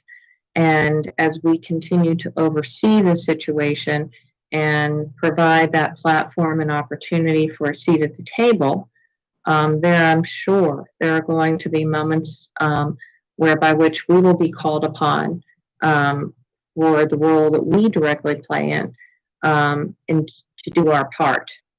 And I think that I would prefer to continue to recognize the work and effort verbally in these platforms and in other ways to our staff and our administration, and find opportunities of support that would transcend this at this moment in time. I think there may be a moment in time where we should be coming out with something stronger than the support that so many member of my fellow colleagues have recognized. I believe that I'll abstain because I don't disagree, as I said, with so much of it. I just don't feel that it is maybe in its moment in time. So with that being said, Ms. Schalheim, you have last and final say. And before you begin, I just want to express my gratitude because regardless of how anyone's landing, I'm very appreciative for the opportunity for us as a board to have this platform to express and to consider how we express our gratitude and our support of these very challenging times. And I know to each one of it's different. And so thank you for all that you have provided in opportunity. You have the table. Okay. I first want to say that nothing that I wrote out boxes us in. So I just wanted to lay that out. Nothing I said was contradictory in any way to what was presented to us by Dr. Olato himself. I would be, of course, more than open to tweaking the last bit, because I completely agree that we should get students in classrooms at what was normal as soon as possible. And I'm just referring to the initial part of the school year. But I did have something else that I wanted to read before we vote. Stand behind my word. So it is incredibly important that this body speaks with a unified voice in support of Dr. Olato and his staff whenever possible, as we continue to navigate through this crisis. And a unified voice from this board is needed now more than ever. And no, a resolution was not required to proceed in any way. However, we should be unified behind this plan, as it is the best course of action given the circumstances. As recently as this evening's press conference with Governor Hogan and Dr. Salmon, it was stated that the health of students and staff are of the highest priority, and we should work in consultation with the county health officer. We also just heard a few hours ago from Dr. Kalyanaraman, who clearly stated that our numbers are concerning and trending in the wrong direction, and that if the case count in this community were low, then we'd have a lower case count within schools if they reopen, and the converse is also true. I've also been told directly that this resolution is unnecessary. I completely disagree. If we believe in the work that the 15 committees have put in to informing this decision, then we should stand unified with Dr. Olato and his staff. Our constituents also need to see us take a stand on this issue one way or another, as they have, as boards of education have in many other counties. I was not put on this board to be silent. When I agree, I want my agreement to be on the record. When I disagree, I want that to be on the record as well. And everyone already knows very well that I will stand my ground and I'm not going to back down, to quote, paraphrase. And most importantly, AACPS students need to see that this board believes this plan will work and that we are excited about providing an amazing teaching and learning experience this fall that is leaps and bounds better than it was last spring. No, this plan may not be ideal for everyone, but neither was a launching straight into a hybrid model, nor opening 100% in the midst of this yet to be controlled crisis. I want to be very clear, if a hybrid model straight out of the gate were recommended by our local health officer and Dr. Olato, I would have also supported it wholeheartedly. I would also have supported going virtual for, say, just the first marking period and phasing in-person instruction. And I'm thrilled to hear that this is a possibility sometime this fall. Because I never want to presume that my child's circumstances are the same as her peers. I want to remind everyone watching at home that none of Maryland's public schools have been given the green light to fully open as we were until March 13th of this year, and that Dr. Karen Salmon is the ultimate decision maker in concert with the governor and our county's health officer. And we can't scribble outside the lines of what Dr. Salmon prescribes at any moment in time. But what we can do, and what Dr. Olato has done, is listen to 15 committees, including the voices of stakeholders and local community leaders. And I'm anxious to know exactly who those folks are. And thank you in advance again for letting us know. and our medical community, including our county's health officer and families, and take bold steps to keep our students and state and staff safe. Know that the county and the state overall have trended in the wrong direction since the surge was administered. We must always put the health and safety of our students and staff first, and this does that. Since Monday's announcement, I've been asked by parents how we can work toward a full and complete reopening of our schools. So my answer is this: wear a mask properly over your nose and mouth everywhere you go when you're out. Practice social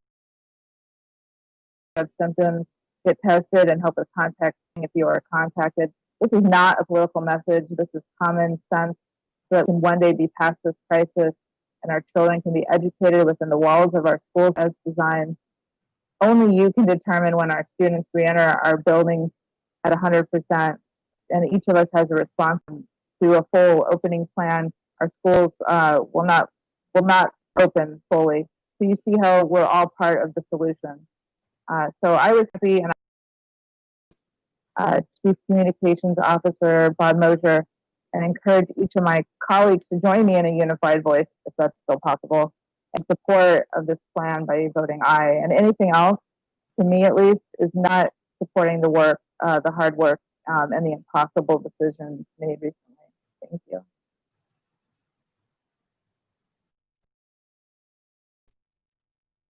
On a motion for resolution. Mr. Smith, Aye. Ms. Ellis, Abstain. Brannan, Nay. Schulheim, Aye. Ms. Antwine, Aye. Mr. Gilliland, Abstain. Live, Abstain. Ms. Hummer, Abstain. Ms. Corkadell. Abstain. Motion fails 3-1, 5 abstentions. At this time, I'll open up the meeting for any other comments, action, proposals of board members. Double checking for Ms. Ellis. Any Yeah, final just- comments?